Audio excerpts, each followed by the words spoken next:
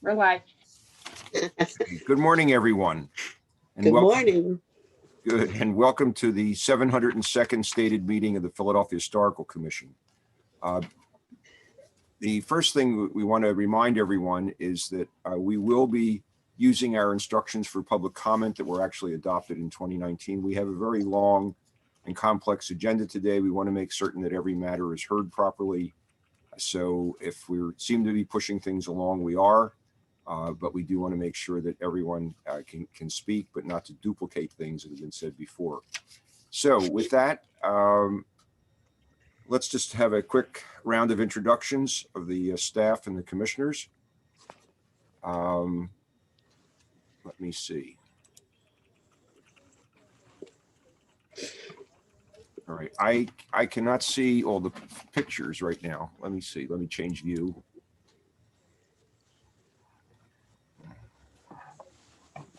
No, I have the instructions for public comment on my screen. I don't see the commissioners and staff. Swap video and shared screen. There we go. And okay, excellent. All righty, so let's go around. I'll do it in the order in which I see people on my screen. Dan McCubry. Good morning, Dan McCubry, architect and chair of the Architectural Review Committee. Good. Betty Turner. I am an educator and vice chair of the commission. Thank you. John Farnham. My name is John Farnham. I'm the executive director of the Historical Commission. Good. John Mattioni. Yes, John Mattioni. Good morning. I'm a private attorney. And a commissioner. Good. Steve Hartner. Hope so. Good morning, Stephen Hartner, representing the Department of Public Property. Thank you. Jessica Sanchez. Good morning, Jessica Sanchez, staff attorney representing Council President Clark. Good. And Donna Carney. Hi, Donna Carney, architect and designee of the Planning Commission. Excellent. Thank you. Sarah Lepori. Morning, Sarah Lepori, representing the Commerce Department. Good. Thank you. And then everyone who hasn't spoken is muted at the moment. So if you could unmute yourself, that would be great. Kelly. Good morning, Kelly morning. Edwards, Real Estate Development. Great. Thank you. Kim Washington. Good morning, Kim Washington, Executive Director, Frankfurt CDC. Okay. And then Laura DiPasquale. Good morning, Laura DiPasquale, staff. Shannon Garrison. Good morning, Shannon Garrison with the staff. Thank you. Kim Chantry. Good morning, Kim Chantry with the staff. Good. Meredith Keller. Good morning, Meredith Keller with the staff. Megan Schmidt. Good morning, Megan Schmidt with the staff. Allison Maley. Good morning, Allison Maley with the staff. And Leonard Reuter. Good morning, Leonard F. Reuter, for the Law Department. Good. And we also have Abby Poses, without whom we would not be on this screen. So if you say hello, that would be great. All righty. Well, then our first matter of business is the adoption of minutes of our last meeting of January 8th. Are there any questions or comments from the commissioners? Excuse me, Bob. Yes. I hate to interrupt. Can I make Not a at all. couple of brief announcements before you move Please. to that? Very quickly. So the meeting today is being recorded, and by participating in the meeting, you are consenting to be recorded. The recording will be available on the Historical Commission's website after the meeting. Also, please note that email addresses and phone numbers that are used to sign into this meeting are automatically collected by the Zoom software, and those may become part of the public record. I want the public to be aware of that. The meeting materials, the agenda, and all of the application and nomination materials are available on the Historical Commission's website. That is phila.gov/historical.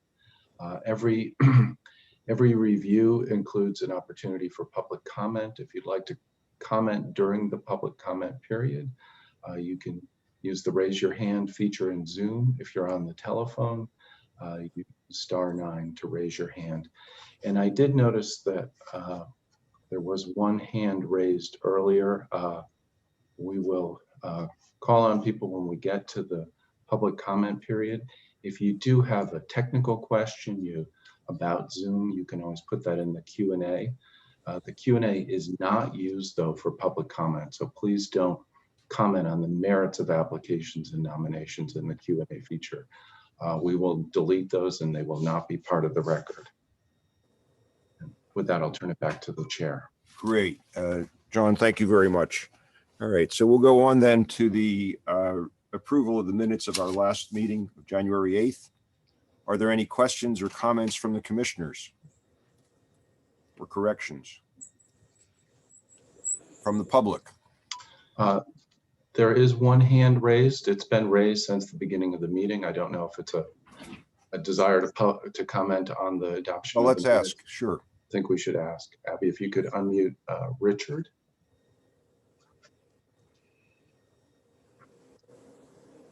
Hello. If you're signed in as Richard and had your hand raised, you can speak at this moment. Apparently it was raised inadvertently. I think you can move on. Fine. Okay. Well, then, as I said, any questions, comments from the commissioners or from the public? All right. There being none, unless I hear an objection by unanimous consent, the minutes of the meeting of January 8th are adopted. Thank you. Next is the appointment of Allison Lukaczyk to the Architectural Committee. And this is John Farnham. I would note that the commissioners were provided with a copy of her CV or resume, as well as a letter expressing interest, and those were vetted by the members of the Architectural Committee. And not that I want to speak for Mr. McCoubry, but I believe there was unanimous support for her appointment among the committee members. We are very happy to have Allison join the committee. Okay, is that something that we need to vote on, or is that simply a matter of administrative action? I think you need to at least adopt her appointment by unanimous consent, yes. Okay. Well, unless I hear any objections, by unanimous consent, her appointment is adopted, and we very much welcome her to the Architectural Committee. Very well. We now have 4 requests for continuances. 1106 to 14 Spring Garden. It's a designation proposal and asked to continue to the March Committee on Historic Designation Committee meeting. For 1615 Walnut, also a designation, also request to continue to the March Committee on Historic Designation meeting. It's 1206 Chestnut, also a designation, and that is being requested to continue to the April Committee on Historic Designation. And then also 156 West Schoolhouse Lane, a request to continue that to the March Philadelphia Historical Commission meeting. That would be March 8th. If there's, are there any questions or comments from the commissioners, from the public? No hands are raised. Okay, there being none, then by unanimous consent, all 4 requests for these continuances are approved, and we'll go ahead as requested. Next, we have the consent agenda from the Architectural Committee. These are projects that were reviewed recently by the committee. It is the thought of the committee that there's no need to have a full presentation before the Historical Commission because the work is in conformance with the standards and with requests that may have been made by the Architectural Committee beforehand. The 3 properties involved are 8419 Germantown Avenue, 2035 South College Avenue, Girard College, and 11 Queen Street. Are there any questions or comments from the commissioners? From the public? I do have one question. In the previous agenda, 2530 South Cleveland Street. That's been was withdrawn. also on. Okay. That's been withdrawn. Yeah. Okay, there was an amended agenda sent out to everyone and to the public, but I just red marked mine. Very well. And again, any other questions or comments from the public? No hands raised. Okay, there being none, unless I hear otherwise, by unanimous consent, the consent agenda is approved for these three properties. And if you are here to listen to something about that, there's nothing else. We have concluded our involvement with those three properties today. Next we'll go, excuse me, I do have one question about our procedure. The designations are listed next. Usually they follow the architectural projects. Is there a reason for that, or is it just the way it was put in? There is a reason. The rules and regulations do not stipulate an order for the review of the reports of the standing committees, the Architectural Committee, Committee on Historic Designation. And we've had, well, I hate to qualify them as complaints, but perhaps they were complaints recently that the property owners whose properties might be subject to designation were always having to wait to the end of the meeting. Request to maybe to alternate back and forth and allow the property owners occasionally to be heard earlier in the meeting. So we're trying for this one meeting. Okay, that's fine. We won't handle them any differently, just the order of the reports of the two committees. With that, what you see on your screen, if you have a screen, is 5151 Wissahickon Avenue, proposed for designation. And I believe Meredith Keller is our staff contact. Yes, this is Meredith Keller. I'll read the overview. Thank you very much. This nomination proposes to designate the property at 5151 Wissahickon Avenue and listed on the Philadelphia Register of Historic Places. The nomination contends that the building satisfies criteria for designation D and H. Under criterion D, the nomination argues that the house, designed by owner and architect Robeson Lee Perot in 1905, embodies distinguishing characteristics of the Tudor Revival style of architecture. Under criterion H, the nomination claims that the building is an established and familiar visual feature along Wissahickon Avenue. The Committee on Historic Designation voted to recommend that the property at 5151 Wissahickon Avenue satisfies criteria for designation D and H. Okay, any comments or questions from the commissioners? From the general public?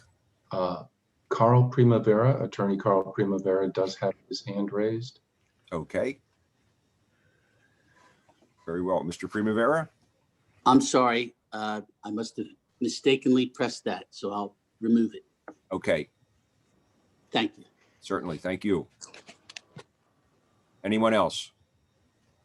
This is John Farnham. I would note that, and Meredith will correct me if I'm wrong, that we did send the requisite notice letters to this property owner, but I do not believe we've had any contact back from that property owner. Right, from the American Legion. Okay. All right, well, then are there any other hands raised? One hand was just raised, Dana Fideli. Okay. I just wanted to thank the nominators for nominating this building, and I just wanted to say I support the nomination. Thank you. Okay, thank you. Anyone else? One more, Stephen Peitzman. Okay, Dr. Peitzman? Yes, thank you. I wrote the nomination on behalf of the Keeping Society, and I'm only here to answer any questions that might arise. Okay, very well. Thank you for your work. Anyone else? Yes, one more hand raised now, Allison Weiss. Yes, good morning. I would just like to say that we also support the nomination Solo Germantown Civic Association. We're an RCO in that area. Excellent. Thank you very much. Thank you. Yeah, I cannot see who has hands raised, so I do need to ask, are there any others? No other hands raised at this moment.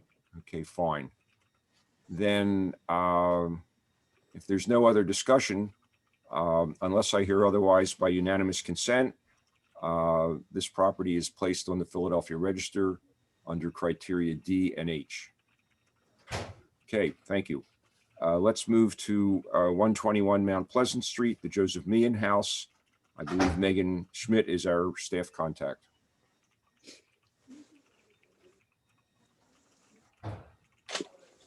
Good morning. This is Megan Schmidt. I'll read a brief overview. Thank you. This nomination proposes to designate the property at 121 Pleasant Street and listed on the Philadelphia Register of Historic Places. The nomination contends that the property satisfies criteria for designation A and J.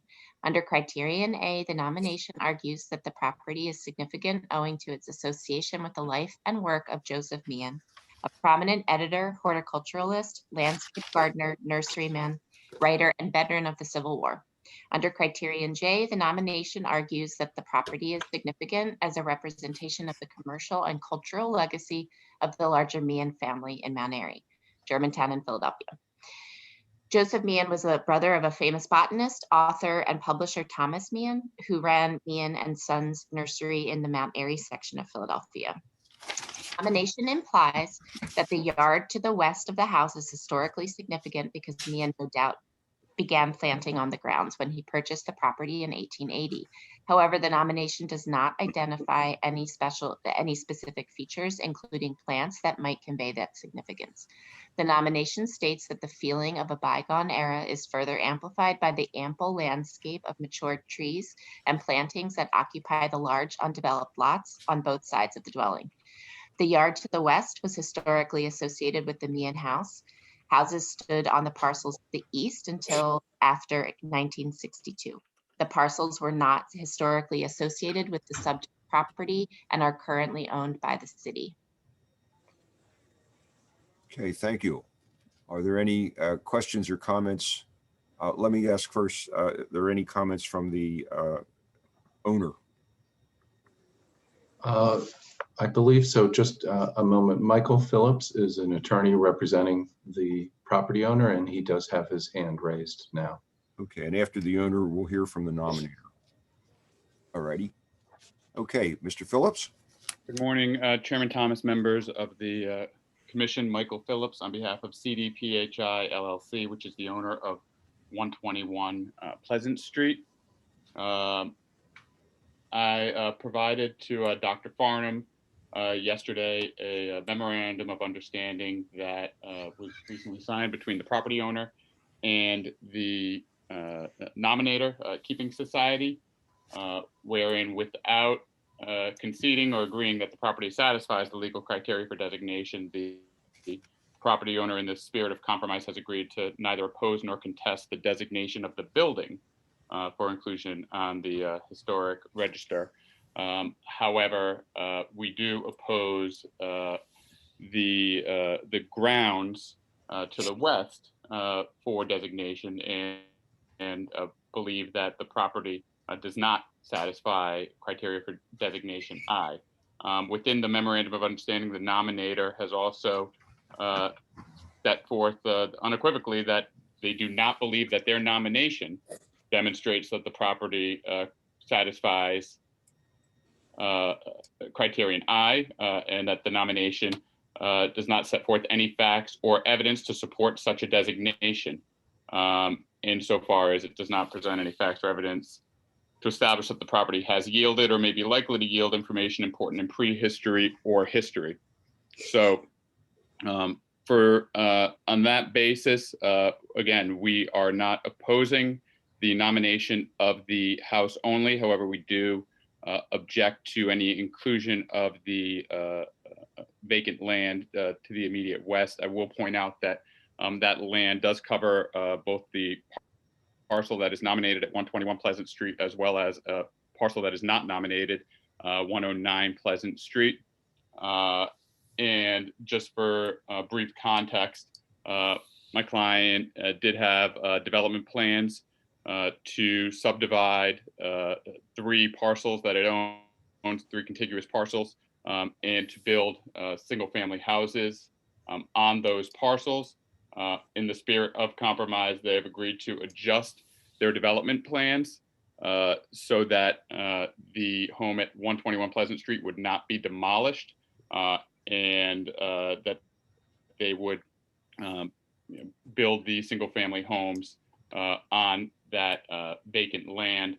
As part of that, we may be coming back before the commission or staff to discuss various modifications to the house. Nothing, the biggest modification would just be possibly having to modify or remove the bay window, but that would be addressed at a later date. And also some minor issues with the, moving the front porch steps. However, we are looking to compromise and not oppose this nomination as to the building only. Okay, is the land to the west, is that under the same ownership but a separate parcel? So the land to the west, there are two separate parcels that comprise the land to the west. I'd say about 2/3 of that land is on the same parcel, and then the following third or so is 109 Pleasant Street. However, they both are owned by the same property owner. Right, but what I'm saying is there's already a property line between 121 and what would it be? You're saying 109. Yeah.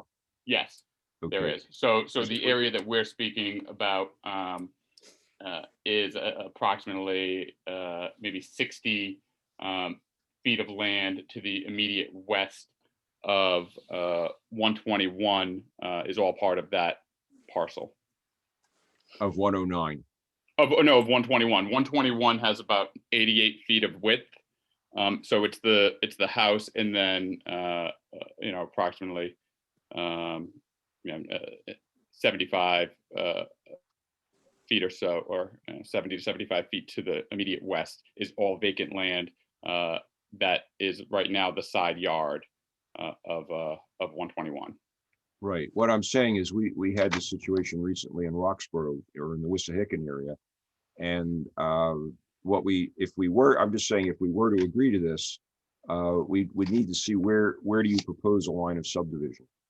So the what in other words, where would the boundary be of 121? Absolutely. So as part of the modified subdivision, there would be a drive aisle that would come to the immediate west of the house at 120 at the building that's currently there. There would be a 12-foot drive aisle, and the line of subdivision would be right along there. So we'd be looking at 12 feet to the west is where the line where the property would be subdivided. And that was that's been in negotiations with neighbors prior to my client zoning, is moving that shared driveway that was previously proposed to be off of Meehan Street onto Pleasant Street. This is John Farnham. The staff is trying to pull up a graphic showing the property and the boundary is currently proposed. And just as some background, Michael Phillips, the attorney, did mention this, but I think it's worth noting that the Committee on Historic Designation added criterion I because they were interested in perhaps there being some remnants of the garden that might have been on this site in the late 19th century, preserving and perhaps restoring that. But as you see from the memorandum of agreement between the property owner and the nominator, the Keeping Society, is saying that it did not nominate the property under criterion I, and in fact, it sees no factor evidence in its nomination to support a designation under criterion I. So I just wanted to clarify, and I'm happy to answer any other questions if I could. And just to the staff, is there a way that we can enlarge that image at all and perhaps move the pages off the left-hand side of the screen?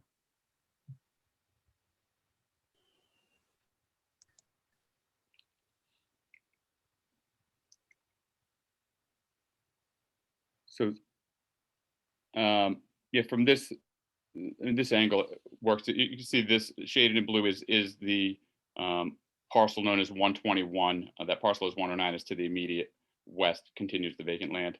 The proposed line of subdivision right now, you see there's a walkway to the west, the property that runs parallel. it would approximately run, along the line of that walkway would be where the proposed line of subdivision is.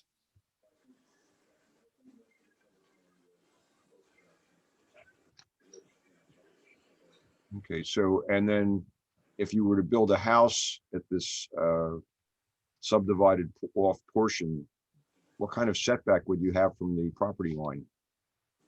It would be 12 feet. I mean, from that property line would be the shared driveway, and then would be the attached homes. Okay, so you're saying about 12 feet. How far is it from the west-facing wall of the house to the west edge of the walkway that goes back to the rear of the property? It is approximately 12 feet. Okay, and then you're saying there would be another 12 feet of driveway before you got to, you'd have a setback to allow for driveway and side yard. No, that would be the 12 feet right there would be the entire setback.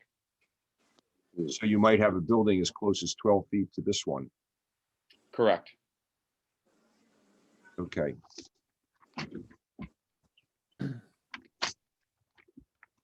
Yeah, I think the impact of that, and given that all this property is designated right now, I think that the idea of having some of it, be used for development along with the property to the west, that's certainly understandable. But I think the impact of having just 12 feet between these buildings would be significant in terms of understanding the building. Again, if it's it is vacant land, my client has agreed to not oppose the nomination of this building. Again, the building is not nominated because it has any significant architectural qualities or merits. It's with respect to the life of Joseph Meehan. The property will be preserved. The building will be preserved, but in terms of modifying its plans and preserving this property, and it is extremely important that my client's able to proceed with its development plans that have been long in the works here. That western facade of the property is not in the best shape. Again, we still will have there will be a 12-foot separation. And, we feel that again, the ground. Where will the property line be? Will it be 12 feet? And then there'll be no side yard for the, from a zoning point of view, Mr. Phillips? Yes. Will the boundary of 121 now be roughly 12 feet from the west elevation? Yes. Running from Pleasant Street back north to the rear. And then what you're saying is then the first property it's proposed would have no setback from that new property line. Correct. They would be attached homes. Okay, and would this, if this wall is on the property line, would it be a blank wall? There's the wall of the home. The homes have not been developed yet, but it would most likely be a blank wall. There could be easements though built into any agreement so that there could be windows on the property line, which normally are not permitted, but that could be built in since it would all. Well, the windows would also be controlled by the building code. Yes. They're very limited when you have only that space. 12 feet, I believe the need for a variance comes in when it's at a 10-foot interval or less. Mm-hmm. So we would have a 12-foot separation between the buildings. All right, well, given that this entire property currently is under the aegis of the Historical Commission because it's been proposed for designation, without really understanding, other than where this line will be, but without even just a mass sketch, something as an architect, I could turn out in an hour, that it's important that we really look at the impact of what's going to happen. I'm not saying it doesn't work, but we're really, the other properties that we looked at gave us some idea of what was proposed on the land. And I certainly understand that, to hold this property and have to keep vacant, a huge side yard, which comes down from long ago, is not something that, we're intending to do typically. But when we've done this, we understand what's being proposed and what its impact would be on what will become an historic resource. Again, our intention was to come back, obviously for what we believed should and would have been under that circumstance, a review and comment on the proposed development for those homes. Anything with respect to the nominated property at 121, we would, obviously the Historic Commission would retain full jurisdiction over the changes and modifications to that home. So it was always our intention to come back for review and comment to show what these homes would look like and how they would fit into the characteristic of the neighborhood at large and how it would affect 121 Pleasant. But again, the intention here is to not oppose the nomination so that 121 Pleasant can be preserved. Initially, the development plans did call for its demolition and for just a straight lot lines. So we are looking to preserve it, and we are doing this out of the spirit of compromise. If the commission would like to review what the proposed development in homes would look like, and again, we've been in long discussions with the community about these homes and the aesthetic and the feel of the properties, and we were willing to come back to show that. And if it is a sticking point as it relates to the nomination, we can do that sooner rather than later. However, we're trying not to prolong my client's zoning, which is still, essentially on hold right now. No, I understand, and that we're eager to move things along. But I think if you've had these discussions, you've been looking at things, we would like that shared with us as well. Just if we know that in agreeing to a new subdivision, we're allowing something, and we just want to have a sense. I would just want to have a sense personally of what that would be, and before we agree to do that. And I can't imagine, based on our previous experience just in the last year with other sites, that we would not. But we've always known what we're going for. That's all. Understood. And again, I would be happy to show that development plan to the commission if the commission wants to hold this to view those plans. But again, the intention was always to return for review and comment jurisdiction prior to the building permit process as it relates to any homes on the. We're not even asking for what we receive for review and comment. What we're looking at is just understanding the mass, the height, the setbacks, what's happening with the site, where the property line will be, just so we can have some idea of what's going on that we're agreeing to. Understood. And again, I'm happy to present those plans and to if that is a condition of it. Well, I'm just one come person. Back in March if that's. I'm suggesting that to my fellow commissioners.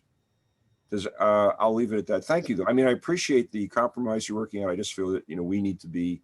Someone's made a nomination of the whole property. We just need to do our due diligence as well. Are there any other comments from the commissioners? Chairman Thomas, at the right point, I'd like to make a comment if you permit me. This is the right point. Go ahead. Okay, I'm not a commissioner and I didn't want to make No. So I have some concerns here, given the memorandum of understanding that Oscar Beisert signed on behalf of the Keeping Society with the property owner, and it's unfortunate that I don't see him on the list of participants right now. I'd like to have him speak for himself rather than try to speak for him. But in that memorandum of understanding, they make it clear that as the nominator, they're not making any claims about the historical significance of this side yard. So I think what Michael Phillips is asking, well, I think he's asking two things. And again, I don't want to speak for him, but he's here to correct me if I'm wrong.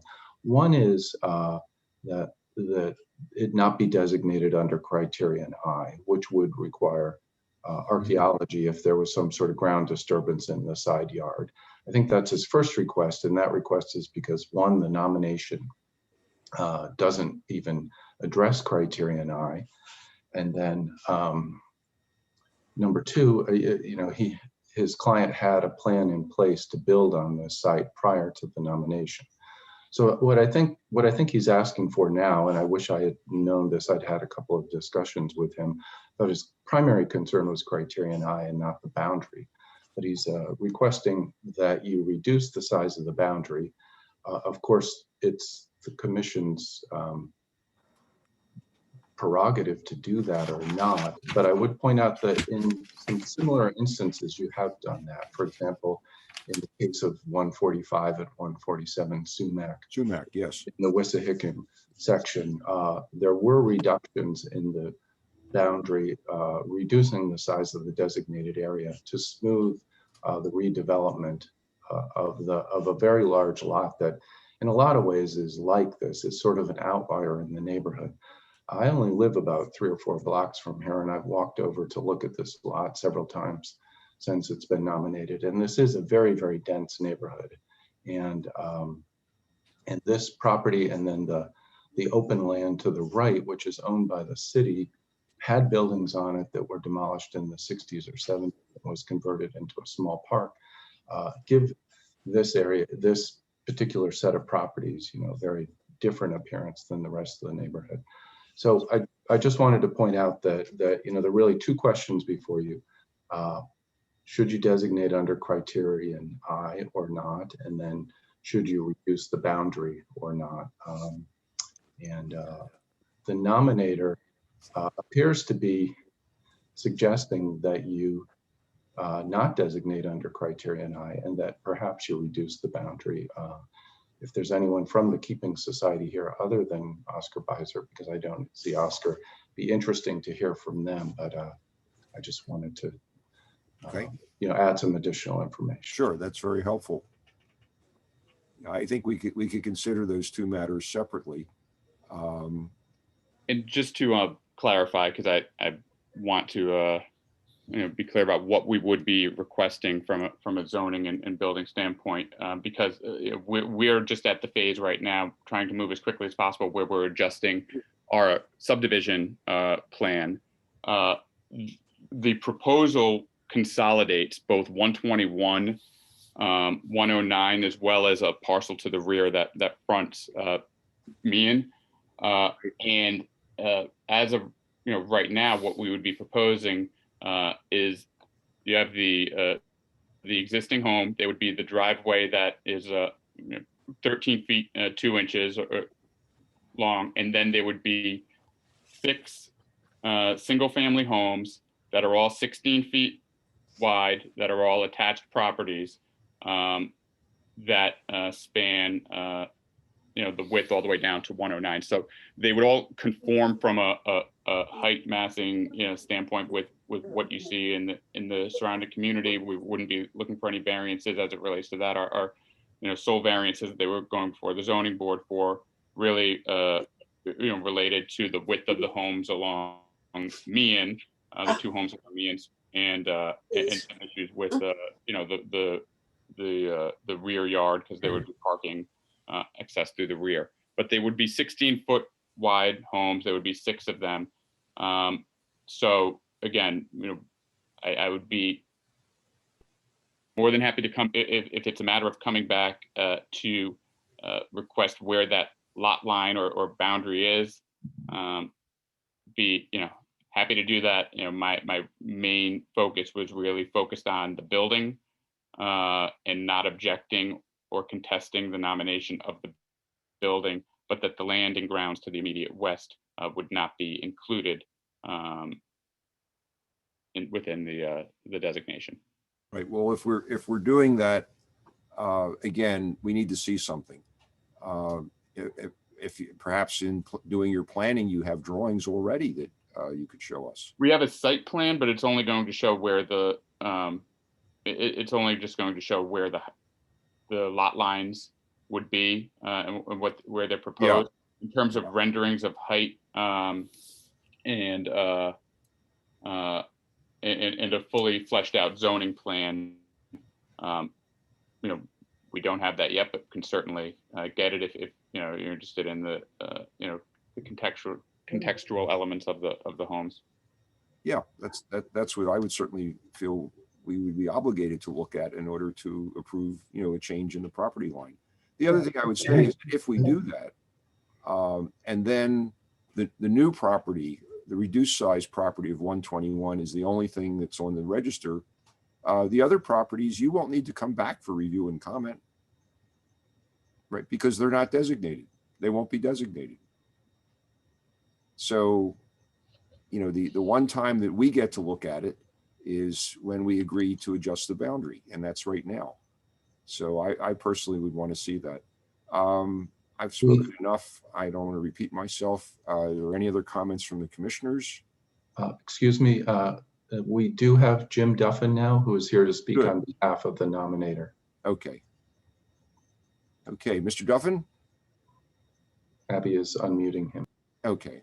Hello, this is Jim Duffin. Oscar was not able to make it to the meeting today, so I'm here to speak in his behalf. And I also worked on this nomination. Just so to kind of consolidate all my comments in this one time, I just want to start out by saying that this property was something that was really unusual. It's one of these kind of gems hidden in plain sight. As somebody who's lived and grown up in Mount Airy, and I knew about the Mean family for years, but never thought that there were any sites related to them, buildings related to them in the neighborhood. And when we had done the research on this, I was really surprised to learn about this, and also incredibly surprised to learn how important Joseph Meehan was. I mean, I knew about his brother, who was a city councilman, but Joseph Meehan was somebody who was really important in his own right. And as a result, we wrote the nomination based on the criteria A and J because of Joseph Meehan, the building and its association with Joseph Meehan. This building is really the physical representation of Joseph Meehan and the Meehan family, really the only surviving one within the neighborhood. And as a result, we wrote the nomination based on those criteria. And that's what we stated in the memorandum of understanding, is that all the information we presented, all the documentation and so forth, is all based on speaking about the significance of who Joseph Meehan was, and this building was his home. One thing I might suggest as a procedural thing, obviously there are many different ways you can go, is perhaps to make this process a little easier is if you could somehow split up your review of this particular property by perhaps deciding at this meeting which criteria you will designate the property under, and then maybe perhaps reserve to the next meeting where the property line is, so we don't have to go through. I agree entirely, and that's what I was leading to. Yes. Okay. And so that's pretty much it. And if you have any questions specifically about Mean and why we designated the property, please answer those. Thanks. Okay, thank you very much. Let's hear any other public comment. Excuse me, before that, Leonard Reuter, the commission's attorney, certainly would like to speak. Hi, thank you, Leonard Reuter for the Law Department. I think some of this, maybe I'm just very confused about what's happening here, but again, I'm pretty concerned about what the record's going to look like and what the commission's authority over the property is going to be going forward. So it seems to me, maybe I'm missing something, but this is actually just a fairly routine request to, you have a structure, which is the primary subject of the nomination. Granted, I'm not the only subject, but it's the primary subject of the nomination. And it's sitting on a large parcel that may or may not have been that is currently, I believe, consolidated, but may or may not have been separate parcels sometime in the past. And there may or may not have been structures on that other side some time ago. But the basis of the request is to simply, you're looking at the picture right now, you have the house, you have a little walk, and you have like where the opening is on the fence and a hedgerow, and presumably somewhere around where that hedgerow is, Mr. Phillips is proposing that you just cut off the rest of it, everything to the left of that, take it out of the designated point. In other words, and we've done this many times, we've done this on many occasions where you just simply say, okay, we're just going to draw a boundary here, and this is going to be the historic part, and the rest of it, yes, it's the same lot, but it's not going to be considered historic. And that's it. That's basically the request. But it hinges, I think, somewhat on not taking into consideration criteria I, which is the archaeological stuff. And again, that's fine. So in other words, everything to the left, I'm saying basically the hedgerow, but whatever, wherever Michael is saying the actual line is, just that would just be not included. And I think he already has, by virtue of the zoning plans, and perhaps some other things he's already given to the staff, we already know where that line is supposed to be. And I think Megan shared that screen. Maybe she could put it back up. So I guess once that's done, I mean, assuming for the sake of argument, you agree to do that, which again, you've done in many other occasions, it doesn't make any difference what gets built on that other, we'll just call it the side yard, the large side yard, because you don't have jurisdiction over it. It'll come Correct. to the staff. We understand. An application will be submitted. The staff will look at it. They'll stamp it saying no historic fabric, commission review not necessary. Now, if they want to get opinions from the staff about the new designs and the massing and all that and make it look nice, the code gives, anybody can always go to the commission staff and ask them for their opinion about something that is not designated at all. That's fine. But this commission, neither the commission nor the architectural committee would have any jurisdiction to review anything that's not historic fabric. Not by agreement, not by anything. I mean, again, the staff can look at it, but there would be no reason for anything to come back before the full commission on that. Again, I'm just going to call it the large side yard. So, but again, other than that, this agreement that they will come to the commission or the commission staff to look at stuff, that's up to Mr. Phillips' clients if they want to do that, if that side yard's cut off. But other than that, this is a fairly straightforward routine request to have a portion of the nomination,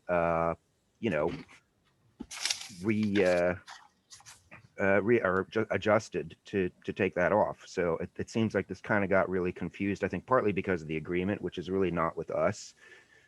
But anyway, I don't know. Hopefully I didn't confuse things more. I was trying to get it clarified. And No, it's corroborates Michael, exactly you could, what we were saying. yeah. And Michael, if you agree with what I was So saying, I suggest that, why don't we, I'm going to ask if no one objects, that we take a vote on which criteria we would apply to the nomination. I would just like to say one thing, because it is the entire basis for our non-opposition right to the nomination is predicated on the ability to develop the townhomes Sure. and to have 16-foot wide homes fronting Pleasant Street, which would leave 35 feet 1.5 inches of a lot frontage for 121. So if that really is our main concern. If we're going to defer that, and if everything will be contingent, or if there will be anything contingent on where that property line is, and to the extent then that impedes the ability to develop the plan as my client has agreed in the spirit of compromise, then I would actually request the ability to come back and give a more full presentation of a potential opposition if that were not feasible. Okay, well, it'll also depend what we hear from other folks. No, I fully agree with what Leonard Reuter has said. It's what I was saying, that if we subdivide, then the land that's subdivided off, you know, as long as it is not, doesn't have criteria I, it's now an undesignated portion of land, and you know, as it follows, as he said. Well, now I'm hearing good, a dimension. That's what I've been looking for. So you're saying that the remaining property of 121 would be 35.5 feet? Is that what you're telling me? It would be 35 feet, 1 1/2 inch. Okay, just a little over 35 feet.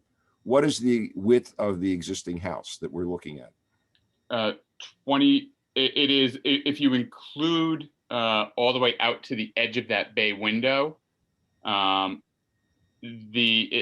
26 feet, 4 1/2 inches.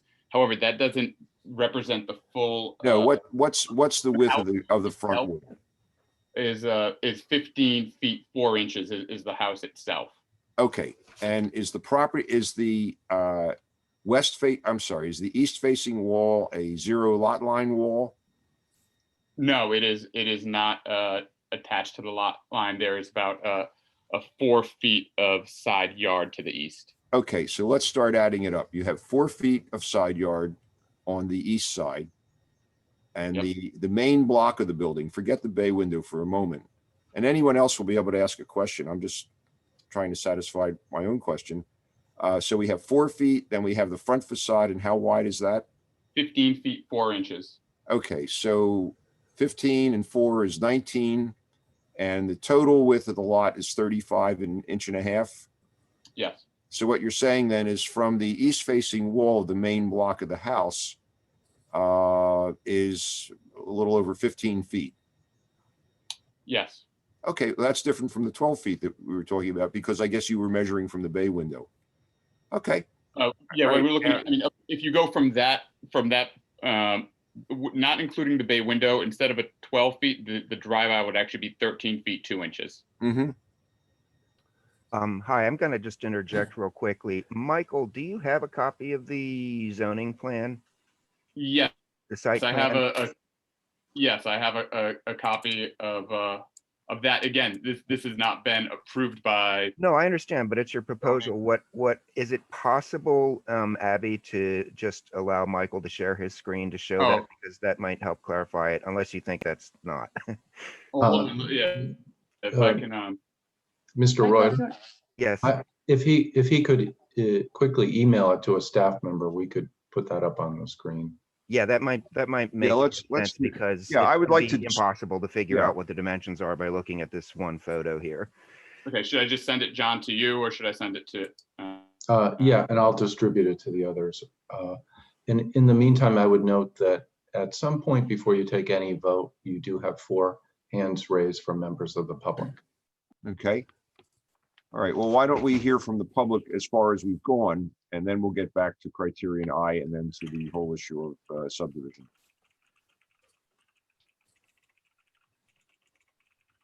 Could you recognize? This is John Mattioni. Before you go into the public comment, I'm a bit concerned about something here. On criteria I, the only thing I heard was a quick reference to the possible previous existence of some kind of a garden, but with no description, no reason why we would consider it as particularly special or deserving of historic consideration as being the impetus for criteria I. I'm really kind of I mean, I don't think we should be extending our jurisdiction on that, and bearing in mind that yes, it's designated, the whole property is subject to our jurisdiction, but it's really only a sort of conditional subject to our jurisdiction. If in fact the criteria I for the period, the property that we're talking about excluding from the designation doesn't warrant consideration for that sole one thing, would be criteria I. It has no buildings on it. So the main thrust here is the building and its historic nature, based because it relates to the Joseph Meehan as a historical figure. So I'm kind of, I think we've got sidestepped into something here that is going really, I just don't understand why we're considering, why we're not considering giving, acting consistent with the memorandum of understanding when the criteria for the rest of the property is very iffy, if it exists at all. Chairman Thomas, Yes. I'd just like to thank Commissioner Mattioni for bringing that up and for Dr. Farnham for bringing that up. I'm also very concerned about the addition by the committee of criterion I. As the MOU states, the nominator did not include any evidence for that, which would be an undue burden, I feel, for the property owner. Okay. I think, Dan McCoubrey, one of the dilemmas here is that the boundary is being changed significantly from what the designation committee saw. So we've had no input from the designation committee on, well, what should the boundary be? And it's kind of difficult in a situation like this to be establishing the boundary when neither the applicant nor the committee has, or the commission has seen any information about what that boundary line would be. And when I hear that the bay may be removed, I assume that may be because the drive aisle is right next to the house. So there are some significant things about how much breathing room should this house have. And that goes to the lot line.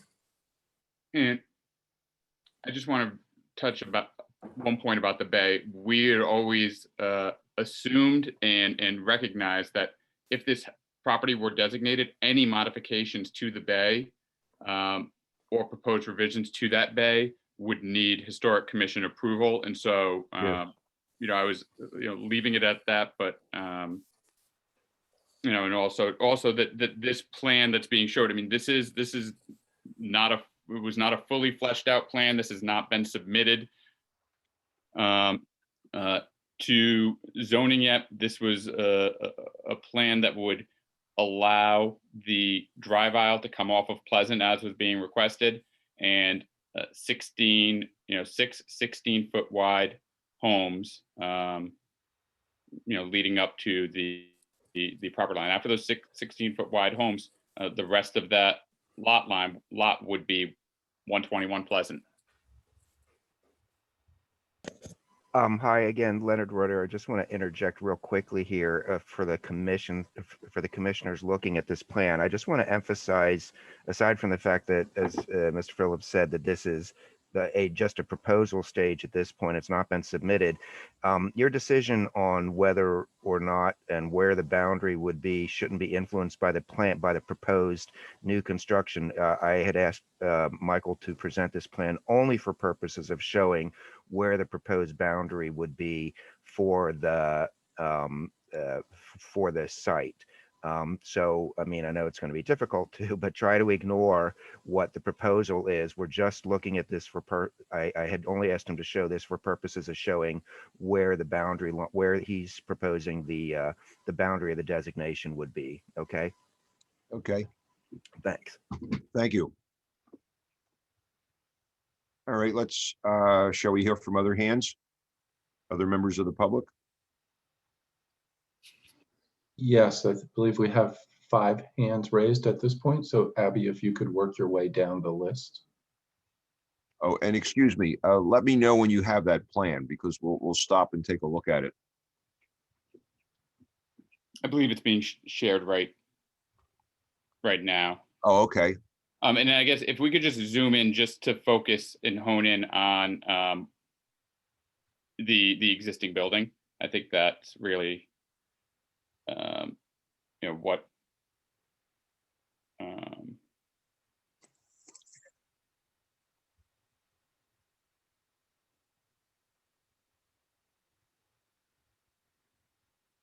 so this lays out, and again, this has not been submitted, and it remained in concept, but I think the widths really are the focus here, because we were looking at maintaining and having by right homes from a width standpoint along Pleasant that are all 16 feet.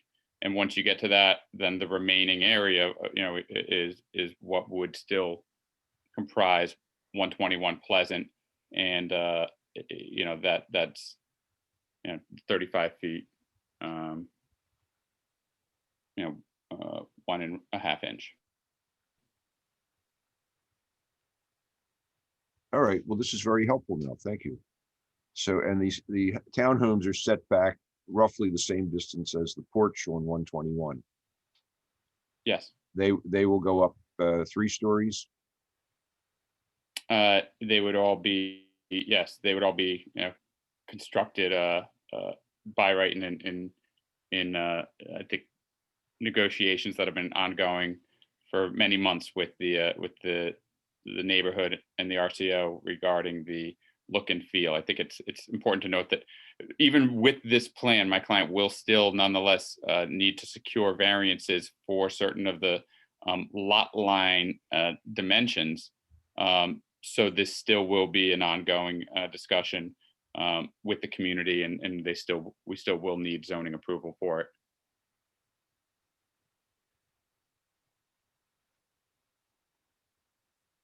And the driveway for all the homes, the new ones, as well as, well, the driveway for the new homes is on 121. So the side yard is being largely completely paved. Yes. Okay, so that's something that I understand what you want to do, and I appreciate you wanted, this property is in a densely developed area. But if we're looking at the house, how does L&I, or you haven't been there yet, feel about, an 8-foot 9-inch driveway squeezed, to the edge of that bay window? That's why, again, we're at a conceptual stage right now. This has not been viewed by streets department. It has not been viewed by planning commission yet. And that's if those types of issues were to arise, that is when our intention was to preserve that bay window, but that's when we would, if necessary, due to that width, come back and seek relief for the bay window. Well, we don't want to set up something that would be a real problem. I would Understood, but say the bay that window line is a character defining feature. If we just talk about 121, it's a character defining feature. I can't imagine, and it's very visible from the street. I can't imagine that the commission would recommend its removal for a driveway, or its removal at all. If it were on the rear of the property where it's not seen from the street, possibly, but not in this situation. That's a John Mattioni again, but if I'm looking at this plan, it looks as though the property in question, you're going to have a drive. You think you're going to get a driveway on it, but that would be subject to our review because it's still part of the property. So I don't think we really have to. We really should be concerned about what you propose to do. Yeah. And give a predetermination of what we might do because it's not before us. All right. Again, any modifications to that bay window would have to come back before the commission. And it is our intention, the goal would be to preserve it. But if we needed to in any way modify, remove, or have further discussions, we would come back and have those discussions about Mr. Phillips, just so I'm clear on something here.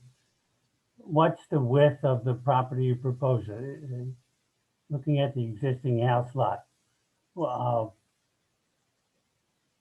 does it include the driveway? Yes. That you propose? Yes. All right. Well, that's what I meant. In other words, if the width of the property would be 26, and then that's about 35 feet. 35 feet, 1.5 inch. So you would have to come back to this commission to get approval for a driveway that close to this property, to the building itself that we would be designating. Okay. Well, and also paving over the side yard. We would be very, I would say, in terms of protecting the historic resource, our experience in the past is that has not been permitted. But Mr. Chairman, all I'm suggesting is that that really would be subject to a separate application, which looking at it, even I would have difficulty saying that's going to be acceptable. But Yeah. if that's what they want to do and want to try, that shouldn't factor in on what we do now. It seems to me that the 30 plus 35 feet or so, 37 feet of the width of the lot that's included in the this compromise proposed designation makes a lot of sense. Although I don't think the driveway is going to cut it, but that's not for us to decide today. Okay. And again, the driveway would be on the grounds of where there's currently a walking path that leads to the rear. The intention would be to not make any changes or demolition unless we came back for approval as it relates to the existing building. When we get to issues relating to the grounds and the land, I don't believe that it should be subject to the nomination based upon the fact that there's no archaeological resource. The line of subdivision that we're proposing would pretty much take away a portion of the land that there is no historic significance attributed to in the nomination. And a change to the grounds of the side yard without affecting the actual building itself, do not believe would be of a significance that it should affect the commission's decision here. I would just say, I hear you, but when we've done this elsewhere, and there has to be a new line of subdivision drawn, we have looked at that what's left for the historic resource, is enough buffer, of that resource. So I'll leave it at that. And I think Mr. Maniou's point about you coming back would be there. The other thing I would just say is, and this has nothing to do with our approval, but just, in just looking at it altogether holistically, the driveway is only wide enough for one vehicle. So suppose I live in townhome number 2 and I'm coming out and I got to get to work and I don't even see that you're turning in from Pleasant Street, around the corner, and then, who backs out and all that. I'm really concerned that you may have problems, with other approvals, but then you would want to come back and need more space from the historic building. That's all. With all due respect, that's a zoning issue. That's an issue that I agree. We have nothing to say about that. We're just in a spirit of collegiality, trying to see that what's being proposed, we can coordinate with that. All right. Again, I want to also reiterate one other thing. Originally, before the nomination, before any of this, before my client even knew that there was a nomination and was well into discussion with the community, this driveway was proposed to come off of Meehan Street to the rear. Mm-hmm. And the property that we're discussing, the existing 2-story single family home, would be demolished, and that's where the drive would come.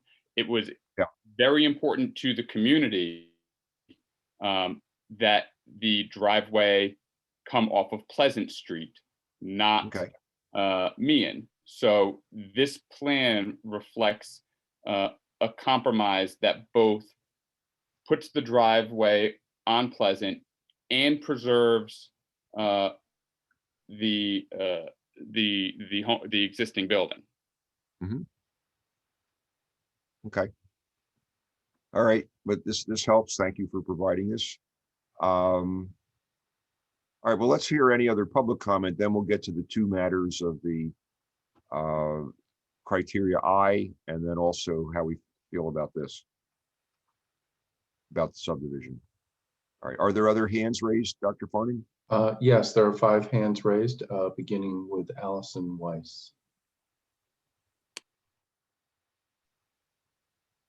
Ms. Weiss? Yes, hello, can you hear me? Yes.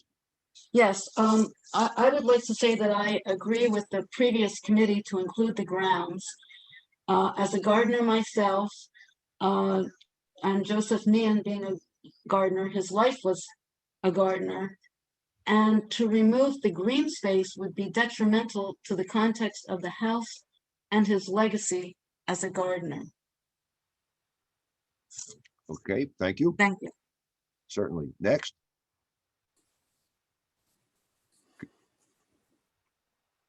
Could you recognize the next speaker? Yes, she's Susanna Baruco. You can unmute yourself at this point. I did. Can you hear me? Loud and clear. Go ahead. Thanks so much. Good morning, everyone. Good morning. Susanna Baruco, and I sit on the designation committee. And I know Emily couldn't be there today, so I joined the meeting. And I'd just like to say that I would hope, I feel a little bit like I have to defend the designation committee's findings. So I would just like to remind the commission that with regard to criteria I, the nomination did provide clear reference to a wild garden adjacent to Meehan's house. So the potential for archaeology on the site, it's clear that the property adjacent to the house that you're discussing was part of the Meehan property, and so did have a wild garden. There were no structures on it, so it has been open space associated with the house since 1886. And the fact, as the Ms. Weiss just said, the reason why the designation committee included criteria I is because this is the rare survival of a nurseryman's house and garden. And we felt that it was important that that historic value be recognized. Doug Mooney, who you all I'm sure are familiar with, a very well-known archaeologist, Bruce Laverty, also on the commission, Emily Cooperman, we were in full agreement that that criteria I was appropriate for this site.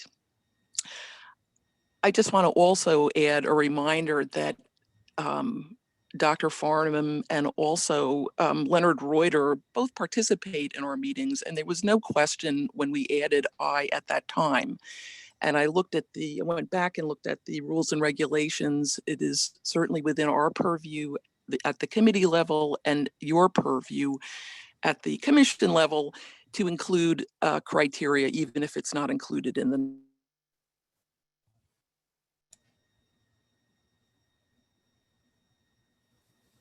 Hello. I don't know if we lost Susanna Baruco or if she had completed her statement. Oh. Oh, I think it might be my fault. I was trying to mute myself and it might have muted her. No, she's not muted. She can speak, at least from our end. Did you lose me? We did. Briefly, yes. Oh, geez. Right, you were talking, no, just I have a very 30 bad seconds connection. ago. I So, apologize. yeah, you were discussing Meehan and his garden. Well, I don't know where I left off, but hopefully I won't repeat myself, only to say that the designation committee was unanimous in its recommendation that criteria I be included, and we are well within our purview to include criteria I, as is the Historical Commission. Did that come through? That came through very clearly. Yes, thank you. Thank you, and I apologize for the No poor problem. quality No. of my connection. Thank you. No. All right, next. Next is Dana Fideli. Good morning.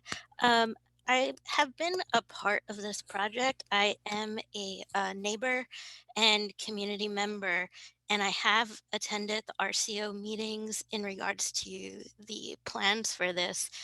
So I don't know if what I'm about to say will help shed any light at all, but I first want to just express gratitude to the nominators and to Mr. Phillips, and also to everybody's interest from the recommendation committee, and also to Mr. Thomas for how this will play out in a post-designation world. And I just am touched by all the enthusiasm for this important structure in our neighborhood. And one of the things that I want to say is that I actually agree with the nominator and Mr. Phillips that I should be removed. If we look at the nomination from this summer, I think it was on City Line Avenue, where the grounds were included. There was a lot more documentation to support the strength of what existed there previously. And while I do think the garden is significant and important, I don't know that it would stand up under true review of saying, well, this tree was truly there. As a member of the community who has been a part of speaking at the ZBA hearings in December regarding these new properties and just being a part of the discussion as a community member, I think it's just really important to keep in mind that that's difficult, and that maybe if part of the agreement could be that when the new houses go in, that plantings are also put in, like trees are planted on the curbside, maybe that could be some sort of compromise. I am concerned about the removing the bay. As a member of this community, I would really, really love for the bay to be there. I know the ZBA refusal was in part due to the safety of the drive, not just because the traffic patterns on Meehan, which none of us want the driveway on Meehan, and we appreciate the owners moving the driveway to Pleasant. But I am just concerned also, I knew they were as well in terms of width. So I don't know, I have a feeling that will come back. And I am afraid that the bay will be back under jurisdiction of review. So that's just something I wanted to say here. And I just also wanted to thank the 25 letters of support that we had from the public, including Bartram's Gardens, Aubrey Arboretum, Cliveden, everybody. It's just been wonderful. The neighborhood has really embraced this. And I just want to thank all of you for your time and consideration, and to the neighbors and to Mr. Phillips and the owners as well. Okay, thank you very much. Next. Next on the list is Ann Peters.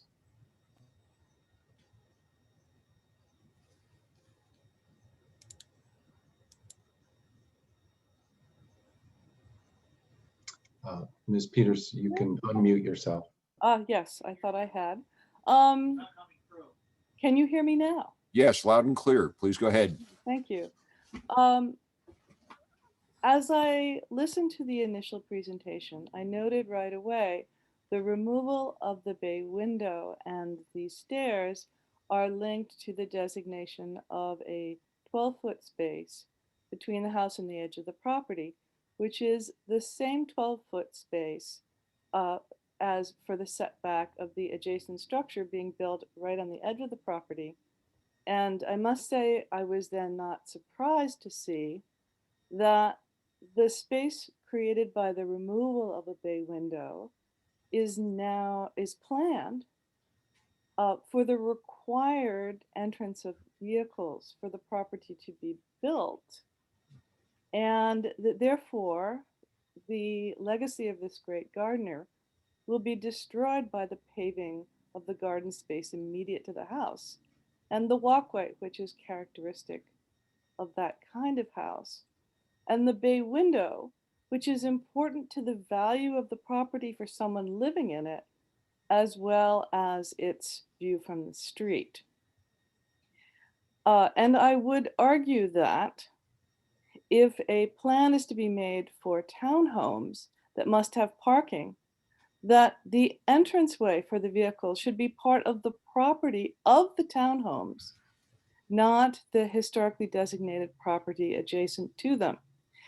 And that it's germane that this historic commission look at that aspect, because if you designate the 12-foot requirement for minimum setback from the existing bay window, you would then support a far more appropriate plan for the development. Thank you. Thank you. Okay, next speaker. Next is Stephen Peitzman. Okay. Yes, thank you. Yes, please go ahead. Yeah, I was finding myself confused by some of the earlier discussion about an appropriate boundary, and I'm glad that Commissioner Thomas, you referred to a buffer. It's often the case that a nomination for a structure, a house, is on the house being on a parcel. The nomination often nominates the entire parcel, which usually includes some lawn, as in fact, the nomination that I presented for 5151 Wissahickon Avenue. And so I don't see why I is necessary to consider for this house some reasonable degree of garden or lawn space, especially given its historic context. And other comments, perhaps not so specifically relevant, would be that just looking at this drawing, admittedly a tentative outline of how the area would look, it would seem that the proposed owners ought to purchase either very small vehicles, perhaps bicycles would be best to get through there. But beyond that, there seems to be a trend in the city to pack as many townhouses into a given space as possible, and to allow for some boundary that would include even a minimal acceptable amount of yard for the historic house. 5 townhouses might be better than 6. That's, of course, not in our or in the commission's jurisdiction. Thank you. And this is John Farnham. We have 2 others who would like to speak. They've both spoken already. One representing the nominator, Jim Duffin, and one, the property owner, Michael Phillips. So I don't know if you have a preference of order, but they both have their hands raised. Well, let's hear from the representative of the property owner. Mr. Phillips. Thank you. I just wanted to respond to a few of the comments made by the public.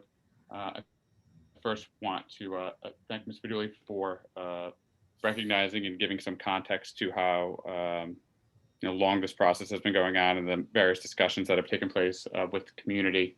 And I do, in response to what she had mentioned about plantings and trees, I want to note that I didn't bring it up earlier because I didn't believe it was germane to the commission's decision here, but we have agreed within the memorandum of understanding and consistently that street trees and plantings will be made in appropriate mutually agreed locations and we will consider to continue to consult with Keeping Society as to the species of the plantings and the location, all subject to Fairmount Parks Commission's approval. That's first. Second, as to the width of that driveway or cars that could fit, again, this is a rough rendering and a representation. An average SUV is 6 feet wide. So, that should give some context of what we're talking about here. And again, that is a zoning issue that would have to go before the ZBA.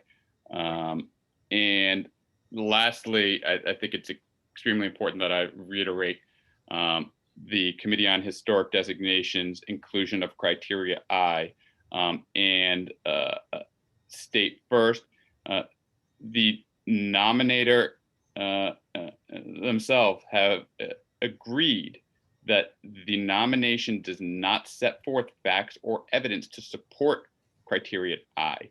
There was no additional facts or evidence presented before the Committee on Historic Designation to support criteria I, and merely because the nomination reflected or stated that there was a wild garden does not give any context or evidence to what sort of archaeological significance there could possibly be as it relates to the grounds. The nomination itself, I was not going to go into the details about how the nomination references it, because I felt that it was enough that we have the nominator's signature and acknowledgement that it doesn't set forth facts or evidence.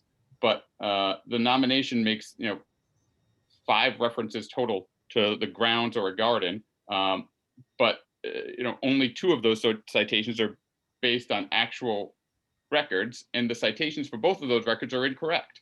So I'm pained to understand what facts or evidence could form the basis for a designation under criteria I beyond mere speculation. And I believe from a legal standpoint that is just woefully insufficient and inadequate to include.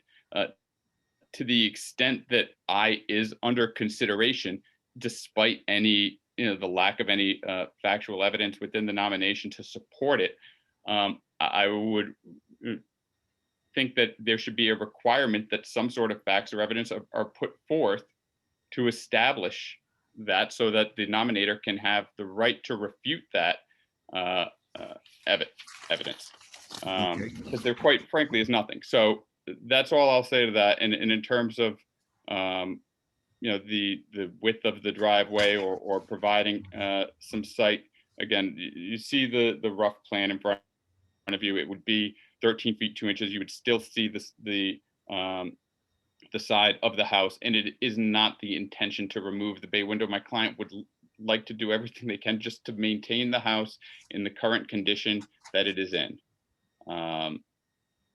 And we understand that if we had to make further modifications or changes to the bay window, which I wish Oscar was here, because even Oscar, as much as he loves and has said many times he would love it if everything stayed the way it was in 1950, did not jump or state that it would be horrendous if this bay window had to be removed or modified, given the current appearance and the fact that Okay. it was. All right. Well, we've heard that. Good. Thank you. Quick question. On this plan that's on my screen, it shows existing house lot 26, 4.5. And then there's another line and it's at 8'9". What is that lot? That's just showing from the absolute edge of, I believe it's the corner that bay window, or the corners of the bay window, where the how much space is there between the Okay, well, I would just say that if you were drawing this correctly, that 8'9" would be up at the bay window and going from the bay window to the east wall of the townhouse number 6, and it would not be showing a subdivision line with a separate dimension. We're just, that would be a mistake. Again, this is a very rough drawing that was put together to show how the Yeah, width well, of the 8'9" is up there where the car is located. I don't know why it's repeated that the existing house lot should be shown as 30, what is it, 30, 35, 1.5, or 4.5, whatever it is. Yep.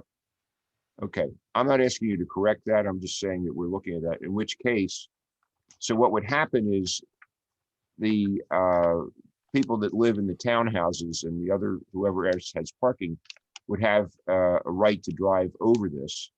And then is the shaded area being shown on the lot of 121? Is that being shown in the gray screen as what's being paved? Yes, that would be what the driveway is. So you'd be paving from wall to wall. The entire side yard on the west side of the house would be paved, would be asphalt or concrete or something like that. That would be the intention, to create the drive aisle. Okay. Excuse me, Chairman. I think what we suggested before is that that's something that would have to come before us, because I think we clarified that the 26 feet 4.5 inches plus the 8 feet 9 inches, that's the total width of the lot. And Right. Anything they want to do on that lot, and once it's designated, they have to come back before us. Right. So the discussion about what may or may not happen in the future to the bay window and to that area where they show a driveway, that's purely speculation at this point, because it still has to come back before us for approval if it's designated. Correct. So I think all the stuff about this possible development Yep. and the rest of the what we would now, if we were approving the designation limited to that, the lot is now proposed. That's all pure speculation, and what happens in the development itself, you're Yep. looking at it, it's a typical thing that developers end up, when they end up going back before the RCOs to get approvals and get before the zoning board, who knows what they'll get approved, if anything. Okay. So I So think if I we can should ask a confine question. ourselves to the lot. You they know, I propose. think we've discussed the general possibilities, just so that Mr. Phillips goes back with his client and understands where it's like. You could also discuss with staff, you know, what's been the previous situation with this type of thing, like on Sumac Street and in Roxborough and other ones with side yards. I think that would be something you ought to do. All righty, let's then, is Susanna Baruco still on? Excuse me, Chairman Thomas. I Oh, believe that Mr. Mr. Hartner had a comment, but and then I will tell you who has hands raised. Okay, and you had mentioned Mr. Duffin is also wanting to speak. So just a quick question. Do we need to designate criteria I in order to protect the ground space, the 9 feet of ground space to the west of the property on 21? This is John Farnham. No. You would have authority to review any application that proposed any change to the appearance or required a building permit for whatever lot you designate. So Okay. criterion I is not necessary to regulate new construction, including paving on that lot. Yep, I agree. Thank you. This is John Farnham again. We do have Mr. Duffin, who's representing the nominator of the Keeping Society.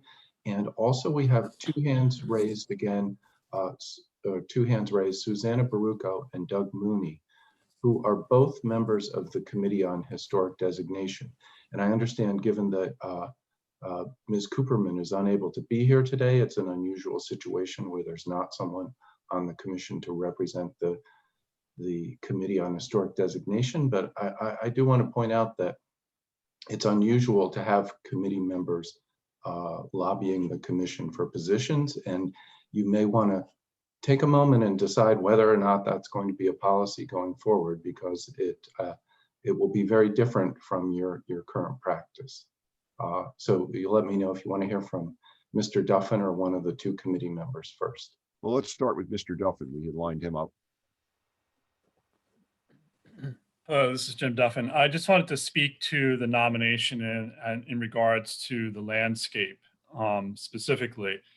As Mr. Phillips mentioned, we only made a passing reference to the side garden. And I can speak personally from all the research that I had done, and also from what I know Oscar had done. We had gone through lots and lots of articles about Joseph Mean and his gardens and so forth, but we could never find anything along the lines of like we did with the City Avenue property, where we actually had a landscape plan. We didn't find any descriptions of what plants were there, where they were located. We have really we couldn't find any detailed information about what exactly was in the garden, where it was located, and therefore we decided it just didn't make any sense for us to include a criteria that would cover the landscape, because then without enough sufficient evidence, the commission doesn't have any guidelines for regulating. The term wild garden can mean absolutely anything. And so how can the staff approve anything? And first of all, I don't even think plannings require permits. So from a very practical standpoint, we didn't find evidence, and we also thought it was unreasonable for us to make a claim about something that we couldn't really document in any meaningful way. And so that's why we didn't include any criteria that related to the garden. The criteria I relates to subsurface materials, and obviously, if you wish to, if you hear from them, they can speak to those issues. The people who are online here. However, we only spoke about the plantings. We only spoke about there having been a garden on the side and there were plants there.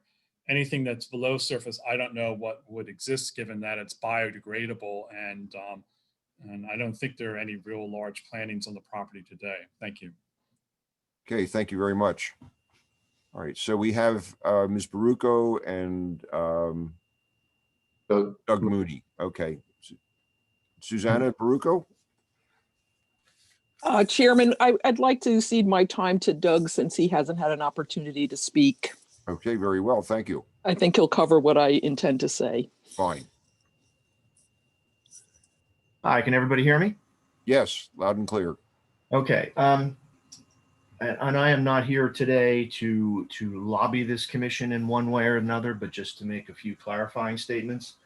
The issue of the boundary for this nomination was discussed before the Committee on Historic Designation, and including the rationale for why Mr. Bysert included the side yard in his original nomination. And at one point during those discussions, Jeff Cohen specifically asked Mr. Bysert to, restate his argument for why he included that side yard space in his nomination, to which Mr. Bysert responded that he included it specifically because Meehan's Gardens had been described in Edwin Costley Jennett's book entitled Germantown Gardens and Gardeners. So in other words, he decided to include that side yard space specifically because of its significance in association with this family and individual. The discussions that we proceeded with following that was, revolved around the idea that, well, this, there had been a garden there. It apparently was a significant garden in Philadelphia. That the site had not been redeveloped since then, and could archaeological investigations in one way or another help to inform what had been there at some point in time. And in fact, we did, several of the committee members, including myself, discussed that there have been a number of investigations around the world where archaeological investigations have resulted in the reconstruction of historic landscapes, including the patterns in which plants had been placed within a particular property and whatnot. And that can be discovered through analysis of pollen and phytolith remains left in the ground, through other telltale traces below the surface. So that's the nature of our discussions and how Criterion I ended up being added to this nomination. Okay, thank you. Mr. Thomas, may I just one sentence? I know you don't want to prolong. Oh, please, go ahead. Discussion, but given that Mr. Phillips has raised it and now Mr. Mooney just mentioned it, I want to point out, regardless of what you decide to do with this, if there is a designation, I want to note that the two references that Mr. Mooney just noted to a book called Germantown Gardens and Gardeners, those are the only two references to the wild garden that was perhaps there in the side yard. Those are the only two references in the nomination. After the committee meeting, we went back, the staff went back, looked very closely at the nomination, and we find that those two passages that are cited to Germantown Gardens and Gardeners in the nomination, the two references to the wild garden, are actually nowhere to be found in that book, not on the page in the two footnotes that are cited, and nowhere in the book. We're very lucky because the book is online and it's searchable. They are in another book, a book called Germantown Old and New. So there's clearly a mistake there with the references in the nomination. So if you go ahead and there's a potential for appeal here, we want to make sure that that gets corrected so that we're not called on that in court. Okay. Very well. Are there any other people who wish to speak? Thank you very much, Dr. Farnham. No hands raised at this time. All right. Then I would suggest, I think what we need to do among the commissioners then is to have a motion in regard to, I guess what we're talking about is splitting this right now. A motion just, should Criterion I be included along with the other two criteria, which are in the nomination. Then we'll talk about the, then we can conclude our discussion on the subdivision and the designation of a portion of the property. I'm prepared to make a motion. I move that we exclude the criterion I from the consideration for designation of this property. Okay, do I have a second? I'll second. Okay, I think this will need a roll call vote. Could we do that? Yeah, yes, I can do that. Commissioner Edwards, Yay. Commissioner Washington, Yay. Commissioner Hartner, Yay. Commissioner Carney, Yay. Commissioner McCoubry, Yay. Commissioner Sanchez, Yes. Commissioner Lepori, Yay. Commissioner Mattioni, He's muted. Yes, I'm sorry, yes. Vice Chair Turner. She's muted too.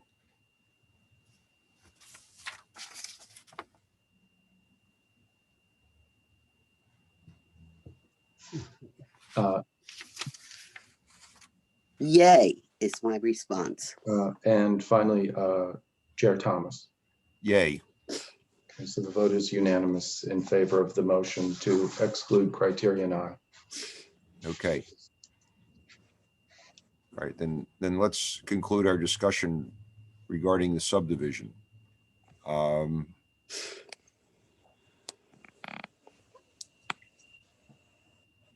guess the question would be, is it if we approve subdividing off for our purposes of the nomination, the line where it's shown, but with the understanding that we retain full jurisdiction if the property is nominated of all that remains of the 35-foot, 1.5-inch site. That's what we would be voting on. All right. Could someone make a motion I'm prepared. or any discussion?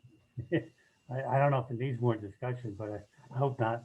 I move that we designate the property under the two criteria which remain, with the property being, and I think the only thing we need to clarify is a width of 35 feet, 1.5 inches. Otherwise, the full depth of the property. A second. Okay, let's have a roll call again.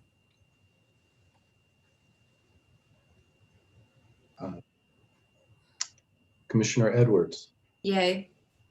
Commissioner Washington, Yay.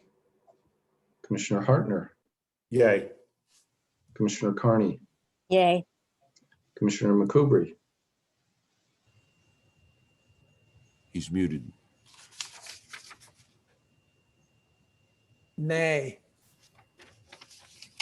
Commissioner Sanchez, Yes. Commissioner Lepori, Yes. Commissioner Mattioni, Yes. Vice Chair Turner. Ms. Turner, you are muted. Muted. Yes is my response. Chair Thomas. Yes. The vote is 9-1 in favor of the motion. Okay. Thank you, everyone. Thank you, members of the commission. And I would just leave it with the owner, with Mr. Phillips. It's really important that you meet with the staff under these new conditions, Absolutely. before preparing any plan, because obviously, even though we would have no control whatsoever over the remaining property, if your plan is going to work only if you do certain things to the historic property, you really need to meet with staff before you get started on that. Absolutely, Chair Thomas, and we will continue consulting with and discussing all aspects with Great. staff. Okay, thank you very much. Thank you. All right, and thank you everyone for your hard work. Let's move ahead then. The next nomination is 2038 to 48 East Cumberland Street, the Cumberland Street Methodist Episcopal Church, and our staff representative is Megan Schmidt. Morning, this is Megan Schmidt. I'll read a brief overview. This nomination proposes to designate the property at 2038 to 48 East Cumberland Street and listed on the Philadelphia Register of Historic Places. The nomination contends that the building satisfies criteria for designation C and D. Under criterion C, the nomination contends that the former Cumberland Street Methodist Episcopal Church building reflects the environment of the country, state, and city in the third and early fourth quarters of the 19th century, when the architecture of church edifices was characterized by the Italianate style. The nomination further argues that the design of the building is based on a ubiquitous urban preaching box, church type of red brick construction with a distinctive Italianate treatment. Under criterion D, the nomination argues that the building embodies distinguishing characteristics of the Italianate style prevalent in American architecture between 1840 and 1885 and seen in a wide variety of building forms. The Committee on Historic Designation recommends that the nomination for 2038 to 48 East Cumberland Street satisfies criteria for designation C and D. Okay, thank you. Is the owner here? We have not heard from the property owners. We sent the required notice and we also followed up with the church and by phone, and we just have not heard from them. Okay. How about the nominator, the East Kensington Neighbors Association? Is there a representative from them today? I believe that Oscar Bizert was representing the nomination at the committee meeting. I'm not sure if this is something that Jim Duffin also worked on. Looks like his hand is raised. Okay, Mr. Duffin?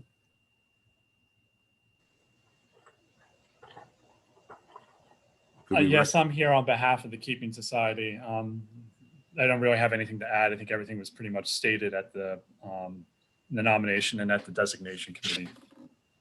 Okay, fine, thank you. All right then, are there any other comments from the commissioners? None. None, or from the public? Yes, one hand is raised. Okay, please. David recognize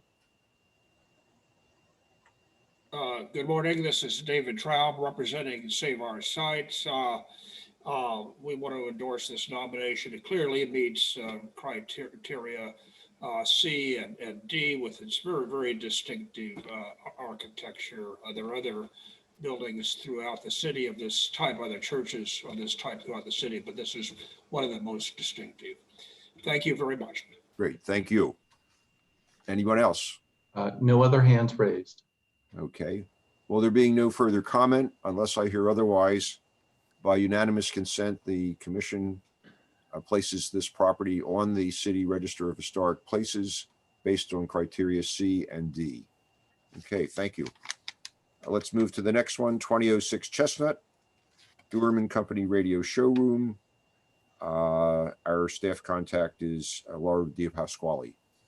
Hi, this is Laura with the staff. This nomination proposes to designate the property at 2006 Chestnut Street and listed on the Philadelphia Register. The nomination contends that the former Durham and Company Radio Showroom and Philadelphia W3XM radio station building, constructed in 1928, satisfies criteria for designation C and D. Under criterion D, the nomination explains that the property embodies distinguishing characteristics of the Art Deco style as applied to modest commercial buildings in Philadelphia. The nomination further contends that the building represents an era distinguished by low-rise commercial buildings in the Art Deco style that defined business districts across the country, satisfying criterion C. The Committee on Historic Designation voted to recommend that the property satisfies criteria for designation C and D. Okay, is the owner here? I don't believe that we have heard from the owner, You haven't, okay. though we And did send the proper notice. excellent. And any representative from CCRA as the nominator? Timothy Yes. Carter? Sorry, Don. Excuse me, Laura. Excuse me? Yes. Timothy Kerner, sorry. Yeah. Hi, Oh, this okay.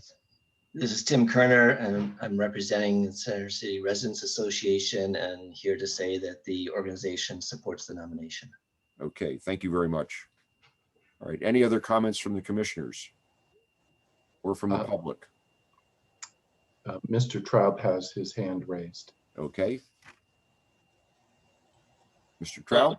Yeah, again, David Traub representing Silver Sites, endorsing this wonderful nomination. This building is kind of sat there alone, unrecognized, unheralded, but it certainly meets, and it's Art Deco architecture certainly meets criteria C and D. And I realize that the setback from the street line, can you hear me?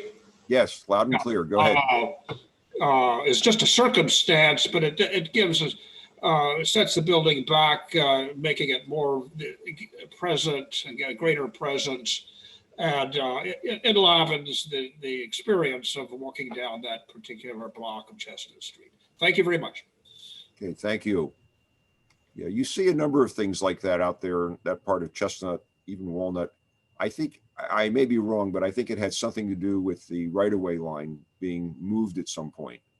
So you have buildings that were built prior to that come out closer to the street, and then you have buildings like this one, which are later, which were set back to the new right-of-way line or house line, whatever you want to call it.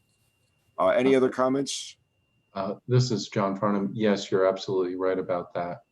Chair Thomas, the width of the street, the legal width of the street did change between the constructions of the buildings on either side and this one. Stephen Peitzman has his hand raised, as does Mr. Traub again.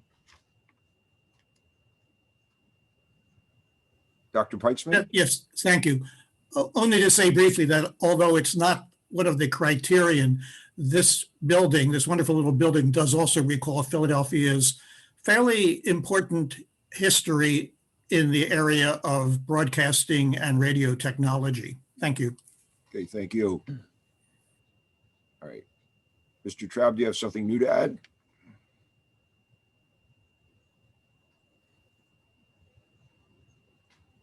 He can unmute himself at this point.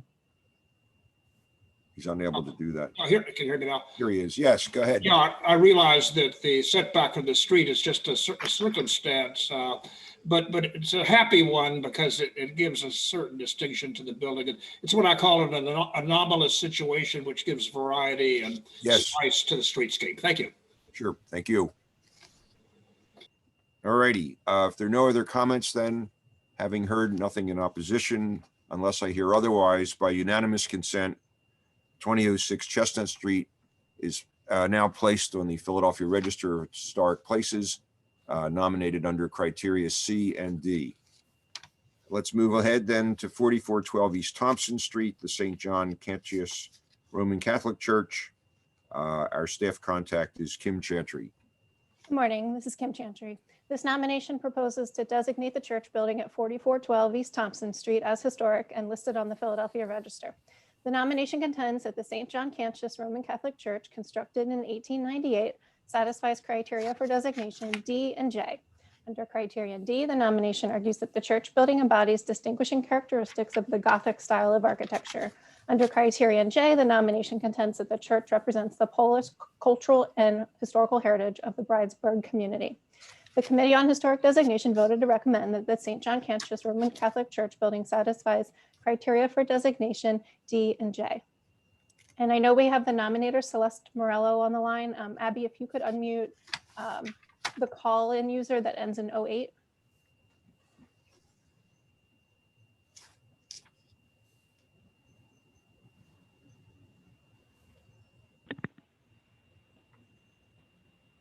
Celeste, you can speak now.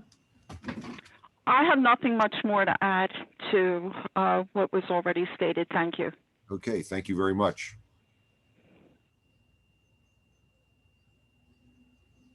Is there anyone here representing the Archdiocese, the owner?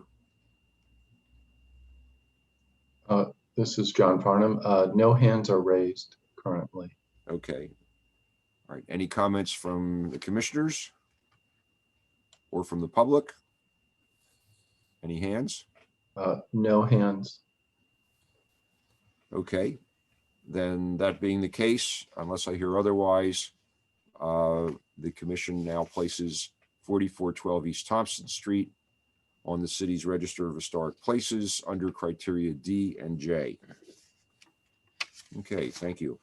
With that, I think we've covered all the nominations.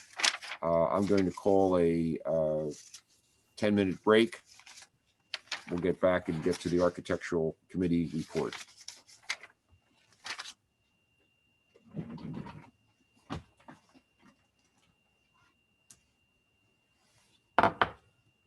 All right, it's now 10:57. We'll be back at 11:07. Thank you very much.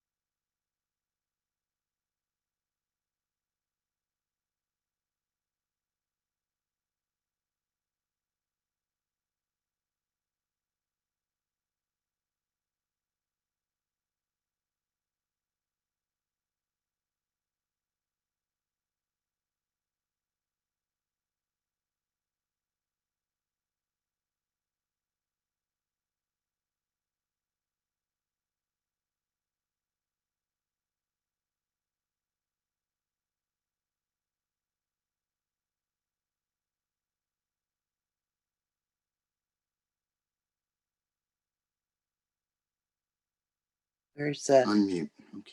So you were just in something. so what is my picture up there now the way you had it?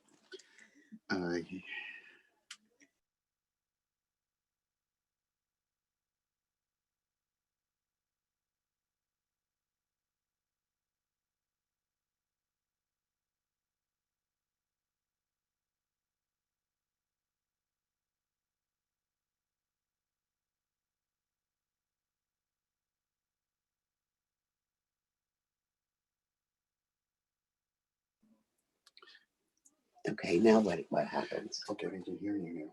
Okay, so talk and then they're, see, they're doing the pictures. Okay, thanks. Oh, I want to come back a minute.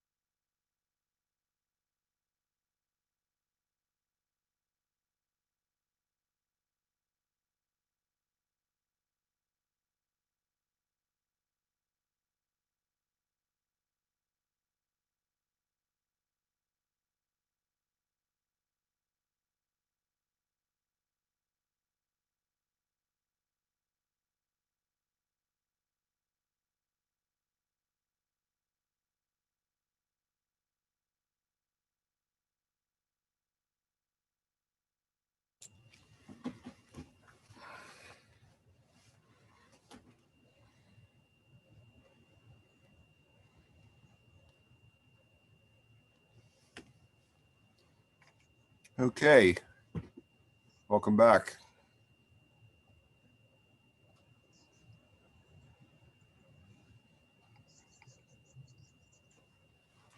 John, can you hear me? Yes, I can. Good. I got your message. Michael Sklarov would like to speak to the commission or to me, or what is the message? He would like to speak to the commission and address a procedural issue. He's here representing some parties with interest in an application that's further down the agenda, and he'd like an opportunity to speak to you at this point. Okay, I think that would be fine.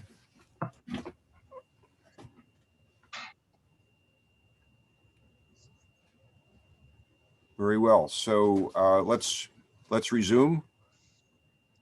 And we are honored today with the appearance of a former chair of the Philadelphia Historical Commission, Michael Sklarov.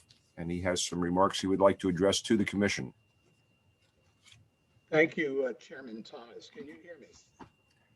Not quite. Could you turn up your volume a little bit? Yeah, well, I'll get closer. Hopefully this works. Does this work for you? I can hear. I hope everyone else can. All right, I'll get as close to the audio as I can. Okay, good. Thank you for that kind remark, Chairman Thomas. Very much appreciated. It's good to be back. I'm here on behalf of the Rex Avenue Neighbors Association, and our request is joined in by the Chestnut Hill Conservancy. And our request is that the nomination of 208-210 Rex Avenue be heard now, separate and apart from the report of the Architectural Committee on the request for conceptual approval for a particular design. And the reason for our request is twofold. Number one, the report of the Architectural Committee on conceptual design is not germane to the nomination. The nomination should be heard on its merits and not on a conditional proposal for development for part of the property.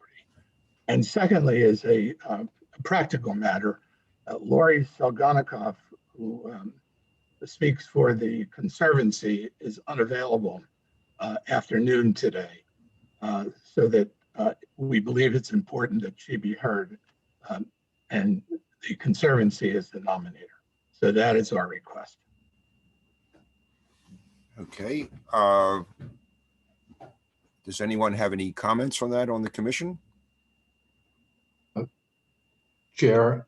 Yes. I just saw that Carl Primavera, who represents the property owner, had his hand raised. It's down now, but given that one attorney has spoken, he has it raised again. I think you might want to hear from him. And just one sentence about why the staff structured the agenda that it did. We know that there are disagreements among the parties about whether the building permit application or the nomination should be reviewed first.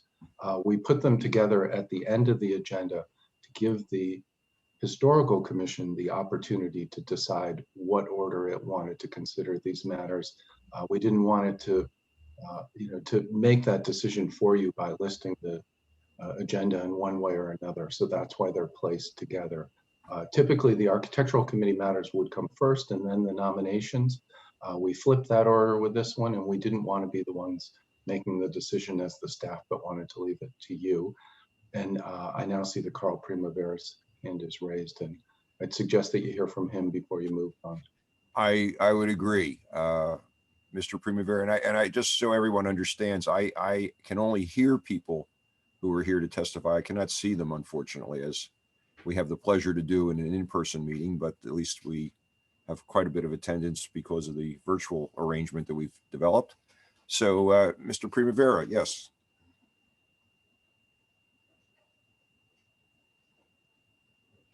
Is he unmuted? I hope you can hear me. Yes, very clearly. good. Go ahead. All right. We have no objection to proceeding at this point because we do want to accommodate Lori and anybody else. We think that the treatment of consolidating two separate committee reports is both efficient in terms of time and helpful in terms of understanding the total situation.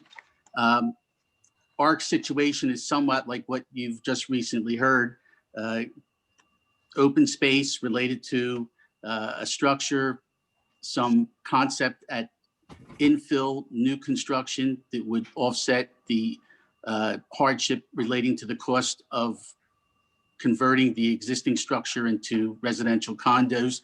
So we're prepared to proceed at this point. I think separating the two is just going to have duplicate testimony and duplicate arguments where we can probably advance this more efficiently by proceeding on parallel tracks. And of course, the commission can act on each report as it sees fit. So we can proceed now if that makes everyone happy. Well, I would just say that what we just heard on Pleasant Street, there was no architectural application or report from the Architectural Committee. We were reviewing only, we were looking at what might happen. I don't know. I think we've had other situations recently where, you know, there are matters being considered for designation, and there's also an architectural application.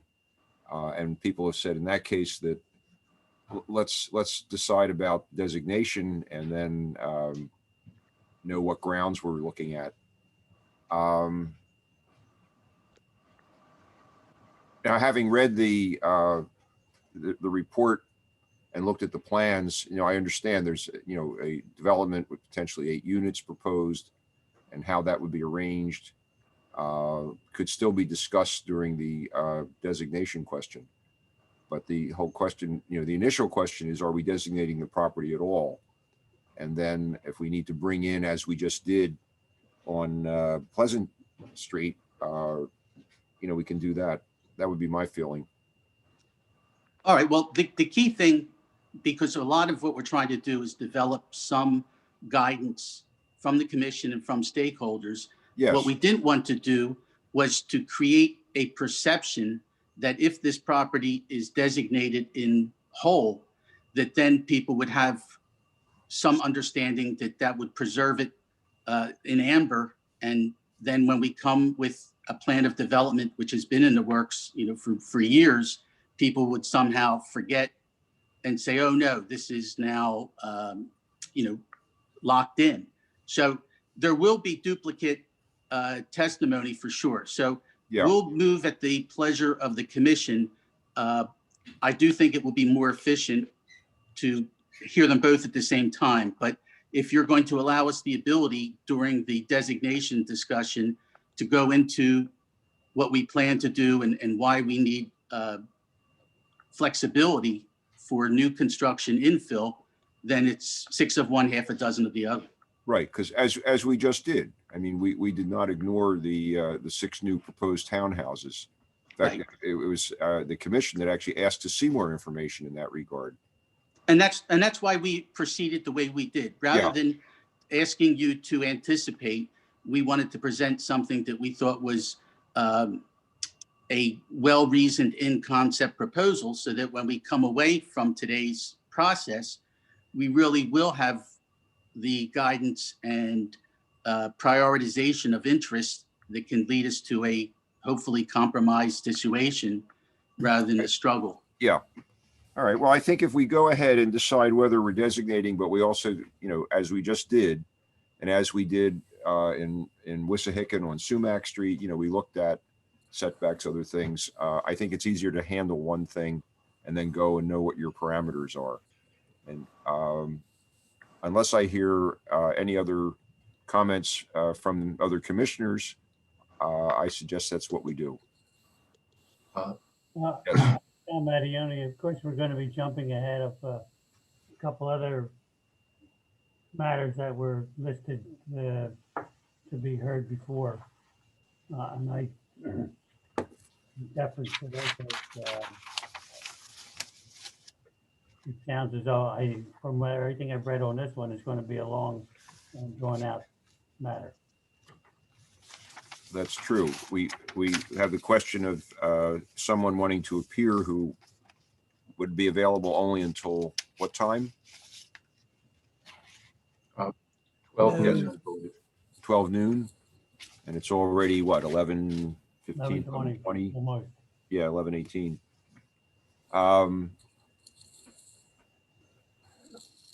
I have no trouble with proceeding unless someone objects. And Mr. Thomas, Mr. Sklarov has his hand raised again. Yes, Mr. Sklarov?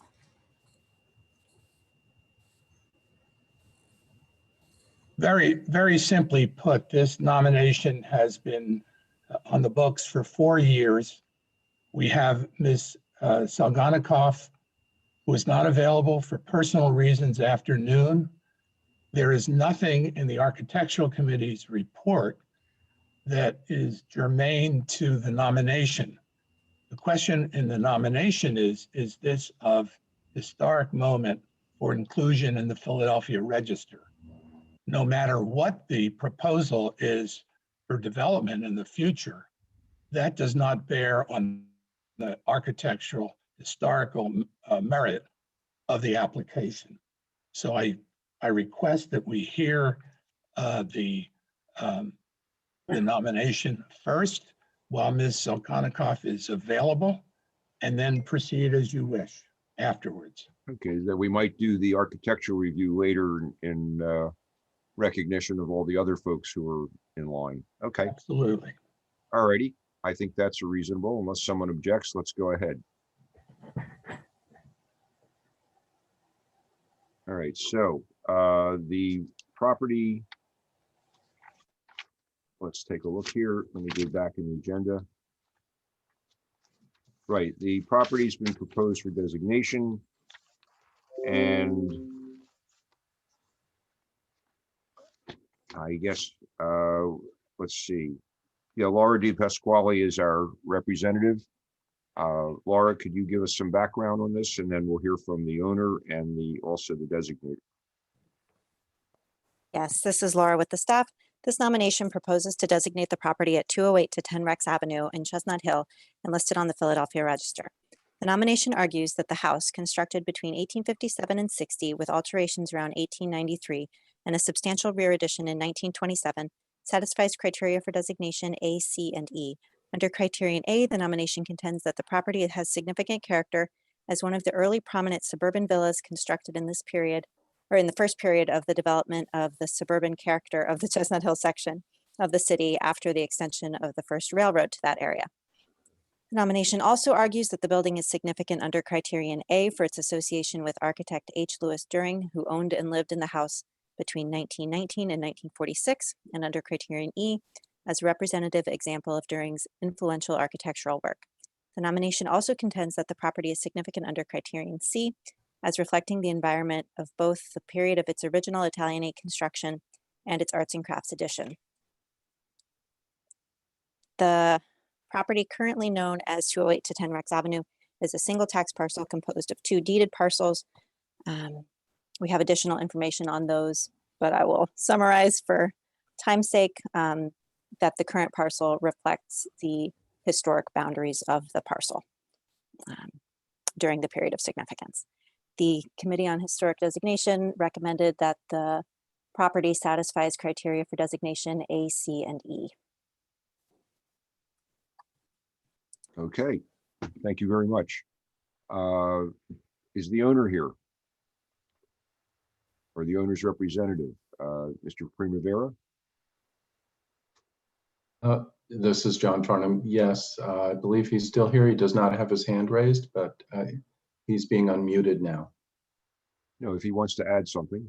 Yeah. Thank you. Carl Primavera. I'm here with Houston and Virginia Bozell, and also Eric Layton and Cecil Baker, architects.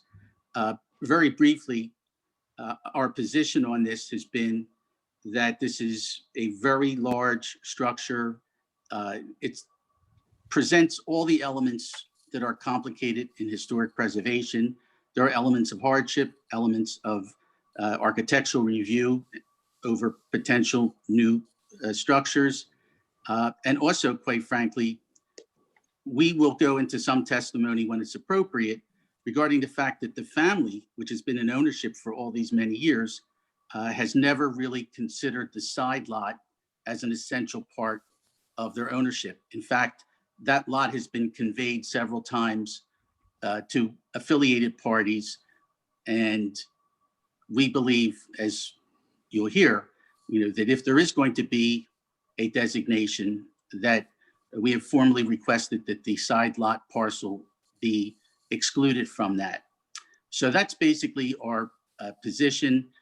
We can certainly go into as many elements.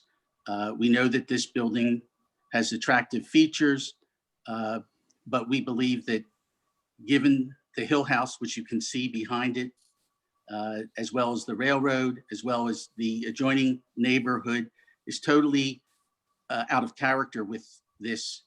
And it's really become in many situations a white elephant. Our efforts are to try to avoid Graylock and find a way to preserve this if we can.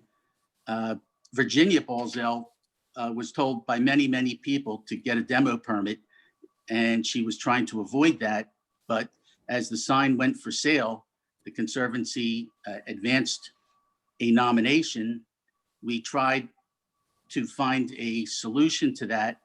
We weren't able to get there, and the process we're going through now is really designed to avoid a legal fight and to find some balance and some compromise that will allow us to avoid a hardship application for demolition and find a way to fund the improvements to the existing property and structure. And to do that, we will need to use some infill in a way in Chestnut Hill, which is not unprecedented. Anglecott, Drummore, where I live, there's other examples of trying to do that. So that's basically in a nutshell what we are interested in. And we would love to hear from the commission or staff some direction on how to proceed given what we've just gone through. Would you like us to show more details about the plan, about the property, about how we think it can be rationally designated in part? We're prepared to present Cecil to go through, or Eric, very quickly with our presentation. Okay, well, perhaps if we first heard from the nominator, and then we got back, and we might need to go back and forth, for this discussion. That's fine. Michael Sklarov's hand is raised. I don't know if he's representing the nominator or nearby property owners. Lori Salganikov's hand is raised, and she's from the Chestnut Hill Conservancy.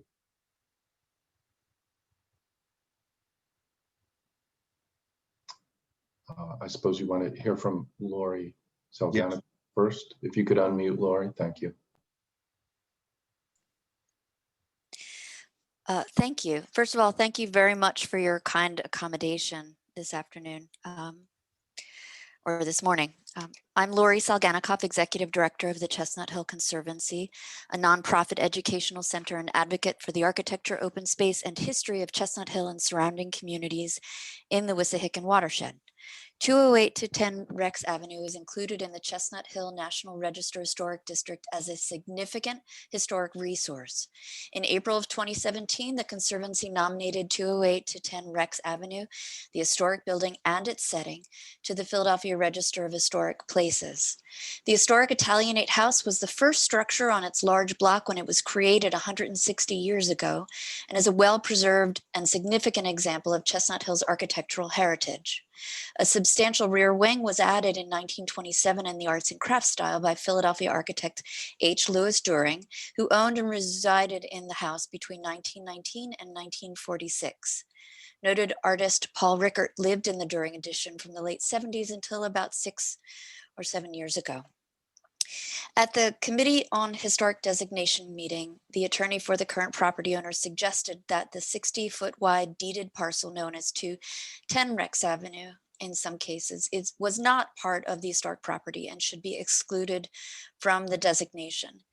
He repeated that today, citing a different reason. Historical Commission staff undertook deed research to determine the extent of the property during the period of significance from 1857 to 1946. Through this research, the staff determined that the current tax parcel boundary, the property that is nominated now, 208 to 210 Rex Avenue, is the same as the historic property. We agree with your staff and your designation committee's unanimous vote to recommend that the property be added in its entirety to the Philadelphia Register of Historic Places and request that this action be taken today.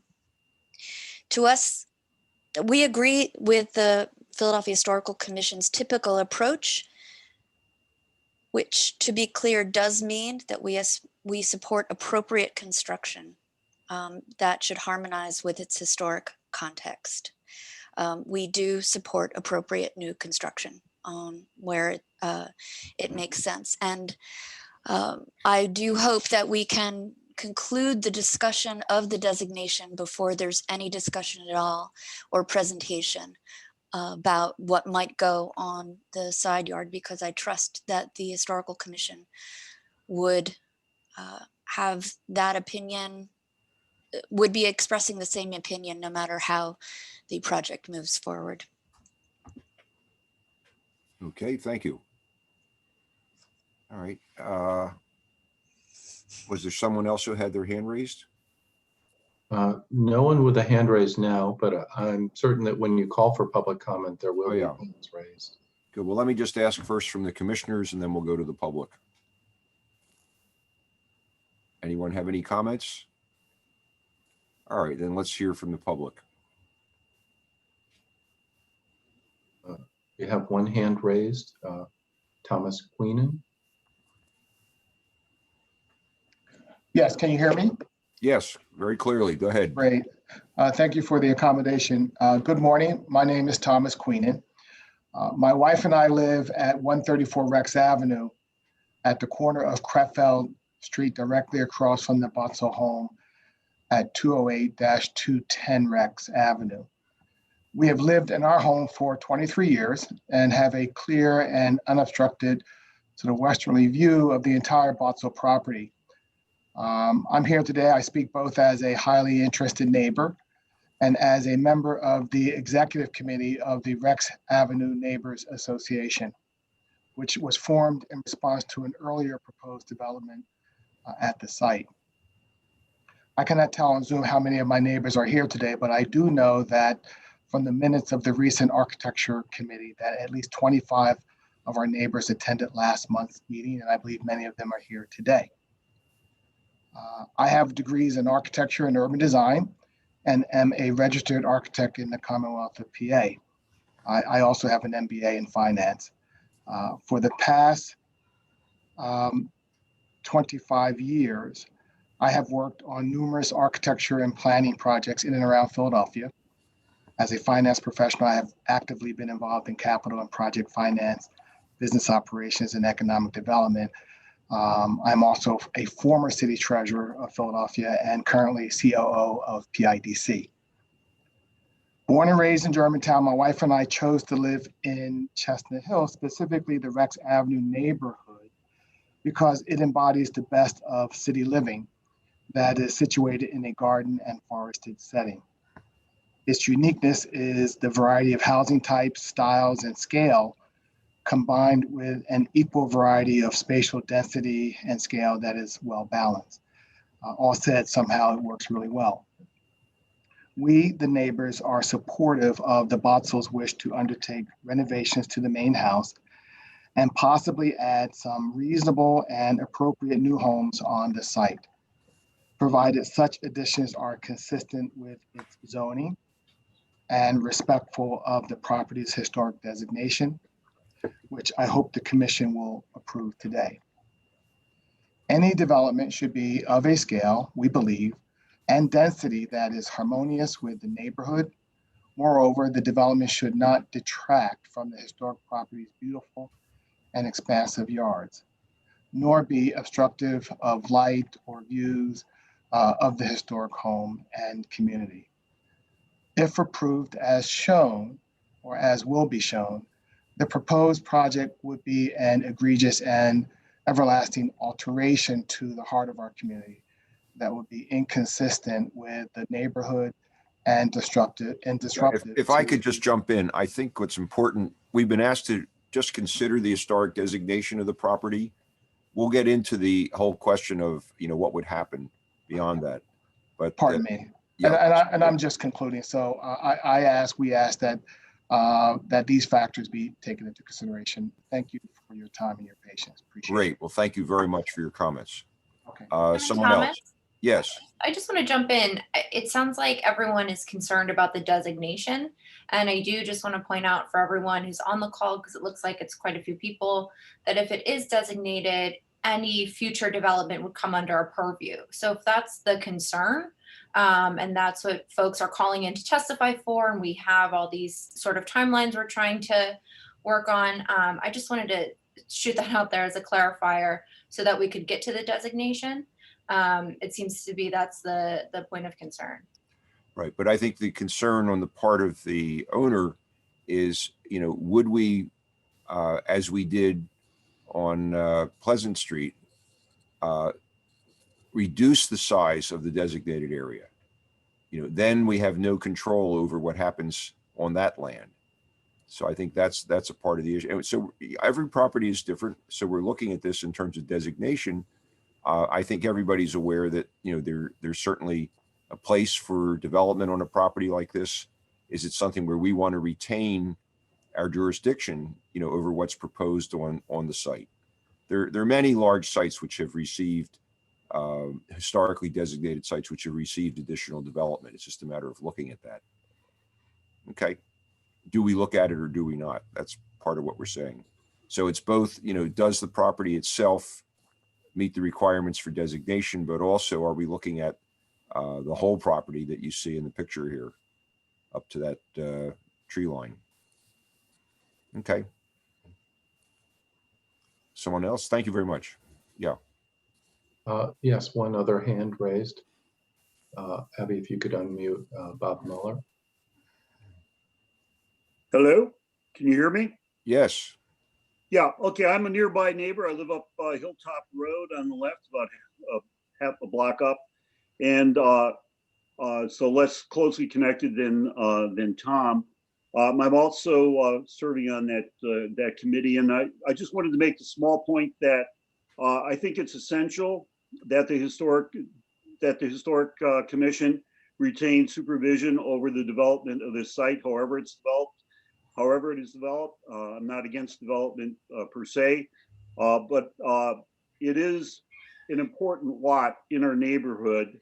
It's present, and the presence of the building on that lot is a critically important thing to its own beauty and its own existence, as well as to the role that this lot plays in the neighborhood as a whole. So to have it sympathetically developed in consideration of historic and community values, I think would be critically important. And I would trust that the Historic Commission should retain supervision over the whole site. Otherwise, it's a halfway deal. And yeah, I don't think it would work. Thank you. That's all. Okay, thank you. Chair Thomas, I just would like to ask for some clarification. Sure. Is the owner asking for a change in the boundary description in the nomination?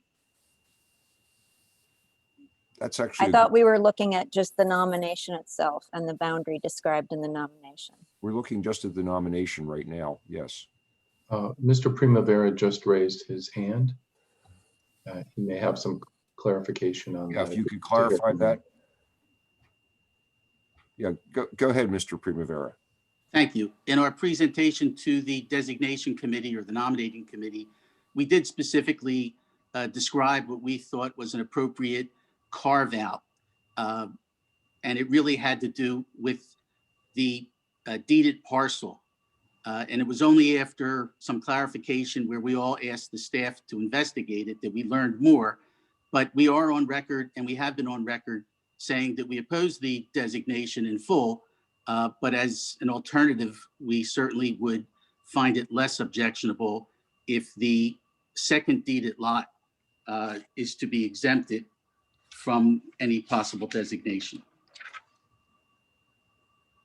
All right. May I ask a question, Mr. Chairman? Yes.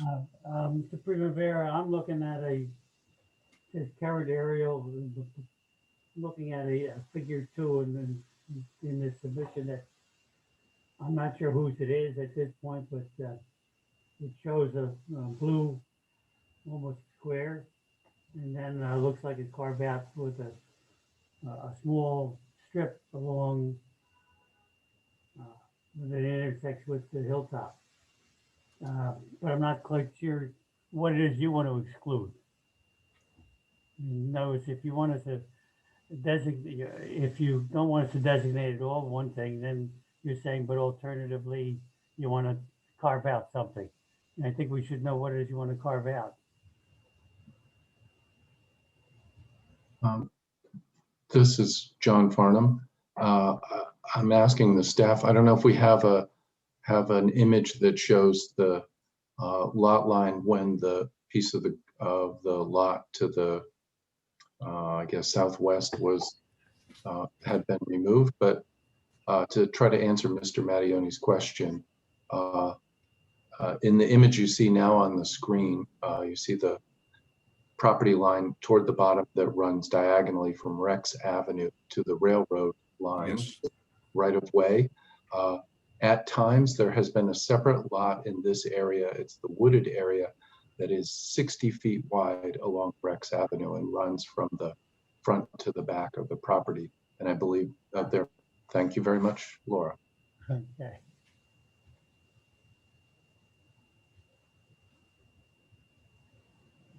So, And this is Laura with the staff. If you would like any additional clarification, this boundary in red is the parcel boundary from basically that covered the period of significance identified in the nomination. It was not until after H. Lewis During's ownership passed that this parcel here, 22, was subdivided off. And actually the historic parcel included 2 additional deeded parcels. That one is now in top part of the Crefeld Street right-of-way, and one is part of another property.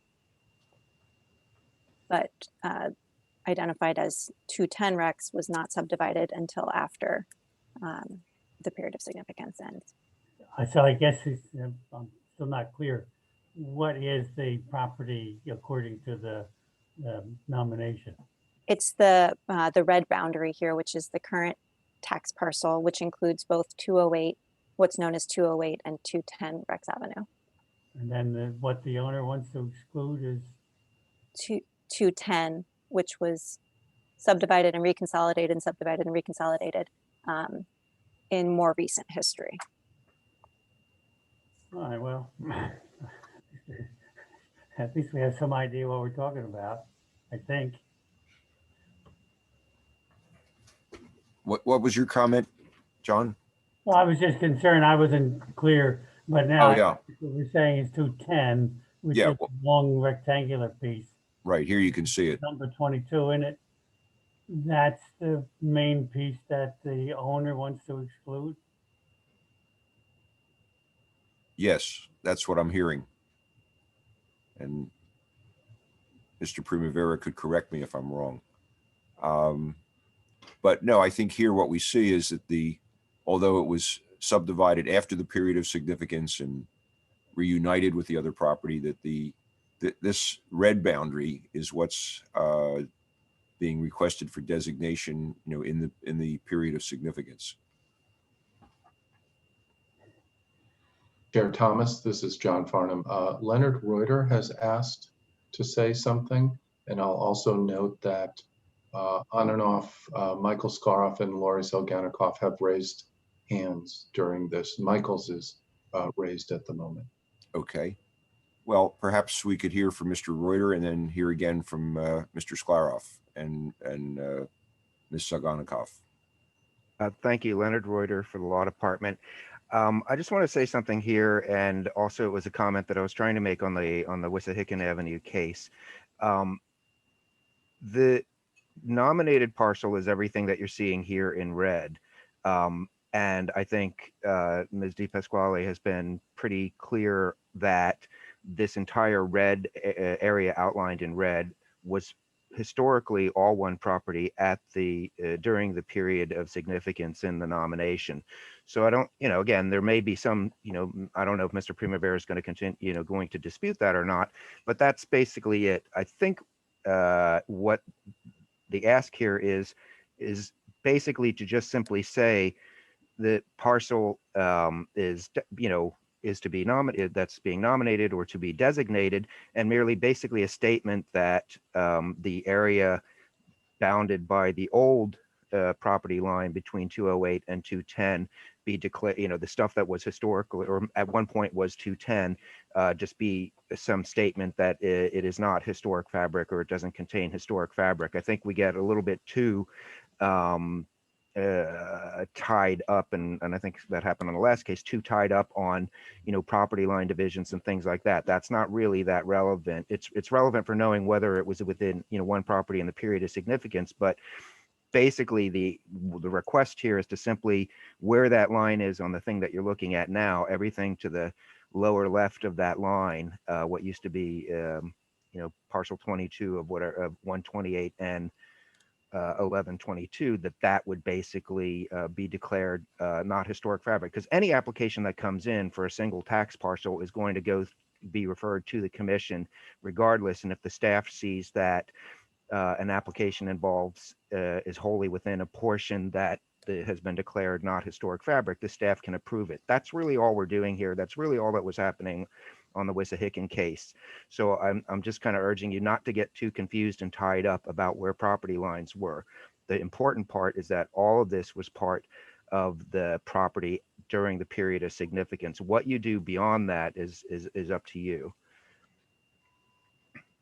And the property line, the historical property line, is only significant for that reason. So. Right. But the question then also is, if we feel that this whole site, was significant in terms of its context, are there any jurisdiction that we would want to retain over the site? We're not saying that you couldn't build there. It would just be a matter of, as we have on other properties where new buildings have been added on large properties. Sure. We've had a chance, we would retain our right to look at them and work with the owner. That's right. I mean, again, it's you can, and that would be true over the whole site. I mean, right. I'm not saying that I'm not addressing at all the merits of whether or not that, I'm just going to call it side parcel or side lot for lack of a better way to look at it. I'm not addressing at all the merits of whether or not you say that is or is not historic fabric for purposes of a final designation. I'm just saying that's the issue. The issue is whether that 60-foot portion is going to be deemed part of the historic fabric of the property for purposes of designation. You don't have to agree. I'm just saying that's the issue. Yep. It's not like the property lines and everything like that. I think that can sort of become a red herring. No, I don't think we've misunderstood, Mr. Reuter. I think we understood fully.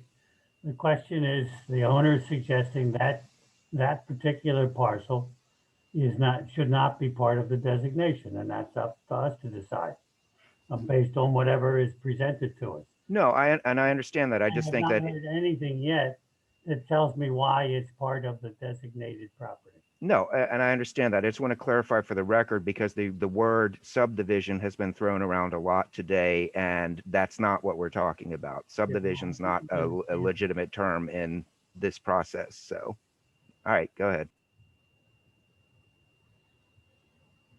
All right, well, let's hear from the public. We do have Mr. Sklarov and Ms. Salganikov with hands raised still. Okay, let's do that. Thank you, Mr. Chairman. Yeah. Yes. Can you hear me?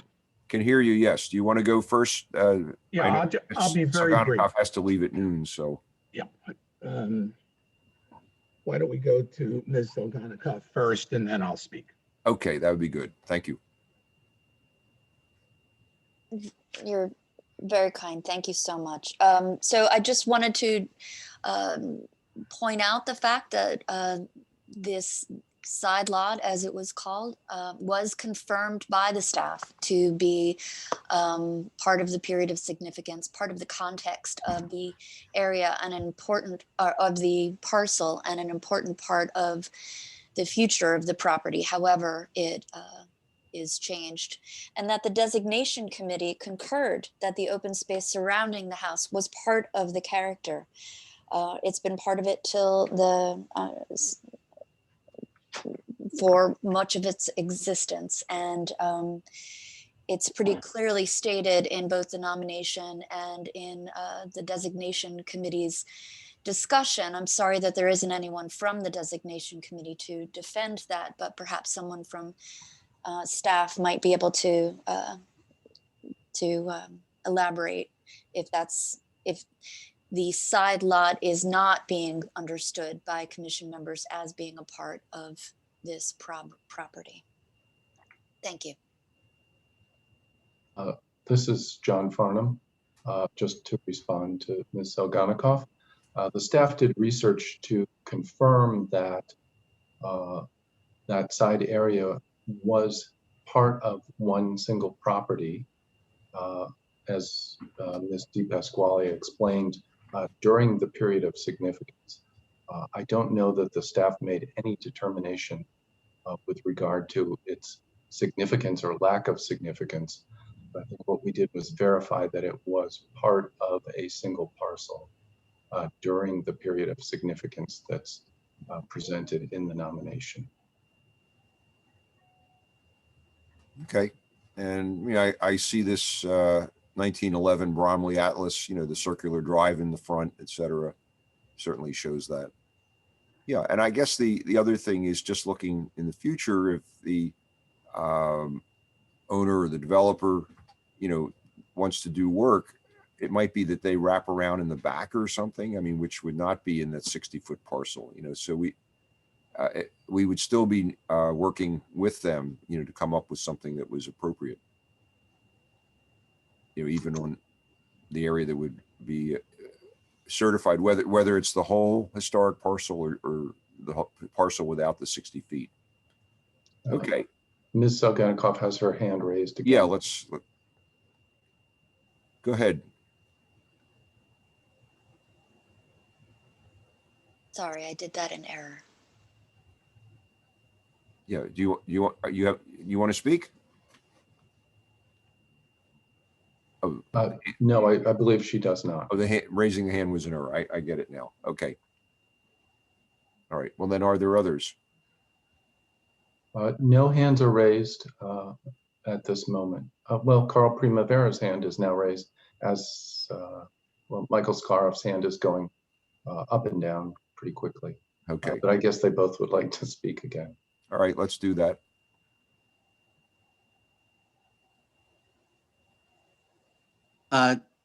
Yes, I just wanted, and I'm happy to have Mr. Sklaroff go first because he had his hand up first, but I just want to make sure that Virginia Baltzell has an opportunity to address some of these issues. She is available and she has been forever familiar with this property and its history, and I think that'll add to the information available. So I can either present her now or wait till after Michael finishes. Well, as long as you're talking about it, let's ask her to speak and then we'll hear from Mr. Sklaroff. All right, Virginia?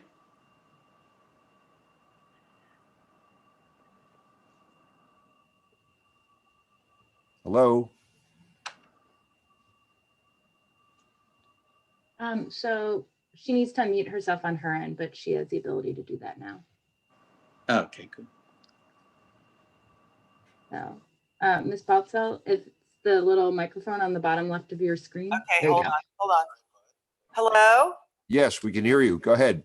Yes, I didn't know that I was going to be speaking. What is it, Carl, that you would like me to talk Yes. about? So the question is, tell us about the history that you worked on with the title company regarding the side lot transfers. And then also tell us about your experience from your earliest memory regarding what the side lot represented vis-a-vis the entire home, which I guess your great uncle designed, Louis Doring? Yeah, he bought it in 1919, way before I was born. So the side lot, yes, always back and it was, you know, used as a coal yard. We even have the sign from it. It was used as his salvage area when he was demolishing buildings and saving windows. My father sold, 200 fire surrounds to Mr. Walter Durham one day. It was a disaster. My mother had to bulldoze everything out. On the dockets, we see an Andrew Tegg owning that lot at one time.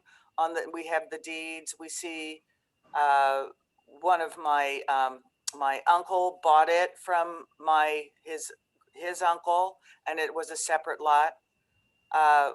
always a separate lot. And, you know, before we got involved in this, when we were looking at all the plots, all of the engineers, all of their surveyors, Anthony Himlin listed it as a separate lot and it was described separately.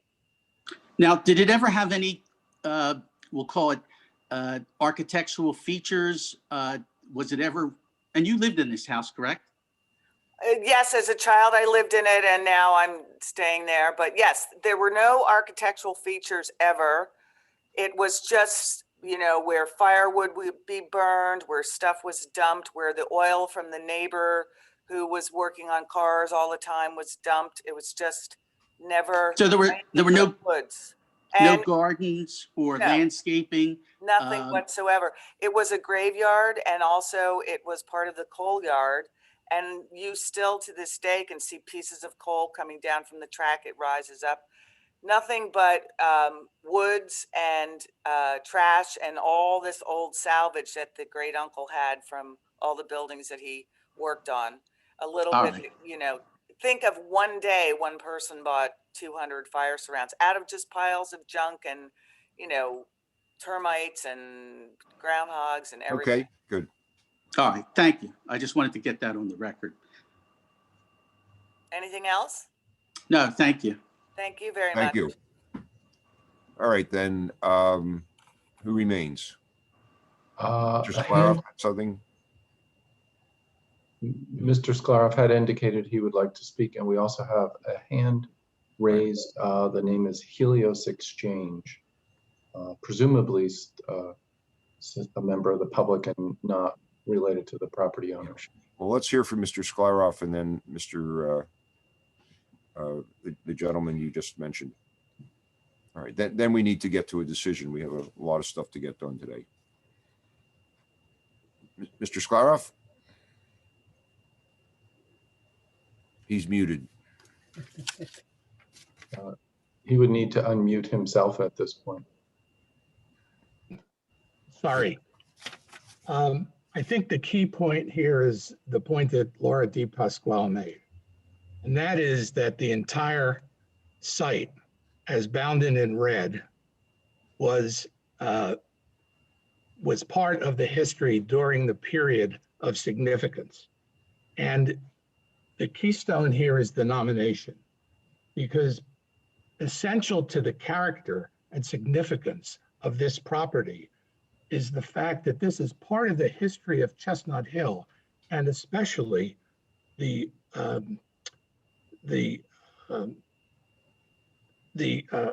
what they call urban villas.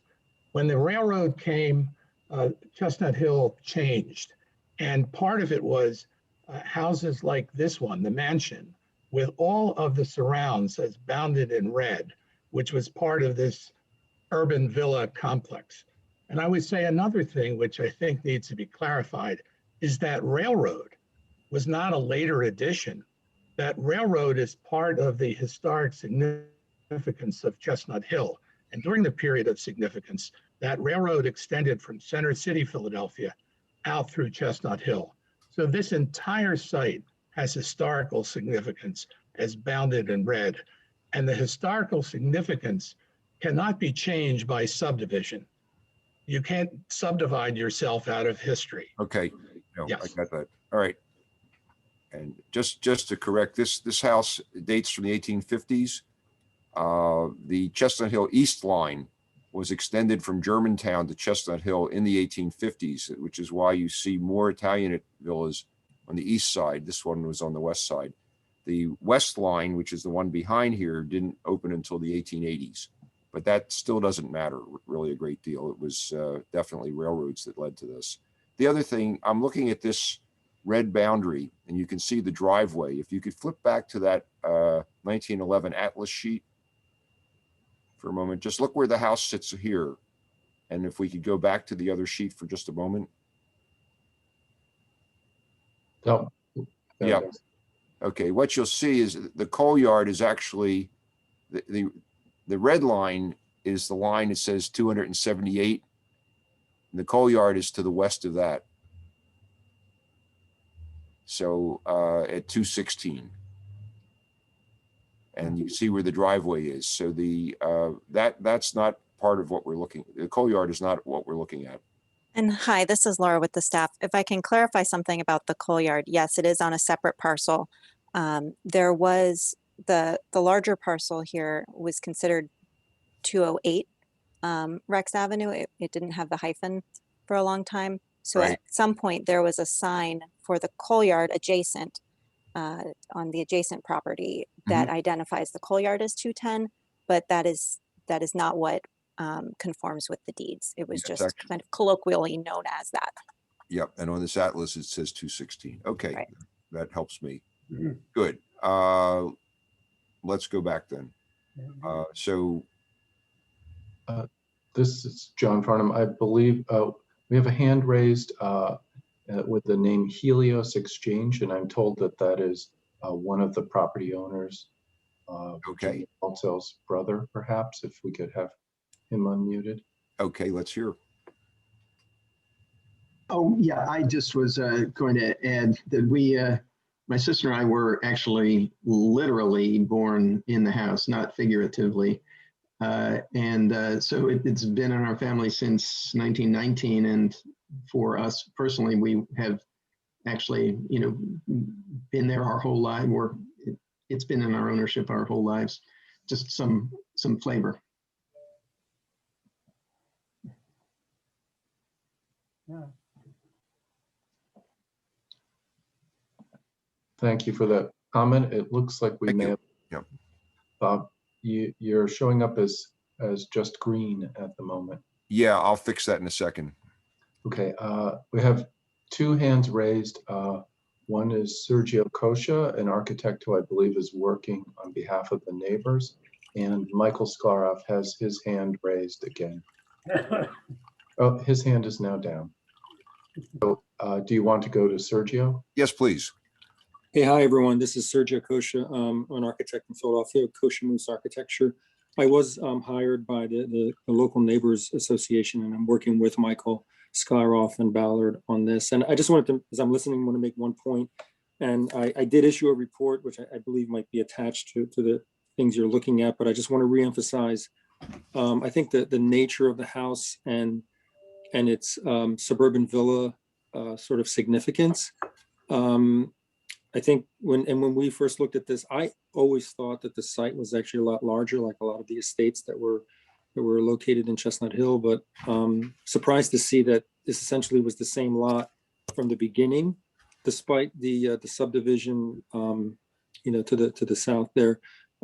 It's always been this size, and I think that was always the intent of these suburban villas. And I guess as the railroad moved out from Center City, and people were able to get out of the polluted city and build these sort of suburban villas. I think this is one of the few examples I can see around here that is really connected to the railroad, which happens to be right next to it, and is an intact, as was designed and intended, parcel. And I think to slice off the 60 feet would, I think, be detrimental to sort of the especially in the designation, at least, to the original intent, which is very fortunate that it's still there. Even the circular drive you can see is essentially in the same configuration. Yep. I just want to reemphasize that this, if you do sort of look back at the City Beautiful movement and the sort of the growth of the Philly suburbs as part of that, and I think this sort of was a significant example of that movement. Okay, thank That's you. all I have to say. Yeah. All right, any other comments? I think what we're looking at is recognizing that with development here, some of it in terms of planning might not only occur within the 60 feet, it might occur to the rear of the property. It's something that really I feel personally needs to be looked at altogether. And I think there is a solution, but I guess I want to hear, someone want to make a motion about nominating and including the parcel as nominated or not. This is Donna Carney. I'd like to move that we accept the nomination as stated and meeting criteria for designation A, C, and E in its entirety. Okay, do I have a second? I'll second. Okay, given the concerns that have been expressed, we should do a roll call vote. Yes. Commissioner Edwards, Yay. I believe that Commissioner Washington has left the meeting, but I'll give her a moment if she is there. Okay, we'll move on. Mark her absent. Commissioner Hartner, Yay. Commissioner Carney, Yay. Commissioner McCoubry, Yay. Commissioner Sanchez, Yes. Commissioner Laporte, Yes. Commissioner Mattioni, Yes. Vice Chair Turner, Yay. and Chair Thomas. Yay. Okay. The vote is 9-0, so the motion carries. Okay, the property is designated under criteria A, C, and E. Fine, then we'll come back to the architectural review after we hear some more matters that were further up in the agenda. So let's go back then to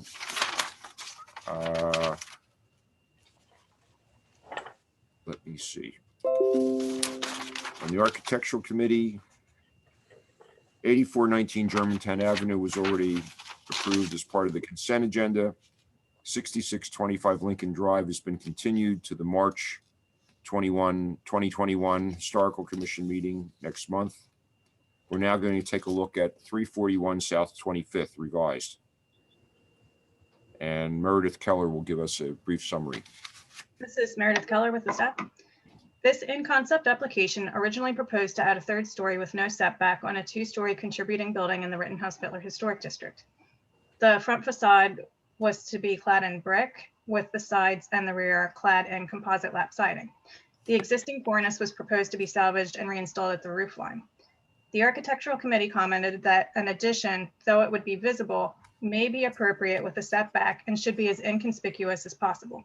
The Architectural Committee voted to recommend denial pursuant to Standard 9, and the applicant has revised to respond to the committee's comments and is now proposing a setback addition.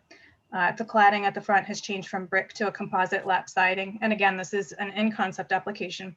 The applicant is Ian Toner and Catherine Lowry. Okay, let's hear from the applicant. This is John Farnham. I don't see any hands raised, but let me look through the list. So I do see Catherine Lowry now with a hand raised. Hello, good afternoon. This is Catherine. Ian Toner is not present, but I'm here to answer any questions and speak on behalf of Toner Architects.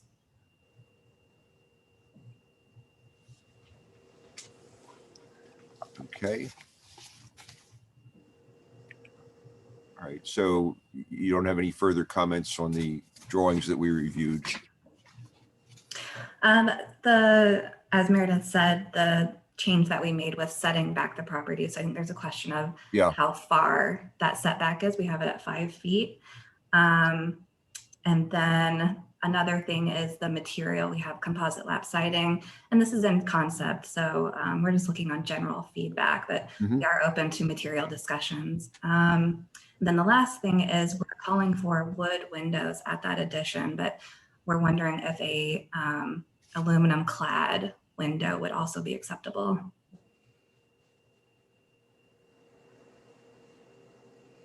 Well, we'll discuss that in a moment. Yes.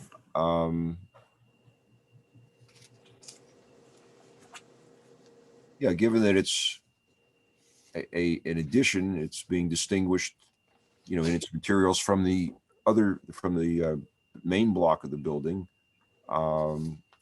If the aluminum clad were to meet the review of the staff, would other people be amenable to that? Any comments from the other commissioners? I think because it's clearly an addition, aluminum clad would be acceptable. Okay. But I do think there remain questions about what really should the setback be and how tall is the addition, the height of the addition. Yeah, I think 5 feet is, it would benefit. Let me just see what the plan looks like. I'm seeing down here. Yep. Yeah, I realize space is at a premium. The building that's on the corner of 25th and Pine on the northeast corner, that's 3 stories. Is that correct? As shown in this mass drawing? That is correct, yes. There it is, yeah.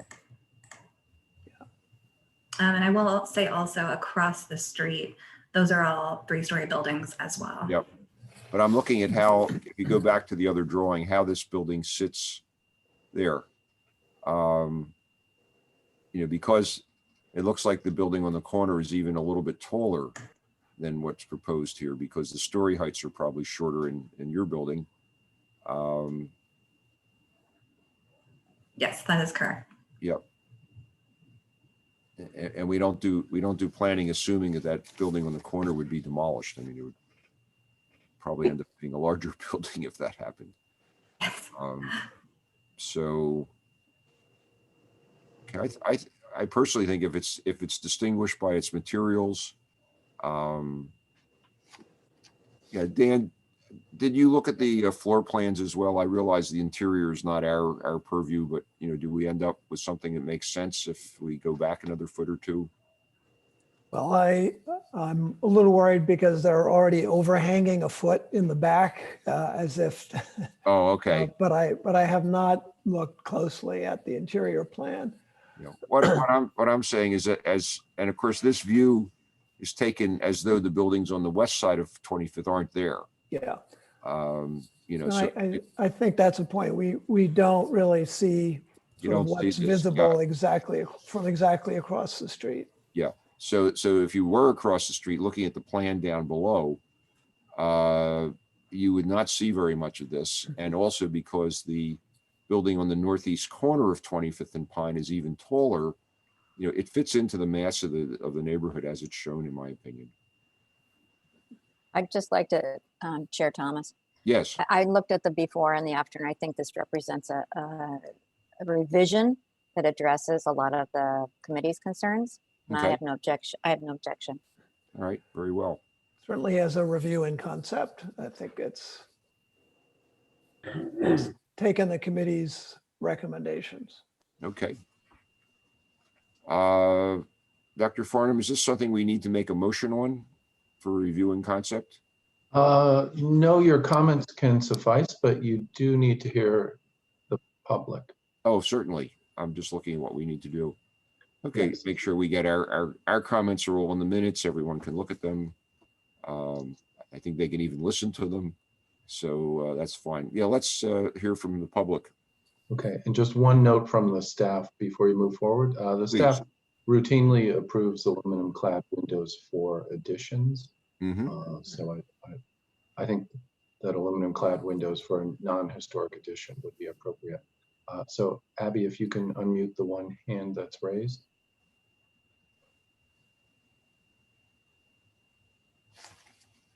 Good morning. This is Randy Barron. Can you hear me? Yes, we can. Hello, how you doing? Good, how are you? Good. I just want to say that this section of the district has a lot of 2-story streetscapes in it. In fact, in terms of the National Register, there's a separate little district called Ramcat that was for sort of coal workers along the Schuylkill. So the smaller size of the buildings has to do with the fact that they were for working families, but you have a lot of streetscapes that are these 2-story buildings. There is, in fact, and it's shown in the drawings, there is a building that has a 3rd floor in the next block. However, that was done before the designation of the district. My concern is that I went out there and I think this will be very visible from the street. And I think that this is really, you have approved some additions on the roofs of carriage houses, but set back further than this. This is really one of the only ones on a true house. And I think that this would usher in a period of intense redevelopment of these two-story houses because they're less expensive in a, you know, a rather expensive neighborhood. But I think that allowing such a visible addition to these two-story houses is going to really change the character of these streetscapes. And this is sort of the, this is really the camel's toe under the tent in terms of this area with the commission's reviews. I really don't think, we can see from that picture of, that's actually in the drawings of what a 5-foot setback looks like on one of these in that next block. And I think it is very visible, and this will be very visible, and I think it's going to really change the character of the district. So I think that the standards say that rooftop additions should be inconspicuous, and you don't have any real sightline studies that were asked for by the committee, but I think that this is going to be something that is going to be very visible. It is going to change the character of the district in a big way. Thank you. Okay, thank you. Any other comments?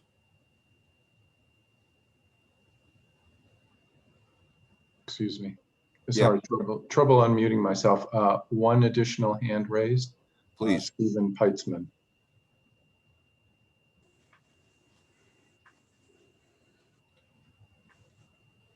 I just want to say that I strongly agree with Mr. Barron's comments. Thank you. Okay, thank you. All right, well, if there are no other comments, then we'll leave those in the record. Encourage the applicant to continue, to work with staff and then come back to the committee and then to in turn to us. Very well. Then 2035 South College Avenue, that's Girard College. Was approved on the consent agenda. That brings us to 2417 Delancey Place. Morning, this is Megan Schmidt with the staff. I'll read the overview. Thank you, Megan. This application proposes to legalize a partially constructed deck and relocated mechanical equipment at 2417 Delancey Place, a non-contributing building in the Rittenhouse Fittler Historic District. In the beginning of November 2020, the Historical Commission received an application for a roof deck at this property in the Department of Licenses and Inspections online application website called Eclipse. The staff reached out to the applicant for clarification about the proposal, including the reason why the deck was to be raised so high above the flat roof, the location of the mechanical equipment, and the placement of the railing. At the time of this correspondence began, staff was unaware that there was an open violation for the construction of a roof deck. When the staff received the requested additional information, photographs showed lumber already on the roof. It was at this point that the staff started to research whether the work had already begun. In September of 2020, the Department of Licenses and Inspection issued a violation for what they described as an outdoor deck. Upon further discussion with the applicant, staff learned that the mechanical equipment had already been relocated in an effort to prepare the roof deck. This property is classified as non-contributing in the historic district. Therefore, the Historical Commission is not charged with protecting the historic character of the building. However, the Historical Commission is charged with protecting the historic character of the district. The question for the Historical Commission this morning is whether the proposed deck and mechanical equipment would have an adverse effect on the district. And the Architectural Committee recommendation was to deny the proposal as presented at that meeting. However, they did vote to recommend approval with the following conditions: that the deck be pulled back from the parapet wall by at least 5 feet, that the deck is accessed through a pilot house, not through the spiral stairs that's proposed. The deck is lowered to sit closer to the flat roof, and that the mechanical equipment and railings are relocated so that they can be inconspicuous from the right of way. And we have the property owner with us today, Jonathan Friedman. He also supplemented the application with some additional information and some proposed revisions that really speak to the recommendations of the Architectural Committee. Okay, well, we'd be delighted to hear from him. Could you put him on?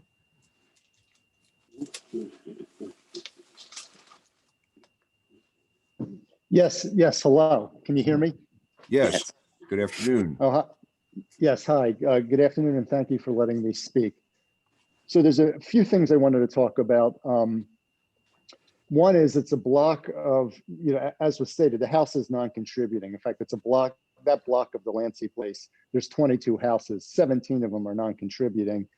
This house, 2417, is in the western portion of the block. There actually are no contributing houses on the western portion. The closest ones are on the eastern portion. One thing that I really hope everyone takes into consideration, this house, which was built in 1963, along with three other identical, there's 4 identical houses. To put it bluntly, and I can say this because I'm an owner, the house itself is architecturally kind of ugly. It's basically just a blank white stucco wall. In fact, the picture we're looking at is actually from before the house was purchased. It since has been painted and actually looks a little better. And what we're proposing is basically a minimum alteration to an ugly house that's not historically contributing to the district. I wasn't at part of the meeting. Yeah, there's a picture of how the house currently looks. As you can see, the painting improved it, but it's basically a large white stucco wall with no windows. And from this picture, you cannot see, because framing was put up to show where the spiral staircase will be and where the railing will be. From this picture, you cannot see the staircase or railing. The staircase and railing are very minimally visible. You have to be in a particular location west of the house in order to see it. Otherwise, from the street, you can't see any of what we're proposing. Now, I know the Architectural Committee, one of the recommendations was to lower the height of the deck, and we are in agreement with that. We have no problem with doing that. The one thing I do want to talk about is they mentioned doing it with a pilot house instead of a spiral staircase. That essentially, is not really financially or structurally feasible to do with the house. I mean, that would cost well over $100,000, and it's a small house. There's limited space to do a pilot house type thing. So that's essentially rejecting the proposal. But we would agree to lower the space. Now, the house to the right, which you can partially see in this picture, they have a roof deck, and their roof deck is not set back 5 feet. The other thing I want to point out is the HVAC, the one that's visible, there was an HVAC, the HVAC was visible before this. That's actually a replacement one. That wasn't moved for the roof deck. That's a replacement HVAC. If Megan can show the photo of this house, you can see that the HVAC was visible when the house was purchased 1 year ago. Mr. Friedman, I'm sorry, you cut out just when you, is there a slide that you want me to show? If you could just show, I think it's the last slide that shows, or the second to last slide that shows the listing photo, or maybe it's the third to last, I apologize. Yes, as you can see here, this is the house prior to when we bought it. In fact, you can see how dingier it was before we painted it, and the awning is there. But as you can see, the HVAC was visible before we even purchased the house. So the HVAC wasn't moved to be visible. It's just a replacement HVAC that's in the same proximity to the front of the house.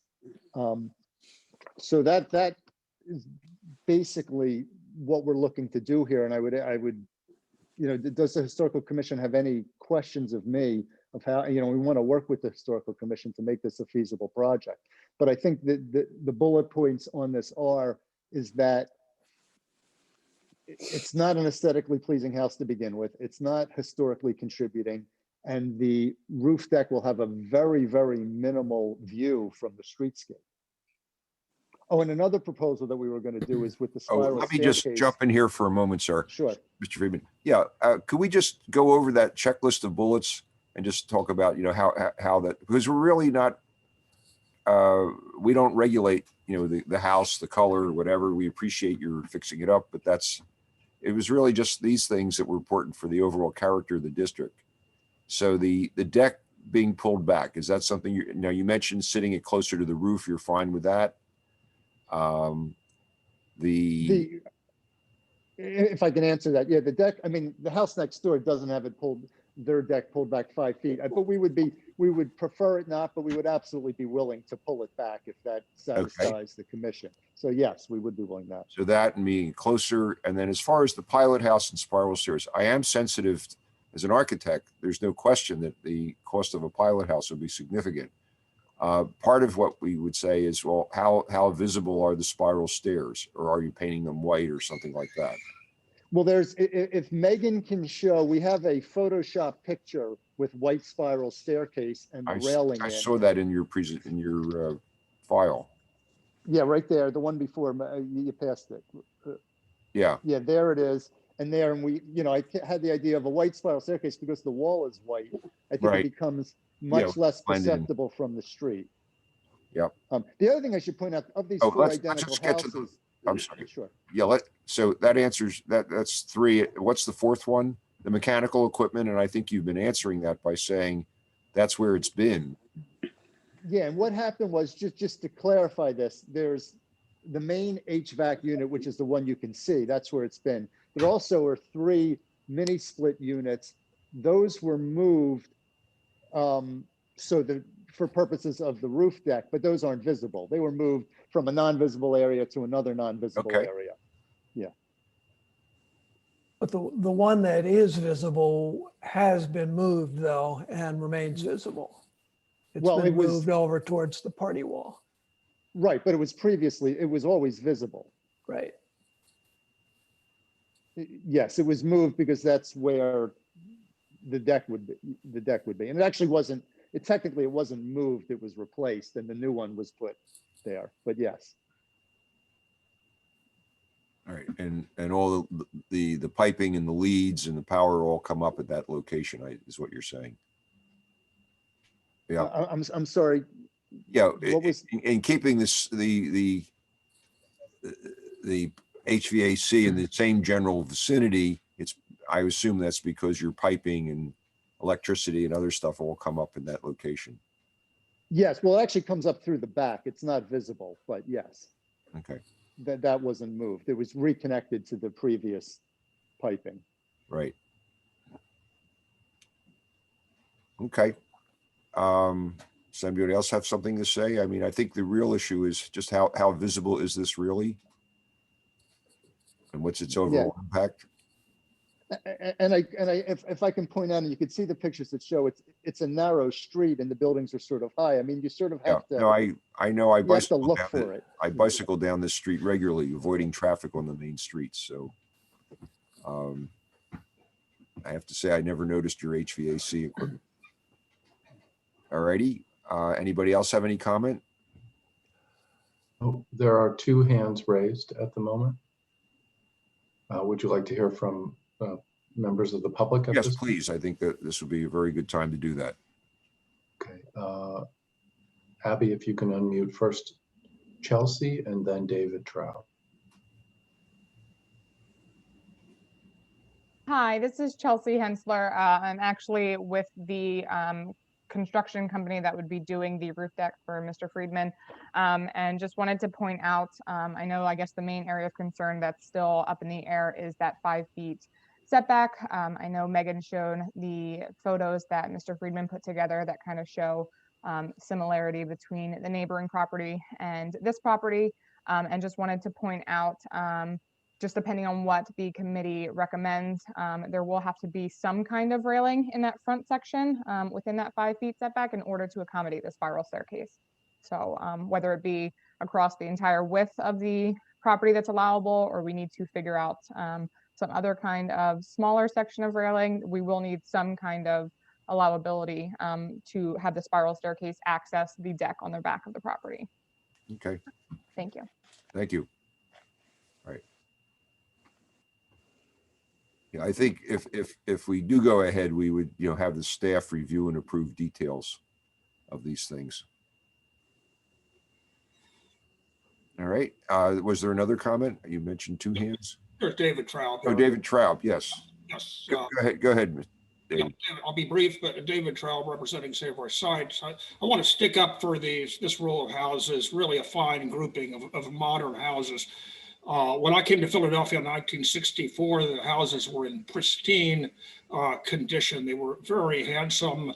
They seem to be influenced by Le Corbusier, and I think Louis Kahn is Richard's medical laboratories out at Penn with the raising walls. But unfortunately, over the years, they've been altered almost beyond recognition. And that's very regrettable. So I commend the architectural committee for their review and looking over the details of this new renovation. And I think that's a wonderful thing. I don't know if the buildings can ever be returned to their former past, but at least considering them one by one, we can only do our best. Incidentally, I knew as an acquaintance the unrecognized architect Walter Weissman. He's kind of fallen into oblivion, but this is really should be at least a contributing, and if not a significant segment of the Rittenhouse-Fiddler Square Historic District. Thank you very much. All right, thank you.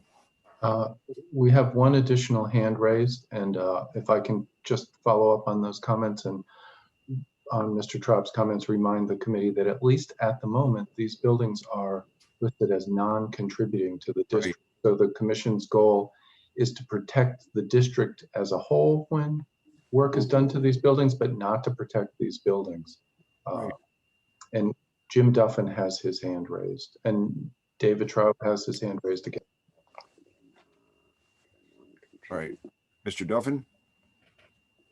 So I was just going to make a brief comment in relation to what Mr. Traub said, that actually based on just the general appearance of the building, it actually looks like a spiral staircase would be less altering to the original look and design of the building than some sort of giant pilot house. It looks as though that that particular third floor was intended to be an open space, and other places they filled it in. So actually just having a spiral staircase is most minimal type of alteration to the original design. So it actually ends up working better for the original structure. Yeah, design. I see your point, and with the right color, we might have something. Yep. Okay, good.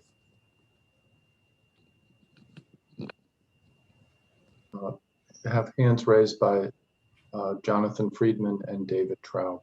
All right, let's hear something new, and so we can move ahead. Go ahead, Mr. Friedman.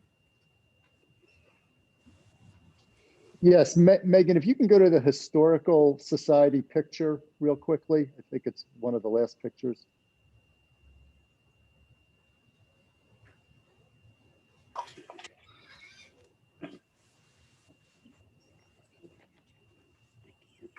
Yeah, right there. I just want to point out that this property of the four houses, 2417, is the only house to keep the original balcony, which is where the spiral staircases would be. All the other three houses enclose that area. So, I don't want to be penalized for a house that actually has kept the original architecture more so than any of the other houses. And then that would, of course, be in line with putting a spiral staircase there. Thank you. Okay, thank you. And Mr. Traub. I just wanted to say that unfortunately the houses were designated non-contributing, but I think that's due to a bias against modern architecture and a lack of understanding of really what's significant about these buildings and their history and the architect. Regrettably, that's the way it is, but I think nevertheless we should protect them as best we can, and I appreciate the committee's attention to the matter. Thank you. Okay, but that's not relevant, nor is the fact that Walter Weissman was a good friend of my parents and got me my first job in city planning while I was an undergraduate student at Penn, but that really has nothing to do with this. So with that, do I hear, are we ready for a motion? I'll move to legalize the partially constructed roof deck as per the recommendations from the architectural committee. Second, Mariani. Right, and I would add to that with staff to review and approve details. Yeah. love that. Yes. I would point out that the architectural committee did suggested a pilot house rather than the spiral stair. So, but I agree that the spiral stair is an acceptable solution. And this is John Farnham. Walter Weissman, the architect of these buildings, interestingly was an intern with Le Corbusier. Oh boy. And spiral stairs are prominent in his work. Absolutely. So I think it would associate with the historic building that is non-control. Yes. Okay. Excellent. All right. So let's just make sure the motion is clear. Yeah. Yeah, I want to sum up that we're going to, that the spiral staircase is approvable, that the deck has been lowered, and that the deck railing will be set back 5 feet. And the mechanical equipment will remain in place. Yes. Okay. All right. That's the motion. Second. Yeah. John, second. Okay. Unless I hear otherwise, it appears that this is approved by unanimous consent. Okay. So you can move ahead with that work accordingly. 2530 South Cleveland Street has been withdrawn. That brings us to 1718 Delancey Place, which has been revised.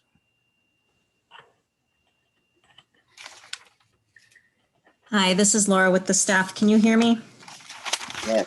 Yes. Okay, I'm having some technical problems, so the presentation I had is not here, but this application proposes to construct a 2- and 3-story addition at the rear of the property at 1718 Delancey Street, facing Panama Street. The new addition would incorporate an existing non-historic addition and an existing parking area, which are located on lots identified in the Rittenhouse-Fittler Historic District Inventory as 1717 and 1719 Panama Street and classified as non-contributing. Panama Street dead ends at this property, but is not a service alley. Several 3-story row houses front on this block. The proposed addition would connect to the historic house through a 2nd floor connector on top of an existing 1-story connector. The original design was entirely clad in stucco with 2 projecting bays. The Architectural Committee voted to recommend denial owing to the projecting bays, detailing, and starkness of the design in relationship to Panama Street and the Rittenhouse-Fittler Historic District pursuant to Standard 9. Following the Architectural Committee meeting, the applicants revised the design to lower the height of the addition by 18 inches to 36 feet 6 inches, remove one of the bump outs, and create a more traditional bay window with wood paneling and windows on 3 sides, add a clear story over the garage, and replace the stucco on the upper floors with painted brick. Okay. Is the applicant here? Or the owner? Yes. We have one hand raised. Okay.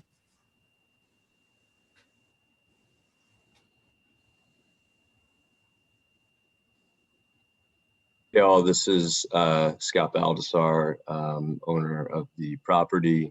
Our architect, Stokes Architects, is here as well. I'm not sure if Rich, you would like to start, or maybe I can give just a quick background on the project and us looking to move forward with this. Sorry, go ahead. Yep, this is Richard Stokes. And so as Laura's pointed out, we've taken the concerns of the committee into consideration in the redesign. We've been able to lower the entire structure by about 18 inches in terms of how we frame over the existing room that's at the kind of the lower right-hand corner there. We are proposing brick cladding, painted brick cladding, which is very typical in the district, including on Panama Street. And we eliminated one of the bays, and we made the bay window more traditional textual proportions, and change the fenestration so that pretty much have a greater percentage of fenestration on the bay window than what was previously shown, making it much more compatible and with other bay windows in the district. So Scott, you want to? Yeah, I'm happy to give just some quick background. So the house is currently a 2-bedroom house, and me and my wife, we have a 15-month-old boy, and our family is continuing to grow. So that's, you know, why we decided to pursue an addition to the home.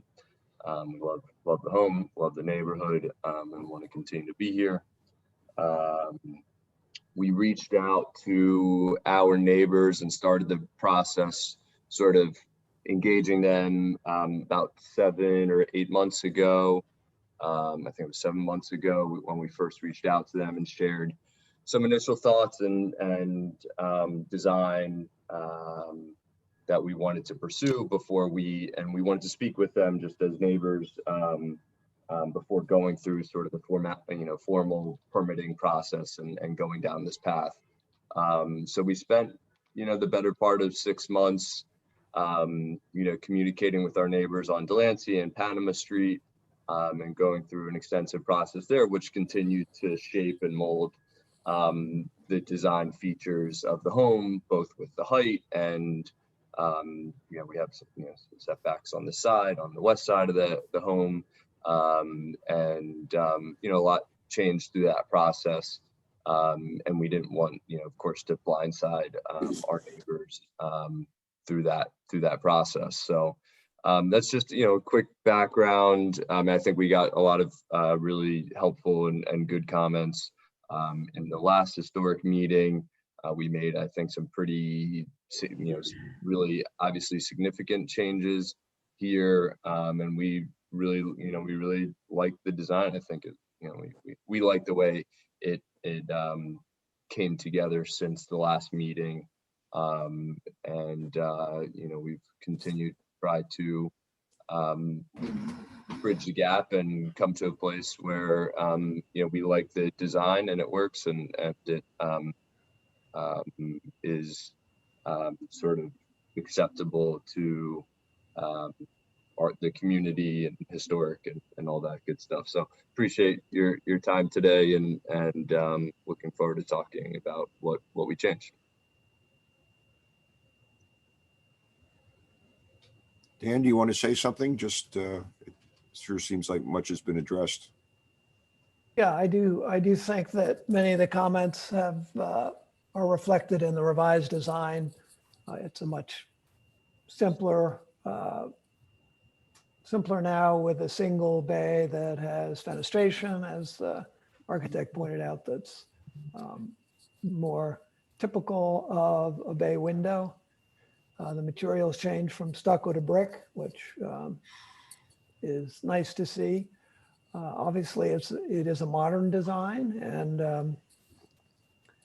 it is at the end of a street, and I guess that's the Plays and Players building right next to it, which is a large expanse of brick, existing brick building. So, I would say in general that the design does reflect the architectural committee's comments. Okay. Are there any other comments or questions from anyone? Are there any hands raised? If not, I'll ask for a motion. Sorry, Bob, real quick. We did have a number of, this is Laura with the staff, a number of neighbors who sent in testimony or public comment. There were still large objections to the projection out over the sidewalk, and they may be here. We have one hand raised. Abby, if you can unmute the person with the hand raised, thank you. Hi, how are you today? Well, all of you. Yourself.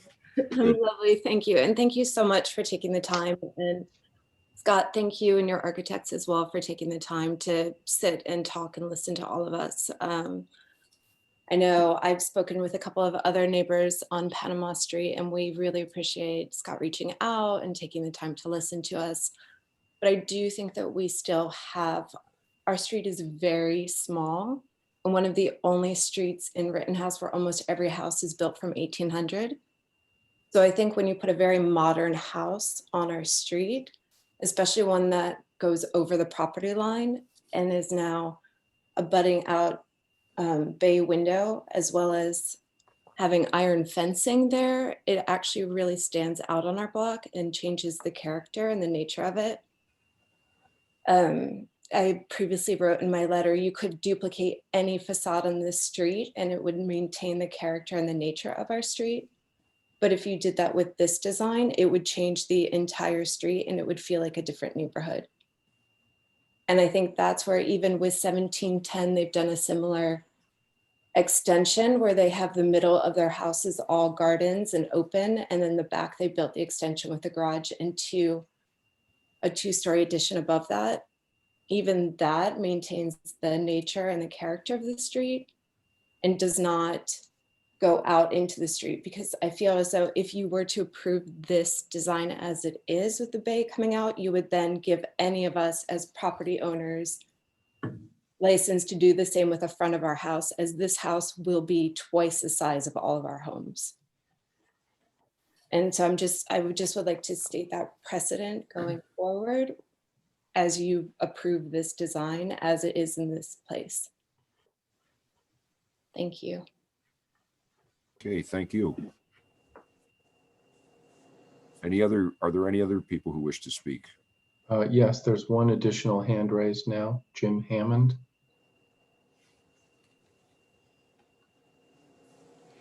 Okay, Mr. Hammond, go ahead.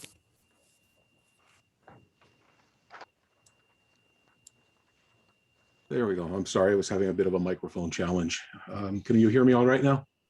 Yes. All right, thank you very much.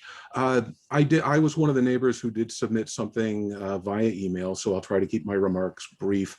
I live across the street, slightly catty corner, but from this project. And so I'll see this every time I walk out of my front door, which I don't know gives me my comments any more weight, but a couple of issues. I had a very, very fruitful discussion with the property owner the other day. And I understand a lot of the rationale behind some of the design choices. However, looking at it from an exterior point of view, this is the only bay window that would protrude out over Panama Street, over the property line, from any home whose front or rear is on Panama Street. So there are, I want to say, 7 row homes which front Panama Street. We have Panama Street addresses. In addition, we have the rears of properties that front either Delancey or Pine Streets and have been built back to the property line on Panama Street, none of which have anything overhanging the property line.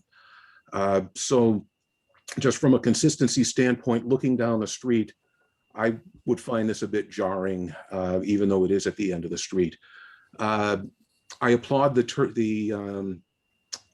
choice of painted brick that reflects many of the facades on the street.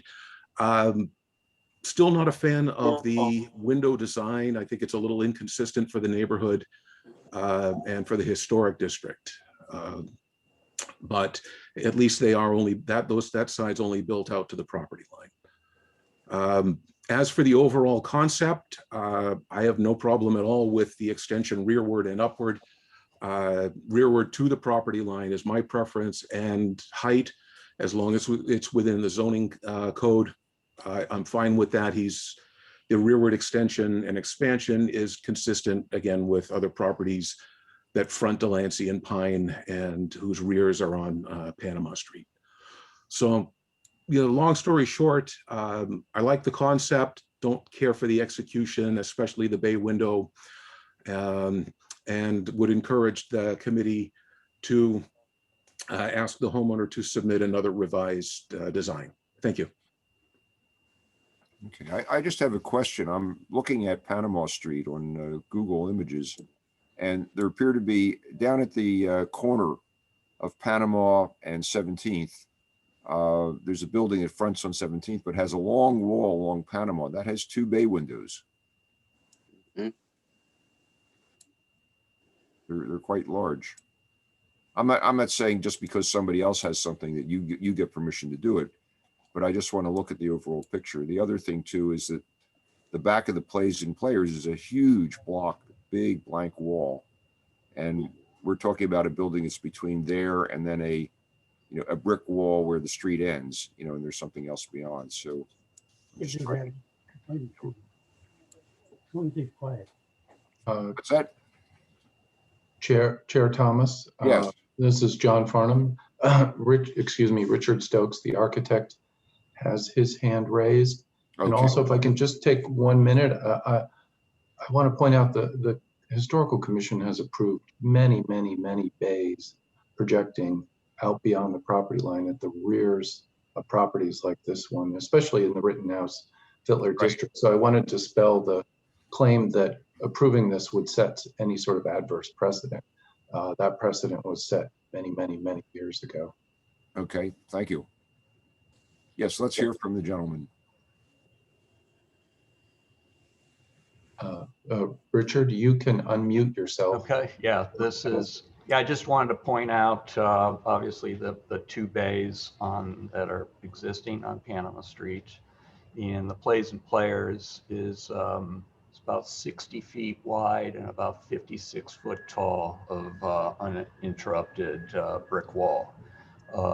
And our project is kind of sandwiched between that large structure and the end of the street, that blank wall that you're seeing. Thank you. Yeah, thank you. Yeah, because that helps to understand what impact there would be. All right, good. Are there other hands? The property owner, Scott Baldessari, has his hand raised, as does one of the neighbors who spoke earlier, Kelly Jada. Okay, well, let's hear new information. Yeah, no, I wanted to respond with that, similar comment. I think it's a important note that we are adjacent to the 60-foot wide structure, 50-foot tall, and the dead end. And it's also, I think, important to note that directly across the street from us are the rear of 2 multifamily buildings on Pine Street. So we face the garages of those. Yeah, no, we understand that the impact is, as you're describing, very much what I was saying also. Okay. Thank you. Good, thank you. And then another property owner or neighbor? Yes, thank you. So just living on the street, and to your point about it will be actually a very large structure. So though it is at the end of the street, it's all open skyline on to the right and the left of that dead end street. So once this structure is built, and then if there is a structure built to the left, it will actually feel like an elevator shaft and will be very closed off and will actually change the nature of the street. I know it doesn't seem like a very big project, but the addition will almost be at least 2/3 of Play and Players size, and will fill in a large part of our street, which will really just already, from just a building scale point of view, change the way that the nature and the way that the street feels. So it actually does have a very large impact on us. And then to the 2 bays, those bays are on the side of a house and they are siding. For me, when I bought in Rittenhouse, I was trying to buy in a historic district that didn't have a lot of siding or things that were just more historical standards. So I don't know if I would reference those as a key point and why that's a positive to add another bay to the street. I think they actually do more of a detriment to our street than actually giving the character and our house value a benefit. So I would just like to point those 2 points out. Thank you. Great, thank you. Very well. Is there anyone else? No more? No hands raised. Okay. Well, then, could I have a motion? Dan McCoubrey, I will make a motion for approval of the addition at 1718 Delancey Place as shown in the revised scheme with staff to review and approve details. Could I have a second? Second. Okay, let's take a roll call vote, please. Okay. Commissioner Edwards, Yay. Commissioner Hartner, Yay. Commissioner Carney, Yay. Commissioner McCoubrey, Yay. Commissioner Sanchez, Yes. Commissioner Lepori, Yay. Commissioner Mattioni, Yes. Vice Chair Turner, She's probably muted.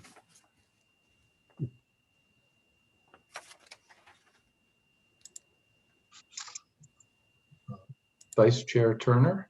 If you're speaking, we can't hear you.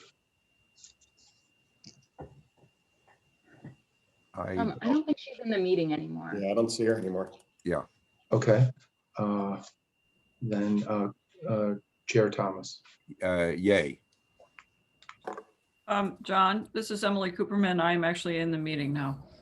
Okay. Excuse me. That's all right. Commissioner Cooperman. Yay. Okay. The vote is 9-0. The motion carries. Okay, thank you. All right, let's go on then. 2630 South Cleveland Street has been withdrawn. We just handled 1718 Delancey. 11 Queen Street was on the consent agenda. And we now have 113 to 29 Berkeley. This was heard both by the Architectural Committee recently, and then the day after that at the Committee on Financial Hardship. And the request is to demolish the building. Kim Chantry is our contact. Kim, could you give us a quick review? Sure. I'm going to read an abbreviated version of the overview. This application proposes to demolish the former industrial building at 113 to 29 Berkeley Street in the Germantown section of the city. It claims that the building cannot be feasibly reused, that requiring its preservation would impose a financial hardship on the owner. The building is a two-story plus basement former light manufacturing building constructed in 1884. The Historical Commission individually designated the property as historic in 2014 and again in 2018 as a contributing building to the Wayne Junction Historic District. Section 14-10056D of the Historic Preservation Ordinance prohibits the Historical Commission from approving the complete demolition of a historic building unless the Historical Commission finds that issuance of the building permit is necessary in the public interest, or unless the Historical Commission finds that the building cannot be used for any purpose for which it is or may be reasonably adapted. In order to show that the building cannot be used for any purpose for which it is or may be reasonably adapted, in order to justify a demolition, the owner must demonstrate that the sale of the property is impracticable, that commercial rental cannot provide a reasonable rate of return, and that other potential uses of the property are foreclosed. This application claims that the condition of the building and the cost to repair it prohibit a sale or reuse of the building. The Architectural Committee voted to recommend denial of the application by a vote of 3-2, and the Committee on Financial Hardship voted to recommend approval of the application because the building cannot be used for any purpose for which it is or may be reasonably adapted. The sale of the property is impracticable. Commercial rental cannot provide a reasonable rate of return, and other potential uses of the property are foreclosed pursuant to Section 14-10056D of the Historic Preservation Ordinance. Okay, thank you. Well, let's hear from the commissioners. And I guess actually I'll need to report on the Committee on Financial Hardship.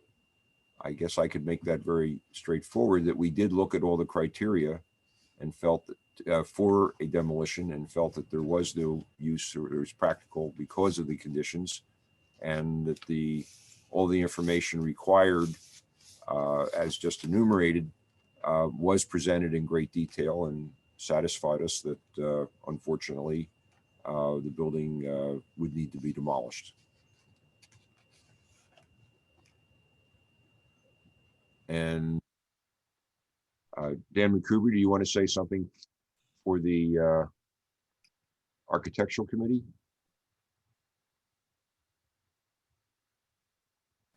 There we go. Yeah. Yes, the Dan McCuber, the Architectural Committee was split on this, and I think the split was basically that the building or some portions of it could be saved, and that it was, you know, really a difficult thing to approve demolition of this building. That said, I think the financial information that was submitted proved very conclusively that that it was a financial hardship. So the Architectural Committee was split between the heart and the brain. Yeah. Okay. All right. Do we want to hear more from the owner? Yes, this is John Farnham. Ken Weinstein is in the meeting, and as are several of his colleagues, and he can tell us who he'd like to have present to you today.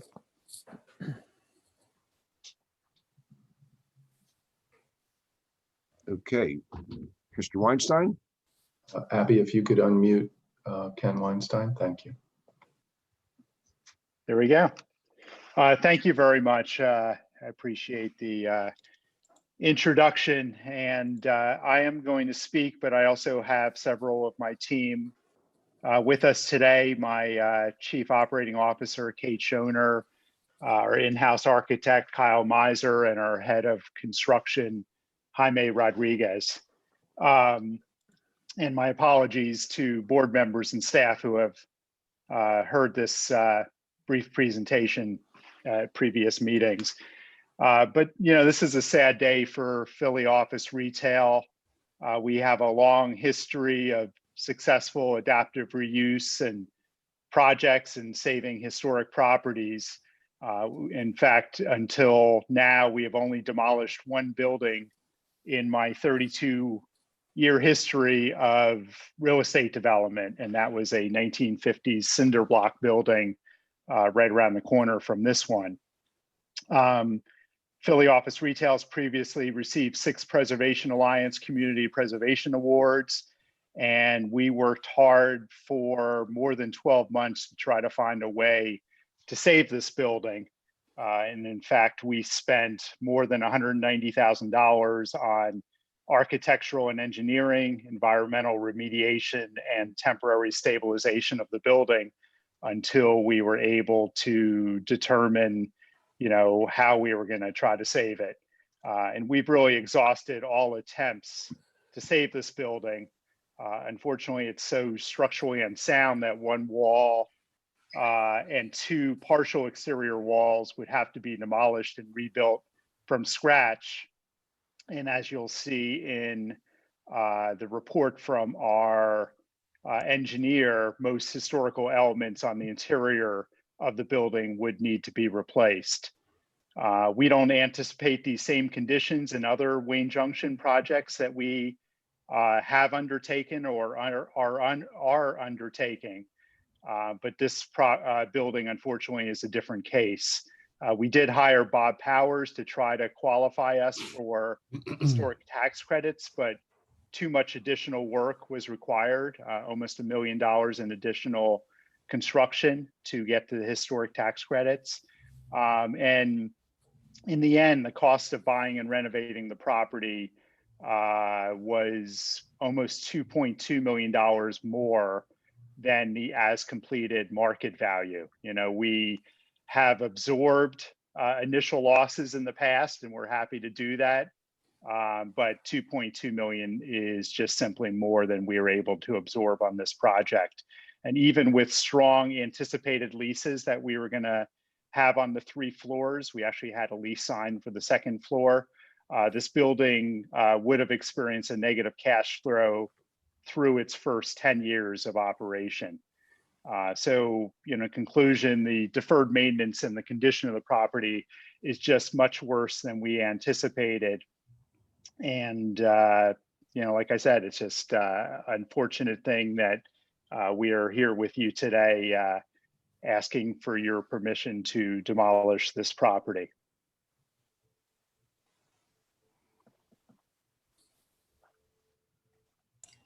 All righty. Then are there any questions from the commissioners?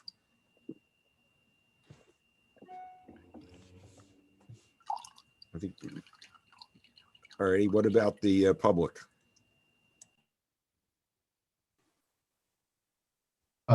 Yes, this is John Farnham. There are 3 hands raised currently, 4 hands raised. If you're ready for public comment, we could start with Paul Stanky. Okay, that'll be fine. Good afternoon, everyone. Paul Steinke, Preservation Alliance for Greater Philadelphia. Ken Weinstein, Philly Office Retail, serves as a member of the Preservation Alliance Board of Directors.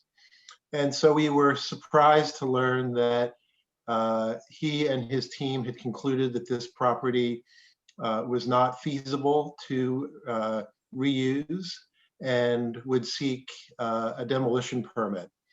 As Mr. Weinstein indicated, he and his firm have developed a long track record of successful adaptive reuse projects around the city, particularly in the Wayne Junction, Germantown, and Mount Airy neighborhoods. And that's the reason why we invited him to join the board of directors of the Preservation Alliance last year. It is disappointing that this seminal property in the Wayne Junction Industrial Historic District is now faced with possible demolition. And so, especially since Mr. Weinstein serves on our board of directors, we went out and retained an independent structural engineer to both evaluate the Larson and Landis structural engineering report that accompanies this application, and to also make a site visit to inspect the building, both exterior and interior. The report of that structural engineering firm, Wisjani Elsner, was submitted to the Historical Commission and I believe is now posted on the Historical Commission website. I presume many, if not most, of the commissioners have read it. And what it concluded is that even though they differed in a matter of degree on some of the structural deficiencies that this building unfortunately has, overall, the inspection did confirm that this property does suffer significant structural deficiencies. At the same time, we have evaluated the financial portion of this application, and as Commissioner McCoubry indicated earlier, it is very convincing. Philly Office Retail is long experienced with redeveloping properties of this kind, and I think deserves a bit of the benefit of the doubt when it comes to financing a project like this. So overall, where that leaves us is disappointed, certainly, saddened, definitely, but in a position of non-opposition to this financial hardship application. That's all I have. Thank you. Okay, thank you very much. Let's hear from someone else. Abby, if you could go to Loretta Witt next.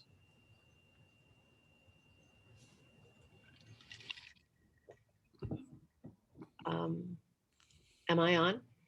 Yes, we can hear you very clearly. Go ahead. My name is Loretta Witt, and I say hello to all my friends and thank you for all the hard work you do in this commission. I've lived in Southwest Germantown with my family for almost 50 years. I'm a real estate broker who specializes in selling and advocating for the preservation of historic real estate. I'm president of Historic Germantown, although my opinions today are my own. So thank you for allowing me to speak. I need to let you all know that for the last couple of Sundays, my husband and I have walked from our home to Merzbacher's Bakery on Berkeley Street and bought delicious, warm baked bread. Merzbacher's recently moved into its new headquarters at the corner of Germantown Avenue and Berkeley Street, where it provides not only freshly baked bread for the local community, but also for major food stores throughout the region. And on weekends, we can visit Attic Brewery at 137 Berkeley Street to enjoy freshly brewed ales. And if we want, we can order amazing barbecue ribs at Deke's Barbecue, which is right behind Attic Brewery. None of these resources were available just 2 years ago. And actually, for all of our years in Germantown, we, along with the rest of the Germantown community, have watched in dismay as to the decline of the Wayne Junction area. And then two things happened. One, millions of dollars were put into the restoration of Wayne Junction commuter train station. And two, a developer, Ken Weinstein, had a vision for the area that prompted him to purchase historic properties by the station and to bring them back. And suddenly we had Merzbacher's. And Laura and Tom were encouraged to start Attic Brewery, which is becoming a phenomenal commercial success and has also been a great friend to nonprofits in the German township. Deke's Barbecue moved in. Other parts of 137 Berkeley are soon to be developed as, I think, office and retail space. And then Ken adapted an old, empty, deteriorating school building right around the corner at 4701 Germantown Avenue for his own Philly office retail office. His transformation of the historic Max Levy house at Max Levy building at 212 Roberts Avenue, which is just a block west of the junction, will be affordable rental housing. And that transformation is well underway, and I believe it should be ready soon. And this is something that Philadelphia needs, affordable housing. But all of these are historic buildings that are classic examples of adaptive reuse. And all of these are bringing Wayne Junction back to the delight of our community.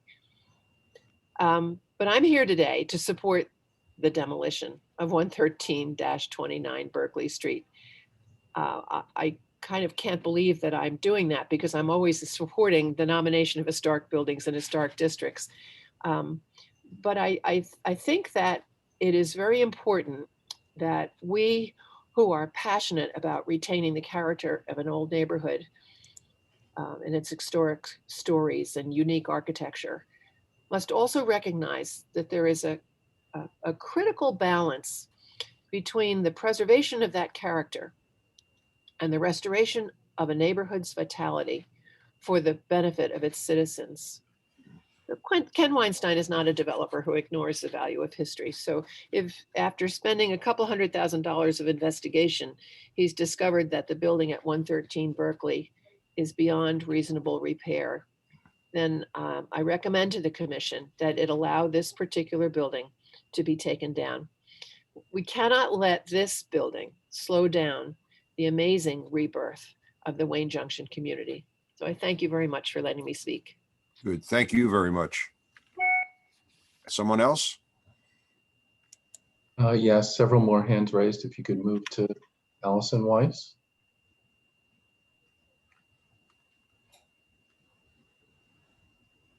Ms. Weiss, Yes, hello, thank you. go ahead. While we appreciate some of the historic work of Ken Weinstein, he was already previously granted permission to demolish 2 wings of the building. The building was fully occupied until it was purchased in 2018 and vacated. The property is individually designated and contributing to the very small Wayne Junction Historic District. In previous meetings, there seem to have been many viable options presented, especially in light of the fact there are no particular plans for this property after demolition. The Philadelphia Historical Commission should fulfill its duty to protect and preserve the property that contributes to the historic fabric of the World Heritage City of Philadelphia. This building contributes to that heritage. Thank you very much. Great. Thank you. All right. Someone else? Yes, next on the list is Joe. Hello.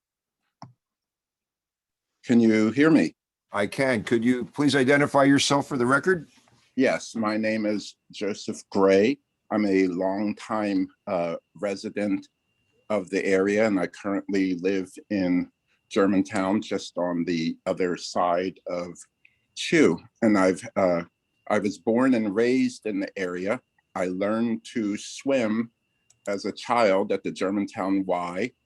I attended the beautiful Frank Furness Church on Wayne, which is only half a block from my current house. I live in a house that's 140 years old. So I know and understand the history of our neighborhood, but I also know that it's been left abandoned for decades. No one cared about what was here. And because of that, that's why this property was a drug rehab.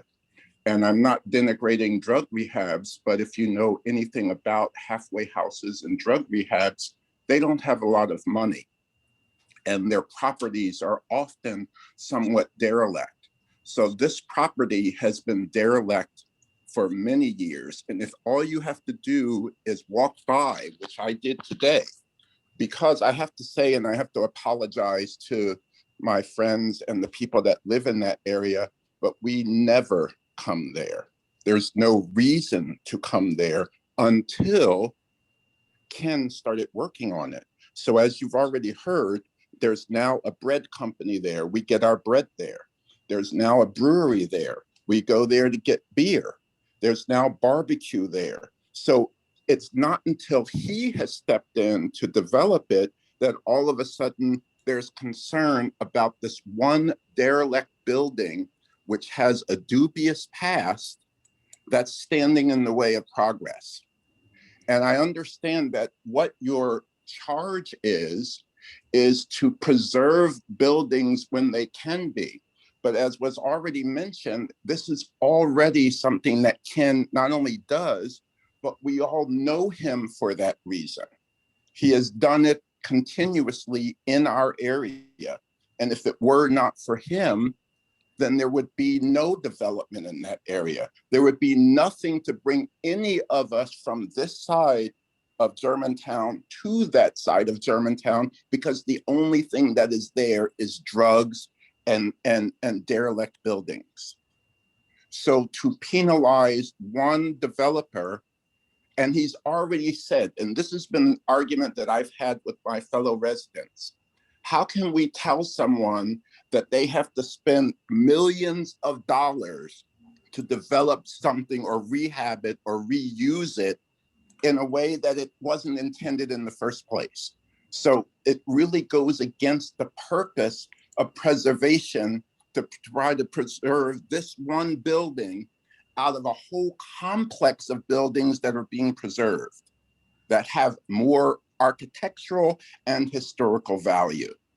So I am on the side of allowing Ken this one time out of many to demolish this building for the purpose of developing our entire community. And then we can continue to preserve the other buildings that are not only worth preserving, but are financially feasible to do so.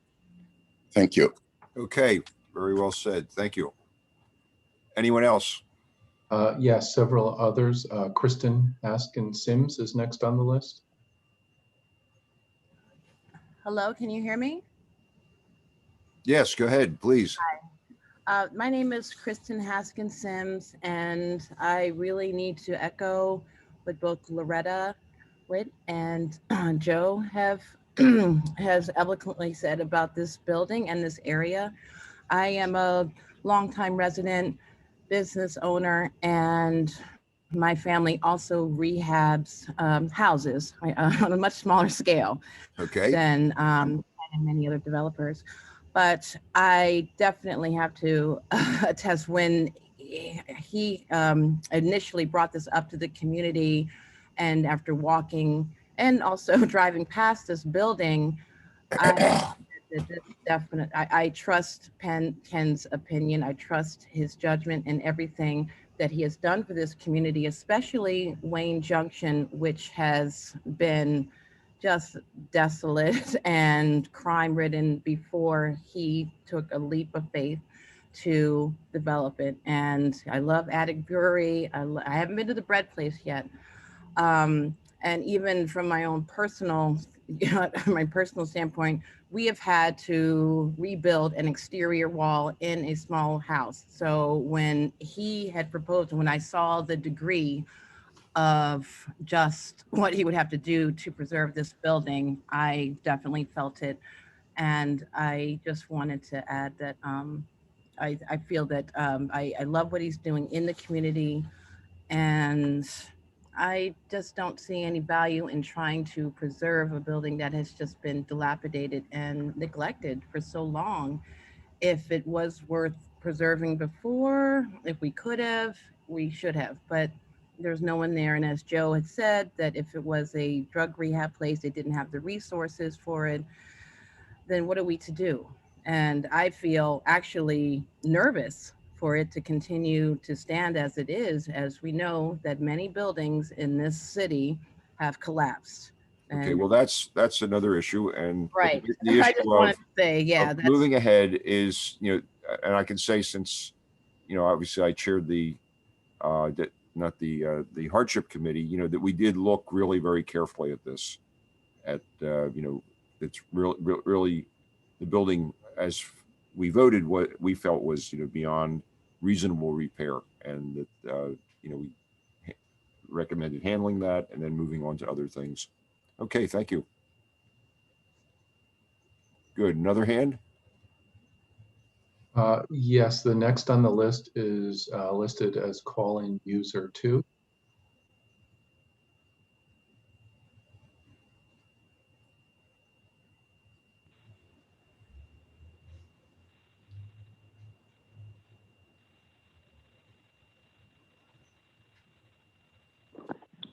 Hello. Can you hear me? Yes, we Okay, I can. can wait. If you have two Okay. devices on, you'll need to shut one off. Yes, I moved away from it. Can you hear me okay now? Yes, just fine. Good afternoon. Let's hear what you have to say. Okay. My name is Adrian Fernandez, and I'm commenting individually and for Swampito Neighborhood Parcels Association, RCO. Wayne Junction is the northern border for RCO. We are opposed to the demolition of this important historical building, and we are asking if the board would consider voting against its demolition. We agree with the Preservation Alliance that we would like to see another independent study. And also, I'm listening to all the important and appreciated contributions that Mr. Weinstein made to the community, and wonder if his company, his corporation, either alone or with government assistance, would consider the preservation of this important building versus the profit incentive alone, to keep this building as an example of its invention and patent history and heritage, with X-rays. And I know there was other X-ray invention work that was done in Philadelphia as part of Philadelphia history, medical history, and educational history in the area. And also the importance of the industrial heritage, and as being industry that was close to transportation, which we are losing a lot of those parcels. Okay. I personally, my life was saved partially by X-ray modalities in medicine. So when I was 5 years old, so I had no idea that those inventions were started at this building. I just learned that. Overall, well, in addition, I think I've said that the the inventions and patents at this building were also connected to important work in the medical field and scientific field that were also being performed at University of Pennsylvania. And I think that is an important part of education from the past, and also for future generations, that the building remains standing, so people can actually see where these important developments, inventions, creations took place, and the work that people did inside the company manufacturing the photographic equipment and X-ray equipment that was related to those patents and inventions. So I'm asking that the building not be demolished and not be just a parcel for profit. We have enough beer, we have enough pizza, we have enough bakeries, and I don't think that tearing this building down is more important than the trade-off with eating at home, drinking at home, or making another place to drink alcohol, to eat takeout food, or similar activities. We have a lot of that. A lot of buildings that are being torn down are being torn down for beer and pizza. We're seeing this all over the city. So that's the extent of my comment for right now. I would have more, but I didn't have a lot of time to prepare. And thank you. Great, thank you. Thanks for taking the time. All right, anyone else? Yes, a few more. Malik Gray is the next on the list. Yes, good afternoon, everyone. Can you hear me? Yes, go ahead, loud and clear. So in the interest of time, I'll make this real quick, and I'll give two perspectives. One is someone who has gone through the Germantown Jumpstart program. One of the first things that I learned early on was about revitalization and about maintaining buildings as they were meant to be. And so it goes without saying that I know that Philly Retail and Ken Weinstein have done their due diligence in trying to save this building. So I have no question about that. But the second part is really more dear to my heart. As a social worker and someone who has worked in that area throughout the years, I know what it used to look like and where it has gone, and it's only gotten worse. And one of the things that we find, and you can look at the research in terms of when you bring in revitalization and renovations, it changes the area. You see the crime go down. You see that it spawns growth in other areas. So this whole Wayne Junction area or 113 Berkeley, whatever it may be or whatever, is going to be an example of what can be happening in other areas. And, Ken Weinstein and Philly Retail have always put the community first. And have always thought about how does this impact the community? And I know there's other developers that are like that, but that's a very short list. So I would say that my vote is definitely to tear down the property.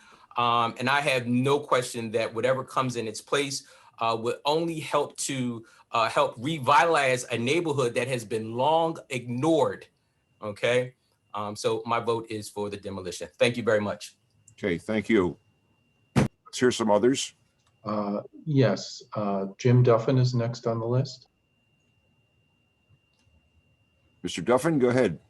Hello, thank you. First, I would basically add the similar comments to what everyone said about Ken and thanking him for all the incredible work he's done in the community in Germantown.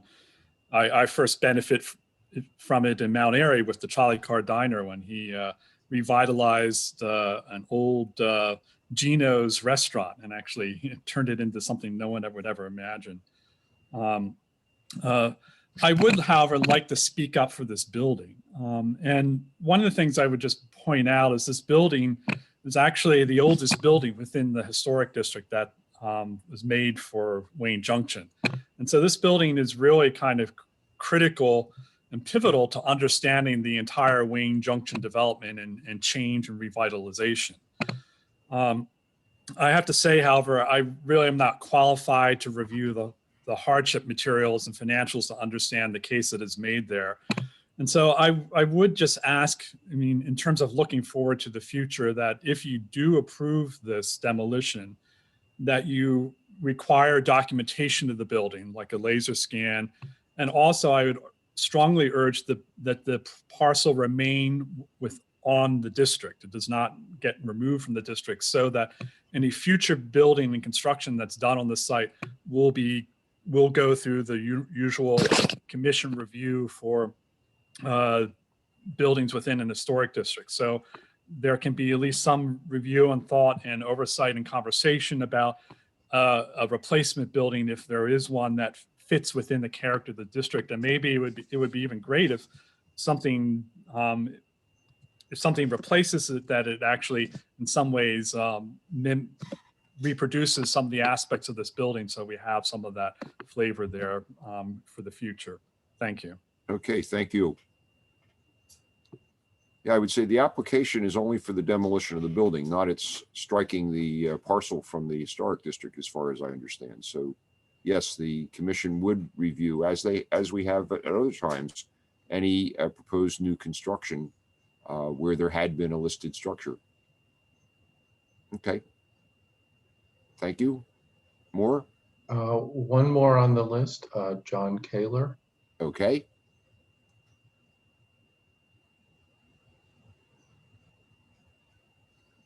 Yes, thank you for giving me a moment or two to talk in unfortunate support for the demolition of the building. I've been a Mount Airy resident and connected very much to Germantown in the last 20 years. And for a good amount of that time was the communications director at the Lutheran Seminary. And we went through the same kind of questions with an 1889 building that was the dormitory historically, but it was abandoned because it no longer served as a dormitory, and kind of mothballed as much as the seminary could. And then incorporating the facade, it became the front of a classroom building that's known as the Brosman Center. So I saw what it took, including the millions of dollars, to integrate a modern building within a historic Wissahick and schist facade. And when I read what was going on in this building and the condition it was in, it was really, it shows that it wasn't connected to, it wasn't taken care of for so many years that it was in such bad shape. And it's, and just fitting something new that would be what a modern building will look like behind a facade, which is not really stable, according to the things that I read, right? Really does not make sense. But I'm also part of the business center in Mount Airy, which is investing in as being a lead tenant in a redevelopment on Wayne Avenue, and toured through that building as the work was just ready to begin. And there were parts of that were unstable and removed, but the rest of that was built extremely well. And that will serve the community for years, all in the Wayne Junction area. So I know how difficult it is to make a choice to decide to remove a historic structure or to keep it. But at the same time, the cost, the seminary invested in their building because of its own internal want to maintain something that ties it to its own past. And this doesn't seem to fit in that thing to make the kind of investment it looks like would be required to not get a return. The seminary didn't have to worry about that, though frankly, the seminary is looking at other ways to keep the seminary going. So while I think that it's sad, it also financially looks like such a challenge that I support the unfortunate demolition of this building. Okay, thank you for your thoughtful comments. Was that the last person, John? Yes, no hands are raised at this point in time. Okay, then if there's no other discussion, we will take a vote, assuming that someone makes a motion. Chair Thomas, can I just say something? Certainly. As one of the commissioners that was on the committee for financial hardship, I just want to let the other commissioners know that we met for 2 hours on this case, and we heard a lot of testimony, and we did not take it lightly, as this body shouldn't. So yeah, I just wanted to say that this was not a light issue for us, but we do support the approval of the application for demolition. I can make that into a motion if you want. Can I make a comment first? I'm sorry to interrupt. It's Emily Cooperman. I just wanted to pick up on one thought, which is that I think the question of recordation is one we really need to consider. And I think for any building that we allow demolition on this basis, or any basis for that matter, could someone speak to the extent of information that's already available in terms of drawings, photographs of existing conditions? I know its history is documented through this nomination and the nomination for the National Register nomination. Do we have existing conditions drawings? I don't know. This is John Farnham. Kim Chantry wrote both the individual nomination and the district nomination, and she may be able to comment on this. This is Kim Chantry with the staff. Offhand, I don't recall that I had any sort of early drawings of this building. However, through all of the back and forth with Ken Weinstein's team and Kyle Miser, they have many sets of architectural drawings for this building. So I think maybe Ken or Kyle could answer if they had done existing conditions drawings. Obviously we have a certain amount of documentation on it from the nominations and from the application for a financial hardship and demolition. And I think that I just want to make sure that we have a sufficient amount of demolition, recordation materials that would be appropriate. If I could just jump in, Emily, that's a great idea. And it did come up at, I think it was the architectural committee. I am hoping that somebody can send me an example of what other buildings have done to document so that we can follow that example. But as Kim already said, we do already have extensive drawings, and we'd be happy to also hire one of our tenants who is a photographer to document even more interior and exterior.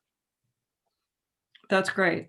I think my thought would be, and Kim and John, maybe you could tell me what you think of this, but I think my inclination would be to make a motion that leaves it in your hands in terms of adjudicating what would be adequate recording.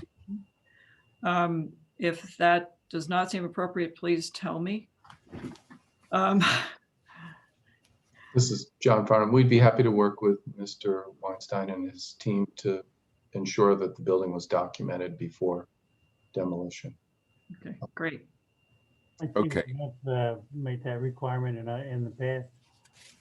Yeah. Yes. So Good. Yes, this is Kim Chantry with the staff. It was that was part of the requirement for the Penn Fruit financial hardship application, and we actually did just recently receive those photographs that were required, that were done to National Register standards, but were provided as digital images. Great. All right. I think we're ready for a motion then. Mr. Thomas? Yes. My apologies for interrupting. Not at all. Even though I think the public comment period had ended, I want to note for you that Allison Weiss has raised her hand. Okay. We have still some major issues to deal with. Ms. Weiss, do you have something new to add? I just wanted to express that some of the poor condition of the building is due to the previous authorization of demolition on 2 wings in the side and the rear, and that there are no plans for the future of this property.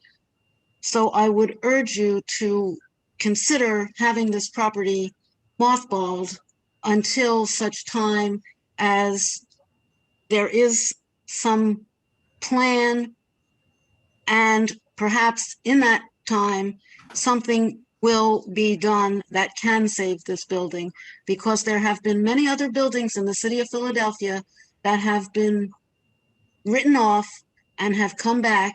And there are two buildings right now that I can think of much closer on Queen Lane, one of which was on the register, 62 West Queen Lane, that nobody thought could be restored, and it's presently being restored.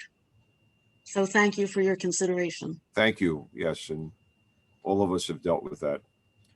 Okay. Well, let me ask for a motion then.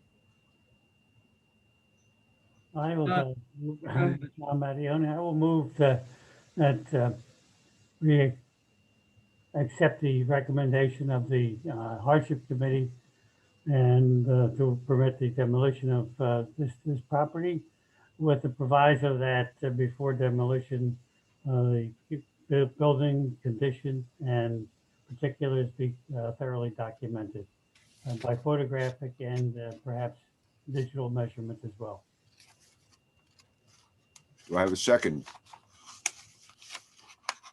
I second. Okay, I think we need a roll call vote.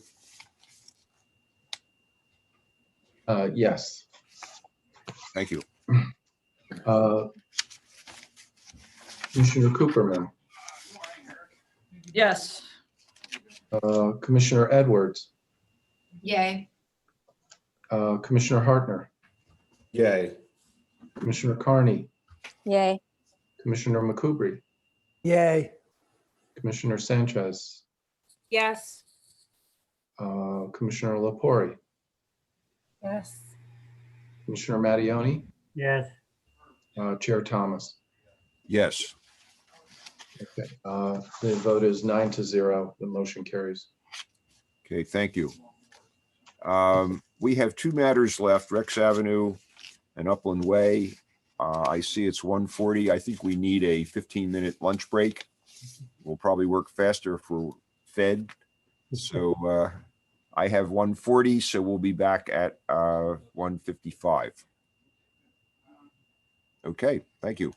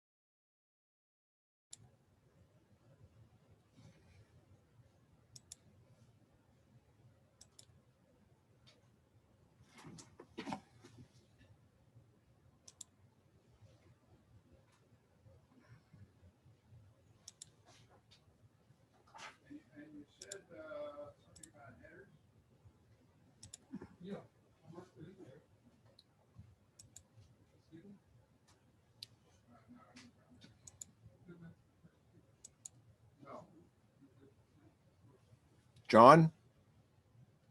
Hello? Yes, Bob. Yeah, I can't seem to turn my video on. It's saying co-host has asked you to start your videos. You cannot start your video because the host has stopped it. Abby, are you there? Do you know what that problem is? Familiar with that? It's working now. Oh, it's working now. Yep, it just came on. Great. Thank All right. you, Abby. Thank you. I did nothing, so, but I'll take the thanks. Okay, very good. All righty.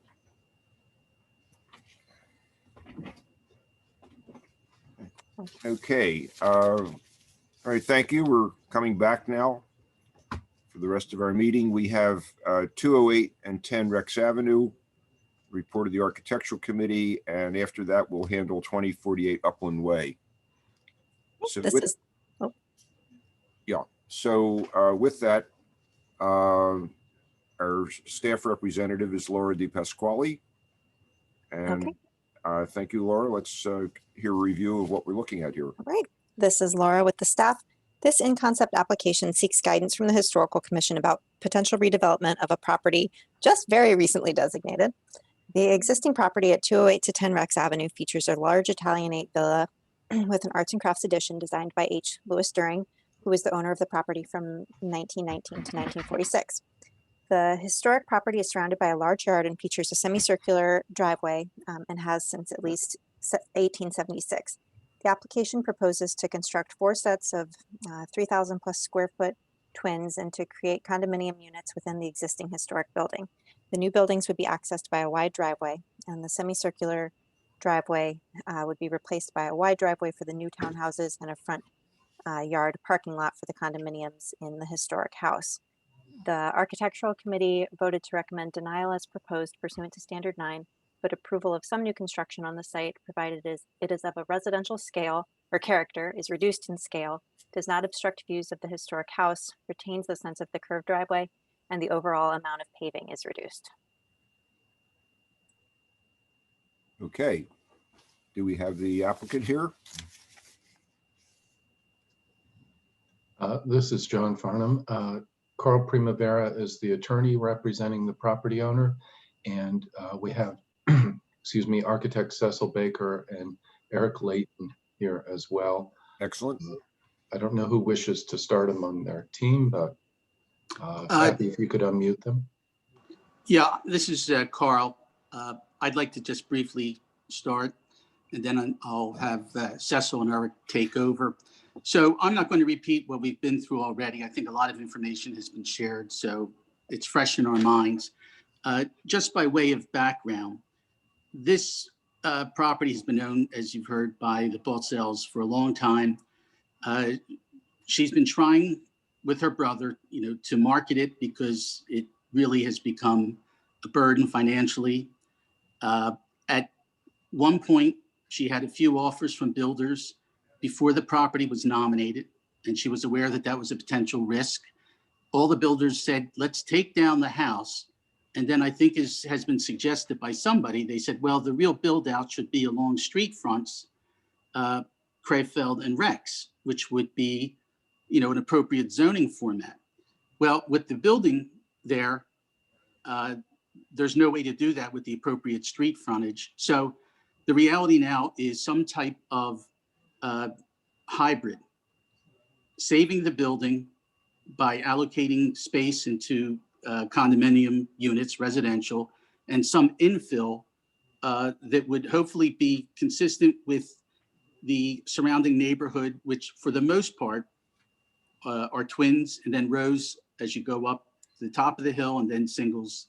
And Millman Place, you'll see, actually is a cul-de-sac with homes facing each other coming off of Rex. So we're trying to figure out something that makes sense here. There's a significant amount of community concern, and we need zoning, we need historic, we need every type of approval.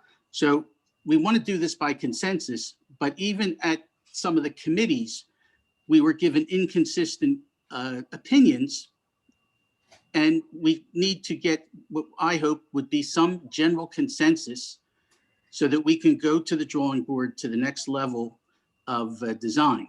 So that's really our goal here. So with that, I turn it over to Cecil and Eric.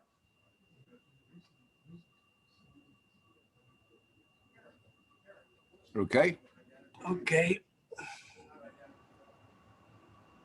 I raised my hand. Oh, there I am. Can you hear me? yes, we can. Yes. Okay, great. So this is Cecil Baker. When Virginia first took me to the mansion, I just loved it because, not only because what was there, the front building is a double-loaded corridor, center hallway, sort of a classical plan. The 1927 edition on the back, the Arts and Crafts edition, is just like almost being presented with Antonio Gaudi at the back. And this is a conversation really was appealing. And it isn't why, in thinking of this project, I was thinking that if something new happened on the project, it should be part of that dialogue, part of the passage of time, styles changing. When we rehab the mansion and the 1927 edition, we're going to be keeping a lot of what is there because it is totally beautiful. So this led us to asking what else should go on this site? What could fit on this site? What could make economic sense for the developer, but also be friendly to the neighbors? And this is our first attempt that you are seeing. We've had conversations since, and I think a dialogue has started that I find intriguing, and I think will only make this better. Part of that is the retention of the Crescent Drive across the front and accepting that as a place where the 4 condominium owners might park their cars. That means that there's going to be some motion on the twins. There was comments have been made, and I fully appreciate them, that the twins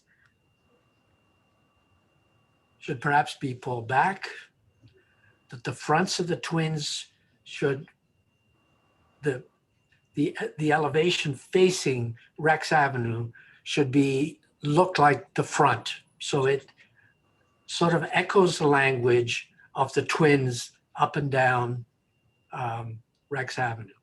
We felt twins was the right prototype for the site because there were a significant number of twins up and down Rex Avenue. So that's what got us there. The cul-de-sac,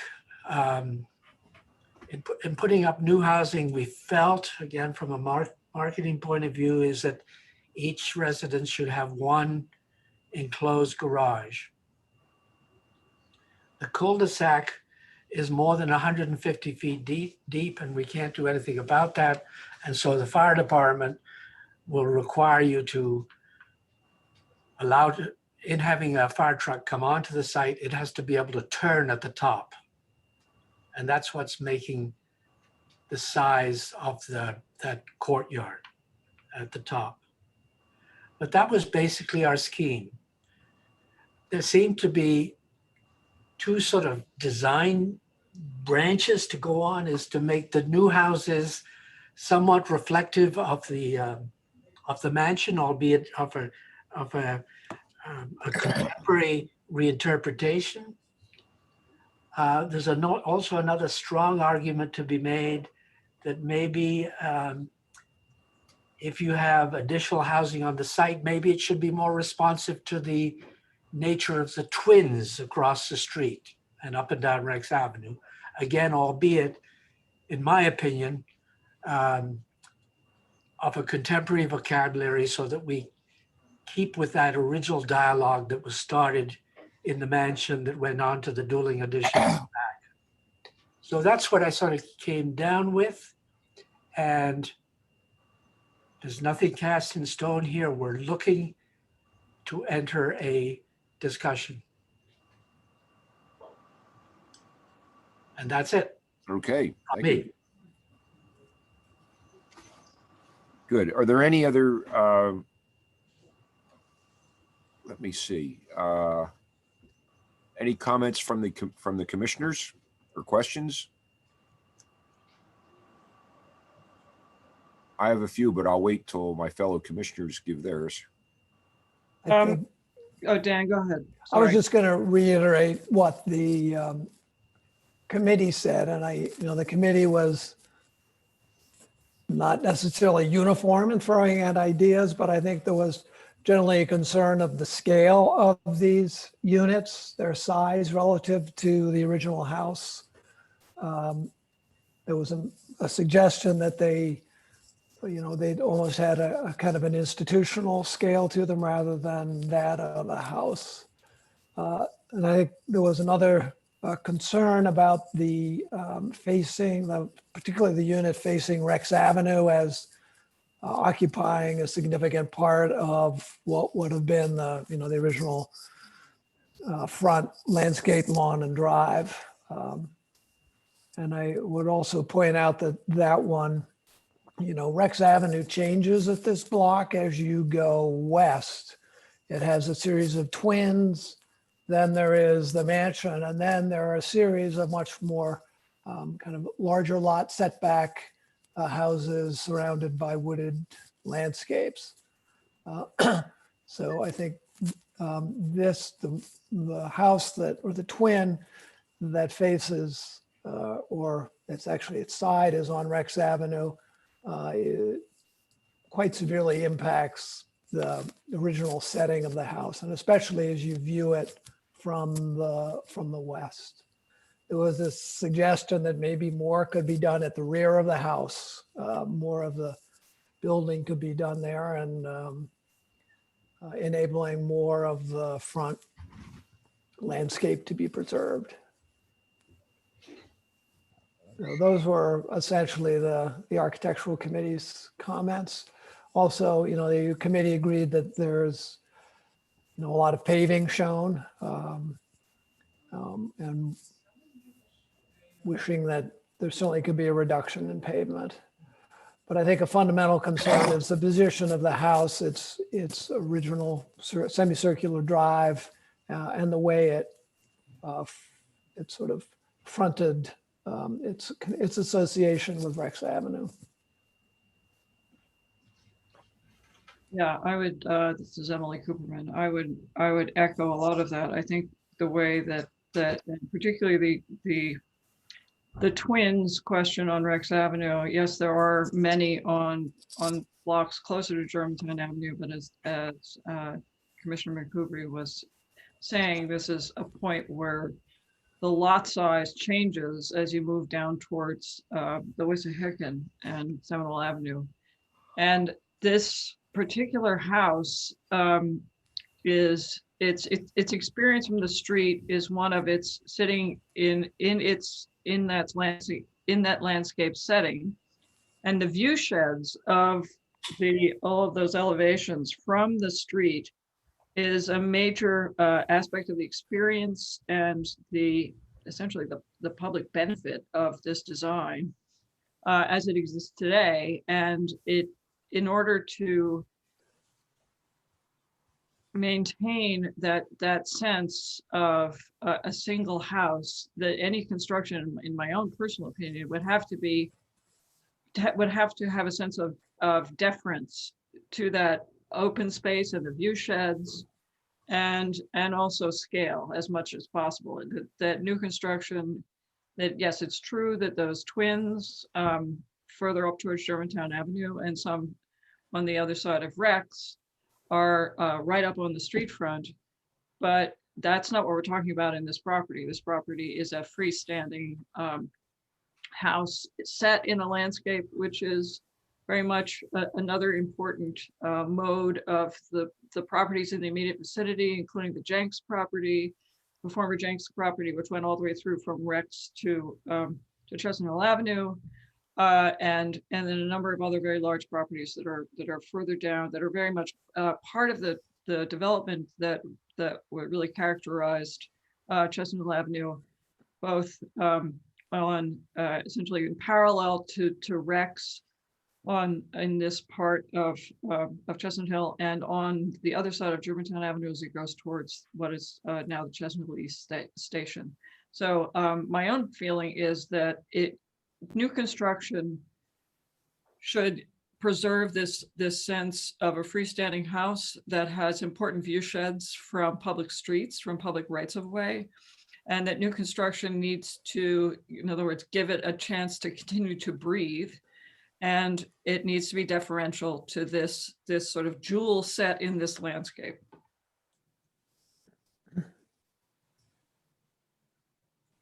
Okay. Any other commissioner comments?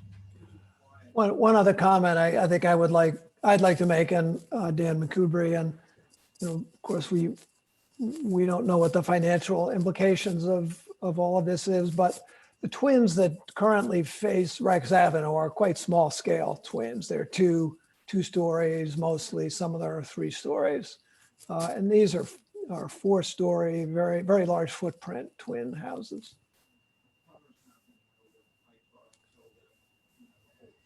Yeah, I would echo that. It's a completely different scale. The other twins are by and large quite small scale, as Dan indicated. Yeah, the other thing I would say is that,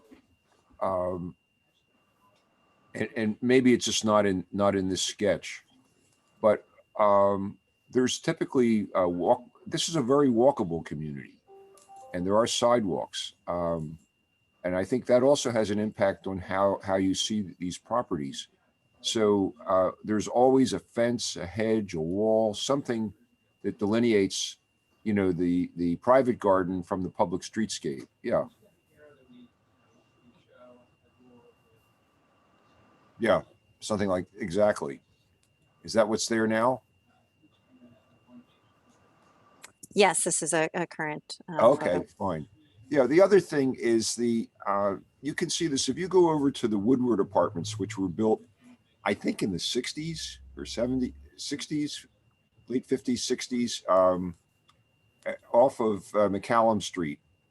And you mean Cherokee? Cherokee, yes. Yes, that's 50s. 50s, okay. Yes. Right, and that was land, on an estate where apartments were built. But what they seemed to have avoided was the sense of having, huge parking areas dumped in one area or another. The roads have widened out for some parking spaces and narrow. So if you're keeping this original curvilinear driveway and simply had, pullouts, parallel to the path of travel, it would still give the impression of that without feeling that you had, paved over that whole area to, at once as you face the house to the left side. The other thing that would be important is also looking, since obviously you're going to need the turnaround for fire engines in the back and whatnot, is what is the paving? Is it simply asphalt? Is it stamped asphalt? Something that gives a sense of unit material, because if you have those houses in the back with 100, I don't know what the diameter is, 100-foot or more area of asphalt, it would just be horrendous. And, and would not really complement this very well. So that's a big element visually and would be very important as to how it's handled. Yeah, the sense of, on one hand, the public enjoys looking into this property, but it's also very clear where there's a sense of privacy and of possession that the fencing and landscaping will certainly help to maintain. As far as, the buildings, I realize obviously that the size of the homes is dictated by the you know, the market and so forth.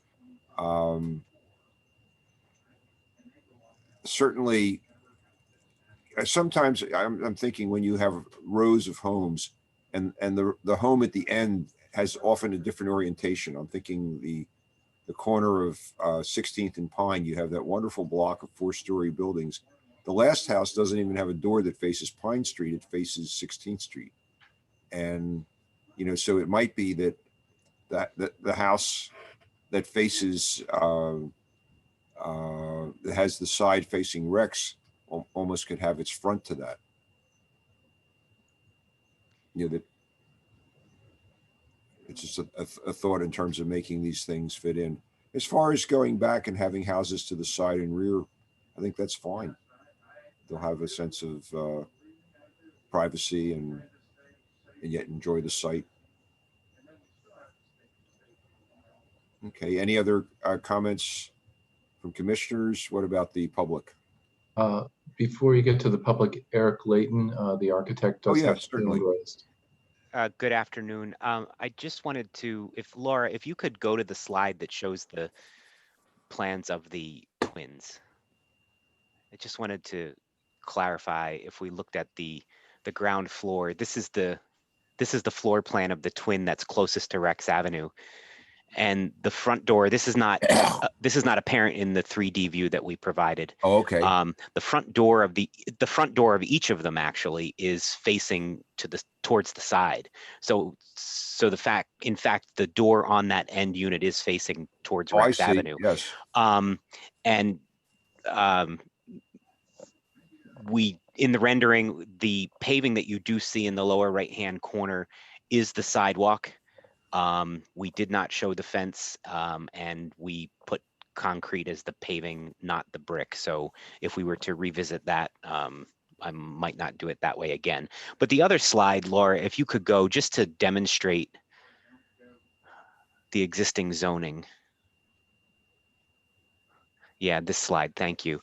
We made this slide just to demonstrate that the zoning that allows the twins is on both sides of Rex Avenue, almost entirely from Germantown down to this parcel here. It continues on the opposite side of Rex Avenue for quite a bit afterwards. And then opposite the railroad tracks, of course, it is much more dense, and it has in fact been developed that way immediately to the south of this property. And so we just wanted to demonstrate that we were thinking of the twins as they come down Rex Avenue and then continuing with that as opposed to the single family. It just so happens that this parcel currently falls on one side of the line and not the other. Can I That's all. just ask, just ask for clarification, because I can't see it on this, the colors. Is it RSD or is it RSA? The I'm twins, assuming it's RSD. the property 208 to 210 Rex Avenue is currently zoned RSD 3. Okay, thank you. That's all I wanted to add. Okay, Thank you. All right, then, John, who should be next? Members of the public?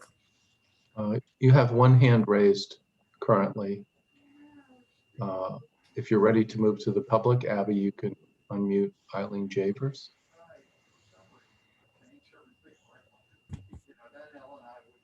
Can you hear me? Yes, very clearly. Please go ahead. Thank you. I'm Eileen Javers. I'm the board chair of the Chestnut Hill Conservancy. The Chestnut Hill Conservancy's primary interest in 208-10 Rex Avenue is preserving the historic mansion and its view shed, and helping to encourage that any new development on the historically open space on the property be consistent with the character of the site and the area. As a preservation advocacy nonprofit, the Conservancy works to protect historic resources such as individual buildings, but is equally active in protecting the integrity of the area's streetscape, cultural landscape, and its green urban village character. To us, this means that any new construction should harmonize with its context, but it does mean we support appropriate new construction. There are many ways to introduce new construction onto the property side yard, with many contextual examples that could provide inspiration. However, every new construction project presented by the owner's development team has been incompatible in terms of size, scale, design, material, and disrupts the historic relationship of the home and its landscape. They have all been more massive, dense, inappropriately sited, and out of character than would meet the Secretary of Interior's standards. We agree that new construction on the side yard is possible and appropriate, but urge the Historical Commission to approve its Architectural Committee's recommendation to deny the concept proposed today. Furthermore, since the main premise of the in-concept application to the Architectural Committee is essentially financial hardship, this matter should not proceed without the advice and consent of the Commission's Committee on Financial Hardship. Thank you. Okay, thank you.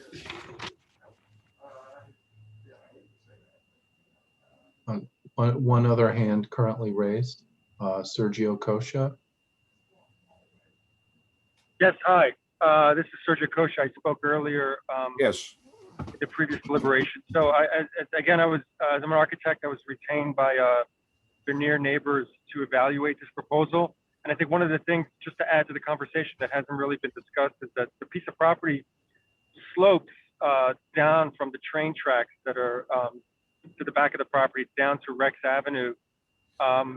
We don't really have any contours, or we don't really have any dimensions to know how much that slope is, but it's reasonably substantial. And I think my objection is that the proposal as submitted doesn't have any dimensions on it, either vertically or horizontally. So I'm unable to tell what the setbacks are from the neighboring properties, what the heights are of the building. From the renderings and the sections you see there, the townhouses are very vertical. They're at least 38 feet from average grade per townhouse. They say that it's 9 feet between each group of townhouses. So as I move up the site, I could be up to 18 or more feet higher just at the base of the townhouses from Rex Avenue.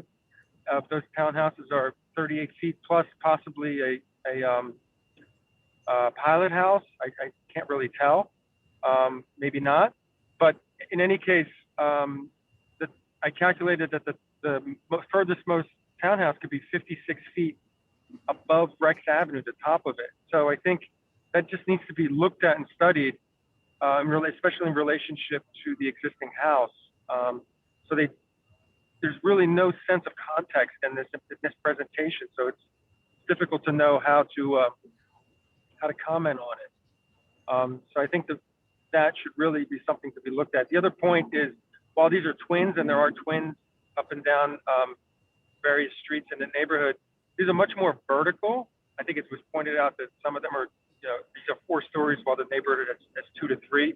So I think the volume of the house is much greater than what is typically experienced in this part of Chestnut Hill.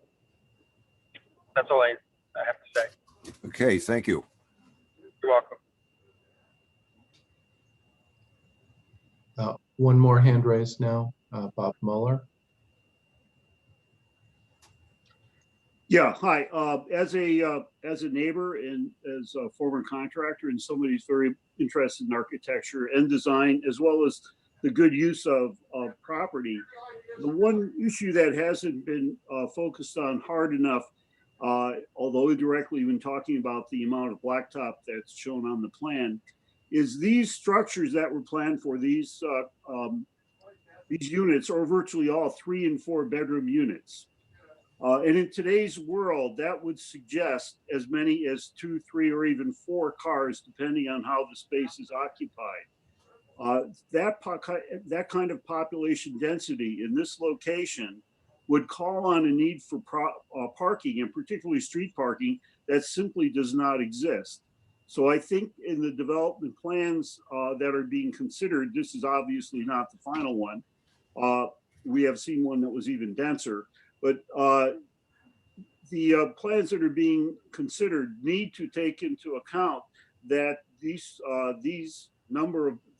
both the number of buildings that are built and the number of bedrooms that are built imply a certain demand in terms of adults and adult drivers. And this in a neighborhood where this particular property offers almost nothing in terms of street parking, and that the circular drive only fits a certain number of cars. So even with the addition of garages, okay, which are causing these buildings to be higher, we have to make sure that the consideration of ample parking on the site and not having more bedrooms built than there can be parking provided for be a critical element. In other words, as well as problems of height and siting and everything else that these structures have, they imply a certain density of people and therefore vehicles that needs to be carefully considered in this neighborhood in particular, because it's just not there anywhere else. Okay, I think, as you well know, that the parking in bedrooms, that's a zoning issue. And what results from that is what, with buildings that we'll be examining in terms of their, meeting the Secretary of Interior standards for new construction in historic districts, et cetera. Okay. Thank you. Thank you. Maybe we'll get the Chestnut Hill West line running before these are completed. That would help also. So anyway, that's a very important comment. At this point, no additional hands raised among public. Carl Primavera does have his hand raised now.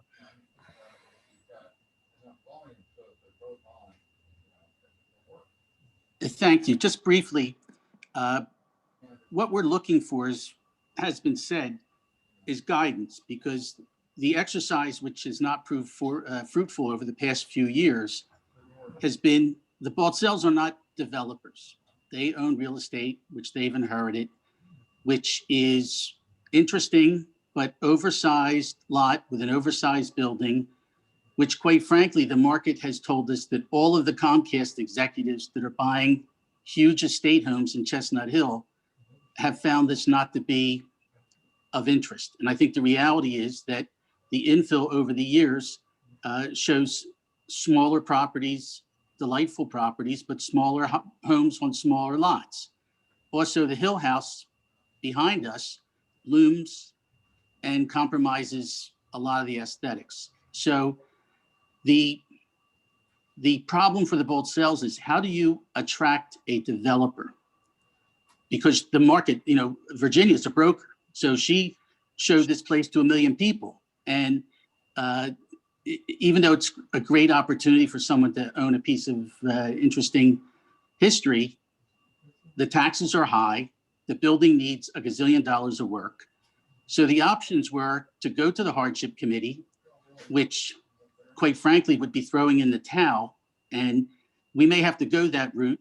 And people have suggested that we should, but to me, that's giving up too early. But the hardship committee might be disposed. We've seen that today in other cases. So if the Conservancy thinks that's the right thing to do, then we certainly may add that to our ask. But what we really need is a kind of comfort that we can use to bring a developer in and say that the commission and hopefully the community and the Conservancy, which was the nominator today, are not going to be obstructionists, and understand that there's a balance and there's a opportunity here to do something which will end up in preserving the mansion.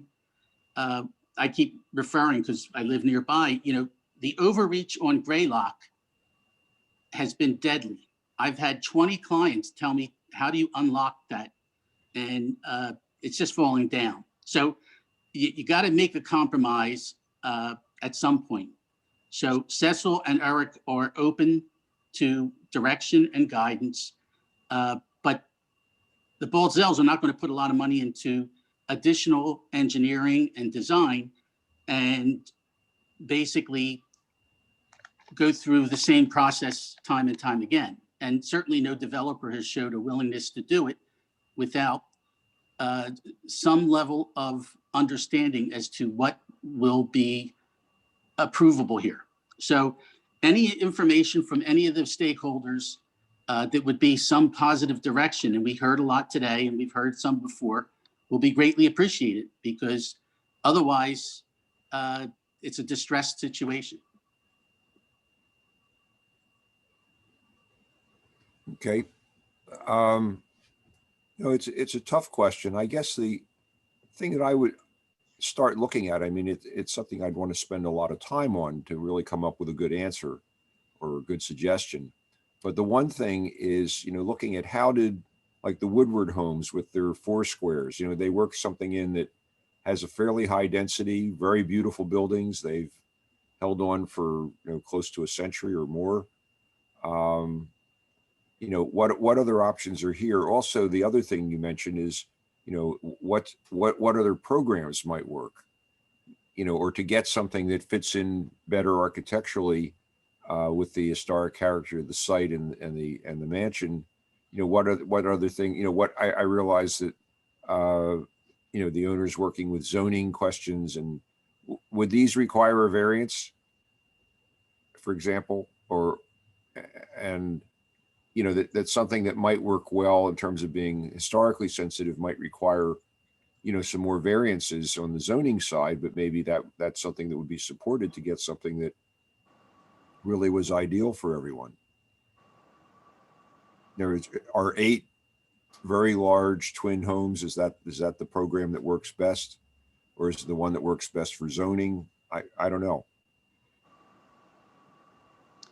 They're all tough questions. And I guess the easiest answer for us is, what is the most efficient path to some consensus so that we don't spend another 4 years and the building continues to deteriorate? Sure. If it was easy, it would have been resolved. It's Rubik's Cube. We don't have the required street frontage because the building squats on the lot. There is a grade issue that needs to be understood.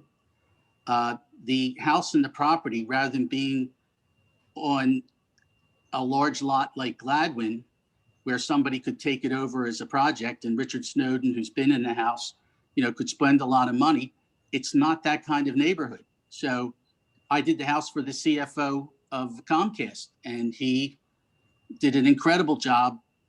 But nobody from Comcast was attracted to this building. So it's got to be something that's a little more flexible, and it's not what you're losing, it's what you're gaining. If you gain a stabilized building of some merit and attractive new homes that stabilize the neighborhood, I think over time that's better than something that becomes a concern. And when people sell the house, they say, what's going on with the ghost house next door? Yeah. Well, it seems to me we have some guidance from the Architectural Review Committee about what might be an appropriate direction. And it seems to me also that with all due respect to Mr. Primavera, we're talking about 2 different questions here: redevelopment versus this redevelopment. And as I've said, and I think that, and the committee said, this is too much. But there is some avenue for further reworking of this site. And the concern, certainly one of the concerns, is the amount of paving, and that's a theme that's come up repeatedly. And scale. And yes, H. Lewis During in particular, as well as Edmund Gilchrist, were very good at managing the scale of their multiple developments for Dr. George Woodward. But they did it in ways that broke up the elevations of the groups, for example, in courtyards, in varied roof lines, in interesting manipulations of scale so that buildings did not appear to be big. And yes, that might be a useful model, but I don't see that we can say that these really conform to that. I think The other thing that I appreciate Mr. Primavera's asking for guidance. I think we've certainly provided a group of directions, but with all due respect, we can't design the project for you. And I would look to Commissioner McCoubry to add anything from the Architectural Review Committee that he would think would be pertinent.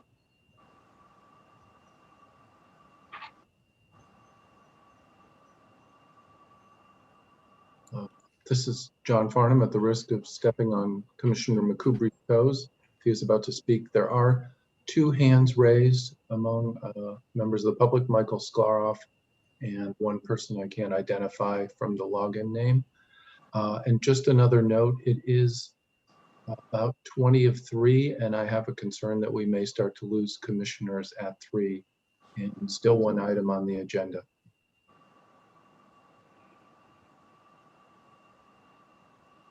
Okay, so do you want to recognize Mr. Sklaroff or the other person? Sure, Abby, if you can unmute, I guess 289091 is first on the list, and then Mr. Sklaroff. Hello, can you hear me? Yes.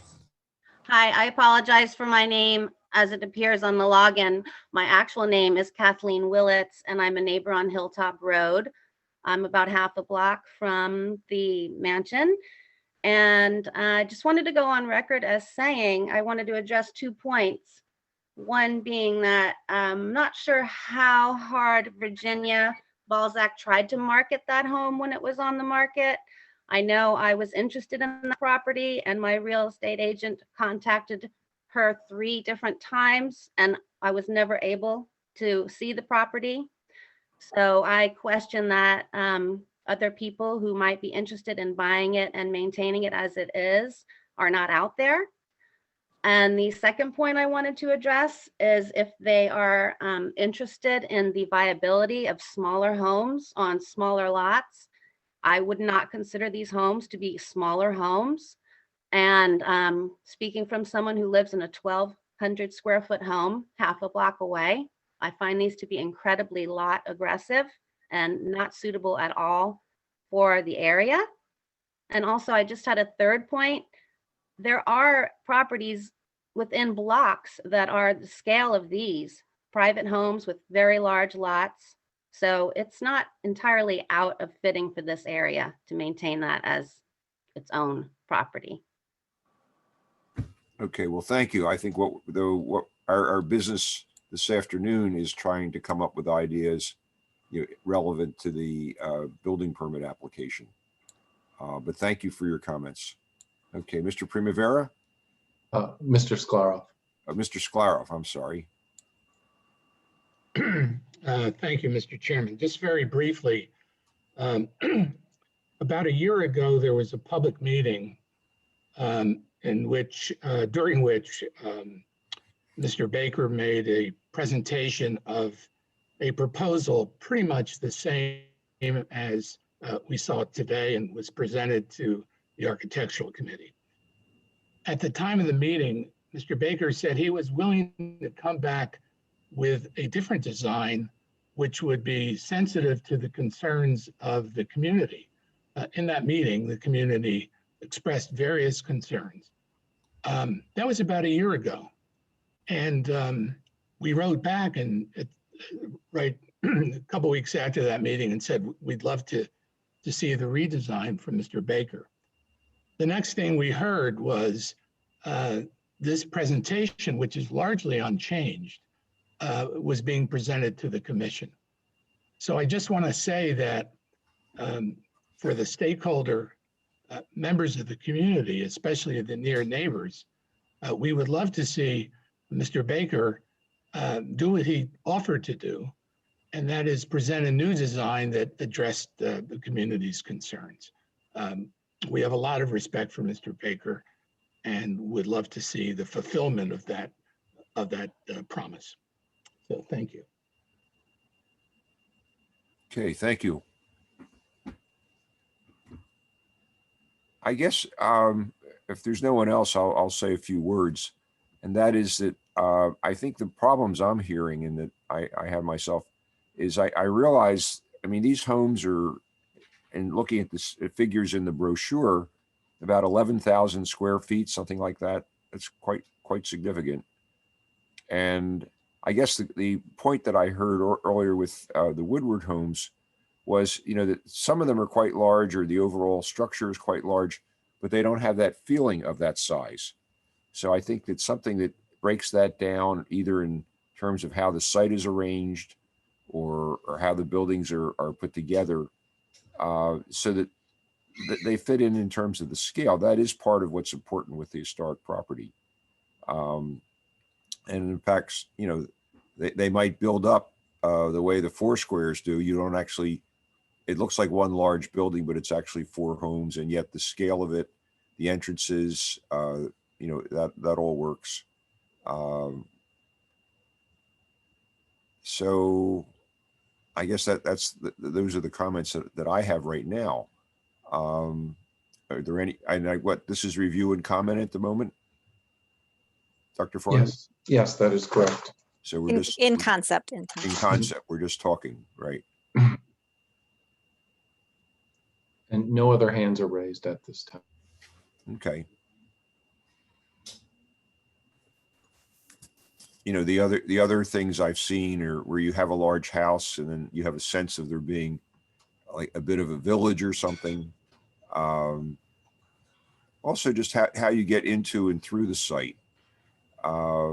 In the big driveway, are people walking up that? Is there something that's, you know, makes it more pedestrian friendly? Because even if a family has 4 cars, they're going to be walking over to Germantown Avenue, or walking to the train station, or walking to you know, a church or something. So there would be a lot of walking, and something that looks like people are sheltered as well, you know, could help a great deal with the scale on the site and the scale work, you know, ameliorating the large scale of the buildings. As far as the buildings being tall, the height of the buildings as you get to the back of the site, there are all kinds of hills in Chestnut Hill. You know, buildings are, but the site is far enough back that I don't think that that's personally, I don't think that's a big issue. And someone made mention of the Hill Apartments. They're on the other side of the railroad. I don't think that's a problem. Anyway, that's what I have to suggest.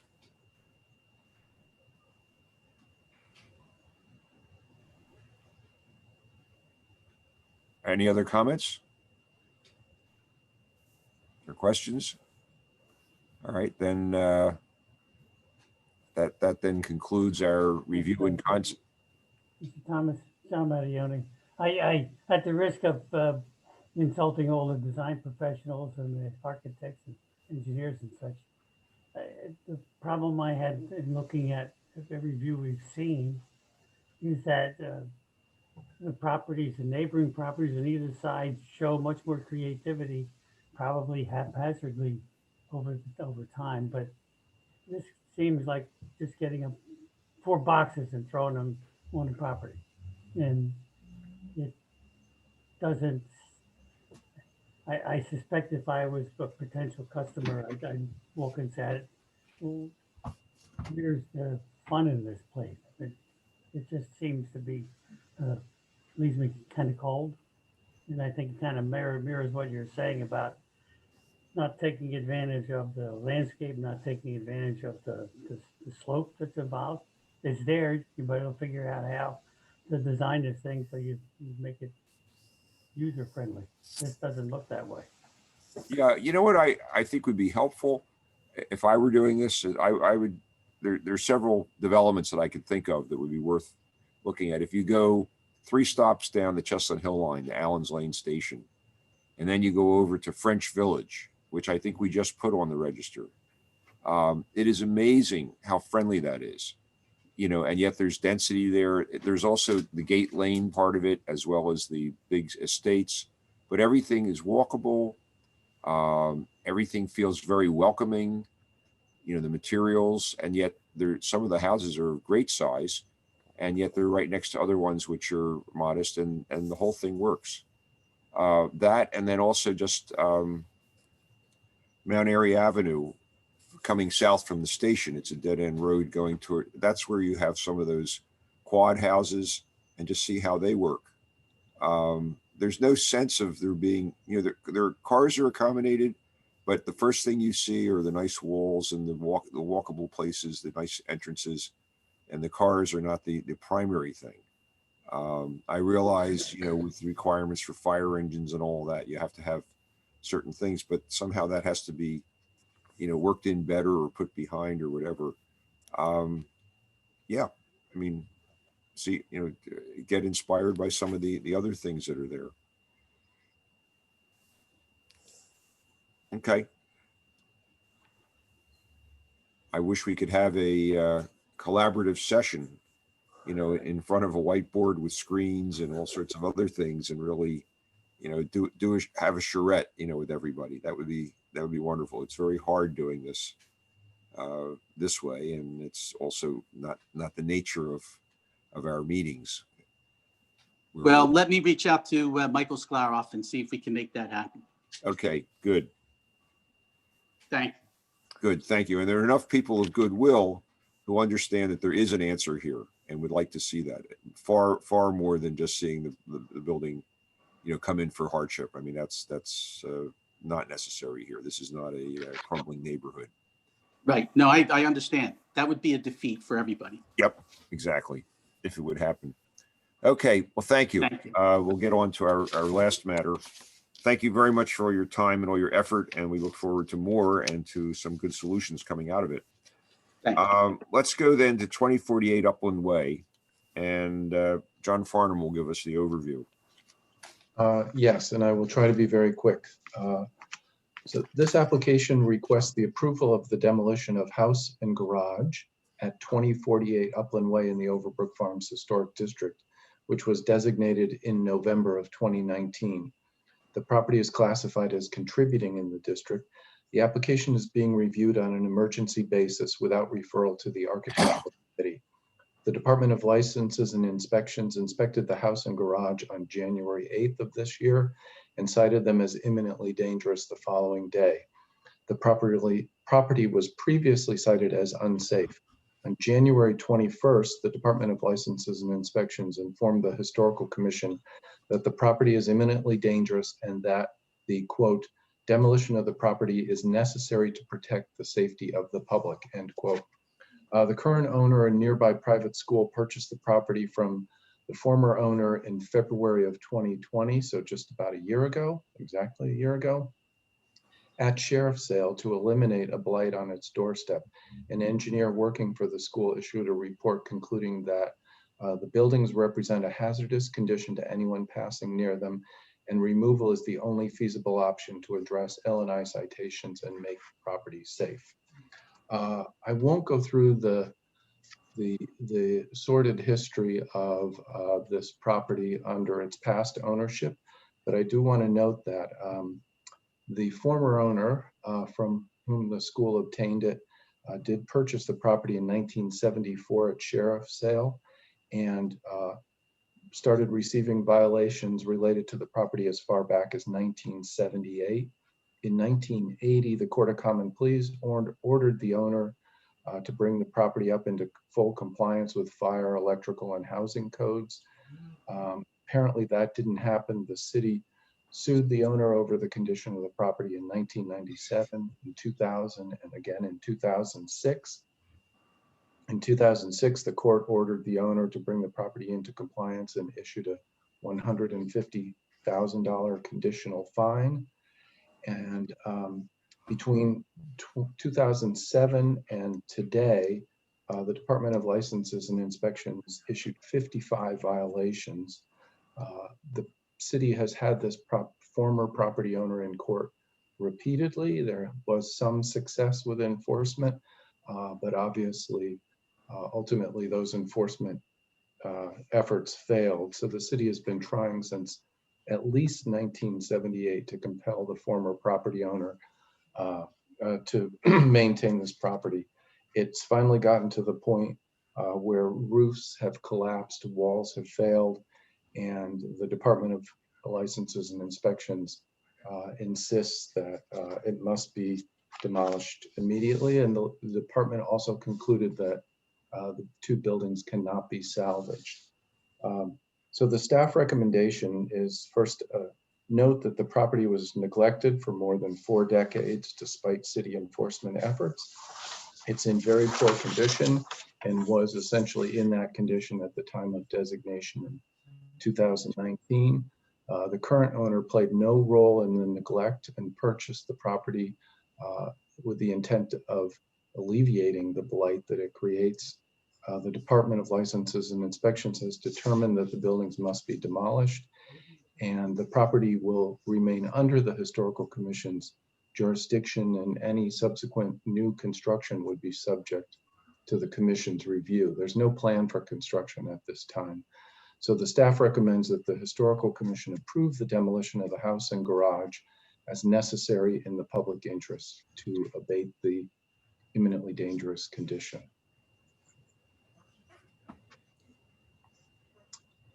Right now we have one hand raised, and that is Steve Bertel. He is an attorney representing the new property owner.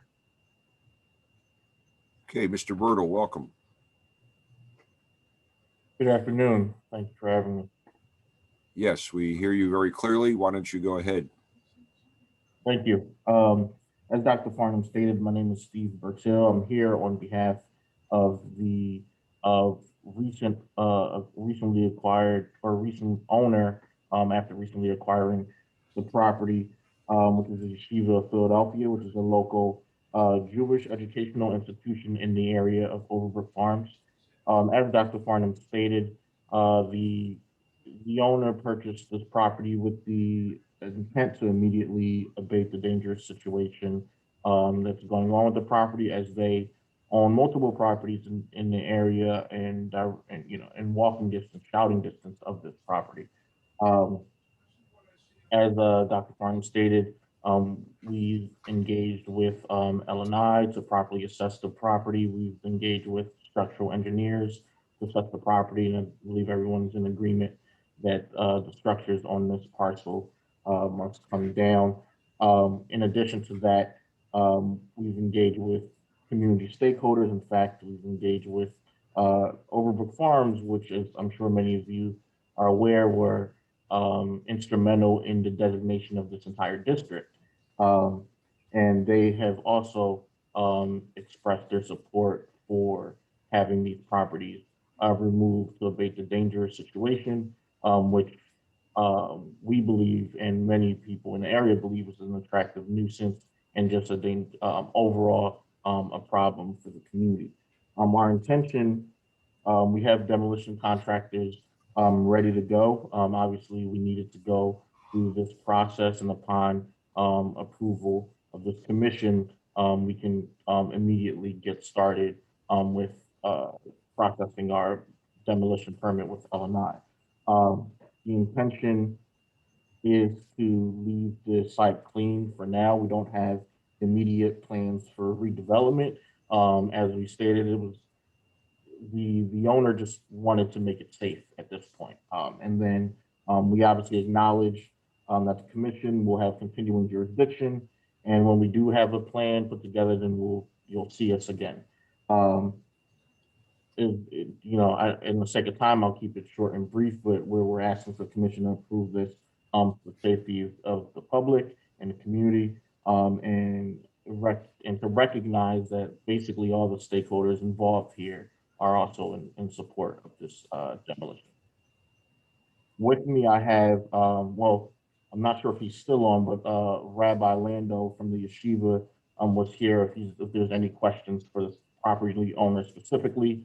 It is close to his Sabbath, so if he is still here, he may not be able to stay on to the end of this, to the end of the meeting, because he will have to hop off. But I did want to mention that he's here just in case there were specific questions for the owner. I would ask that we ask those earlier on so that he can answer them before he has to log off, because he of course cannot conduct business during the Sabbath. Of course. One question I have is, it's not clear if this building comes down. Now, this whole property is in the historic district, Overlook Farms?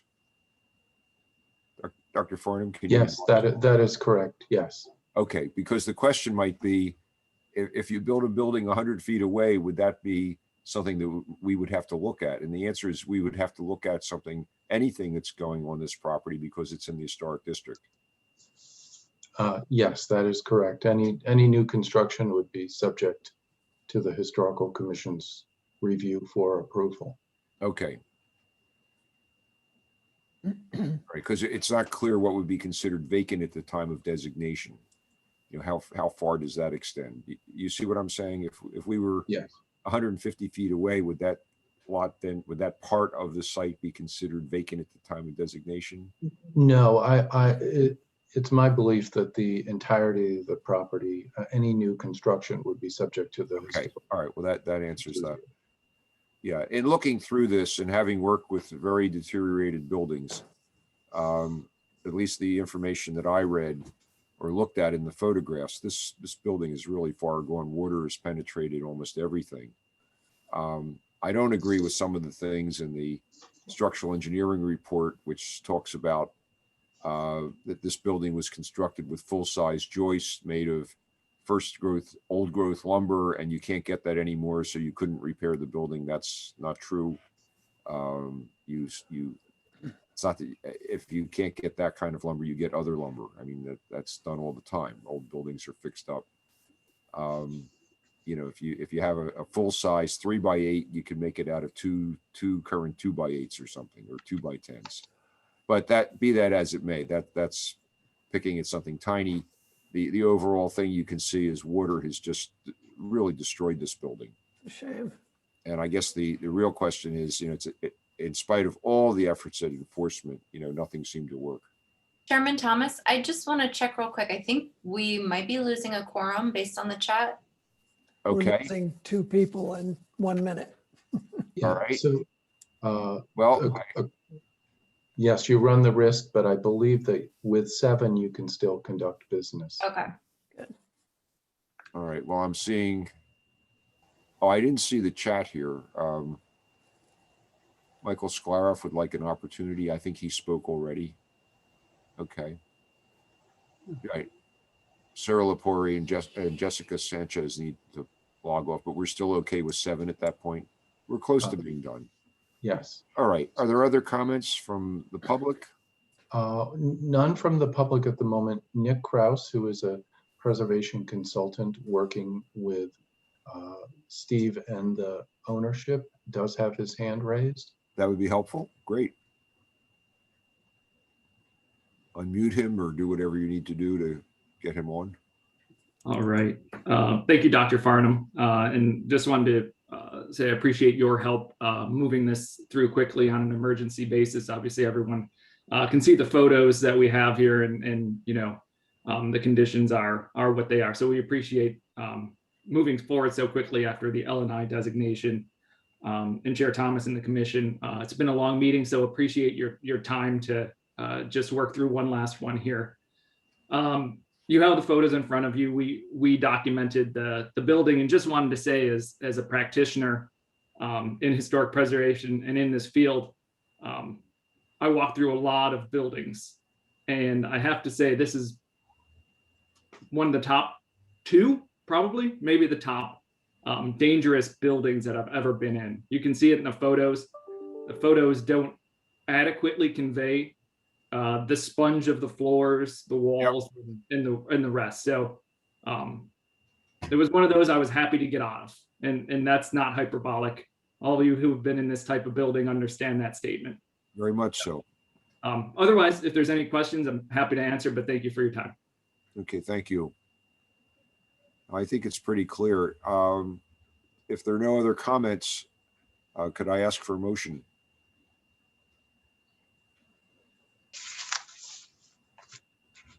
Dan McCoubrey, I will make a motion for approval of demolition of 2048 Upland Way as being necessary in the public interest due to its state of deterioration and imminent collapse, Okay, and that's the house and garage. house and garage. Great, thank you.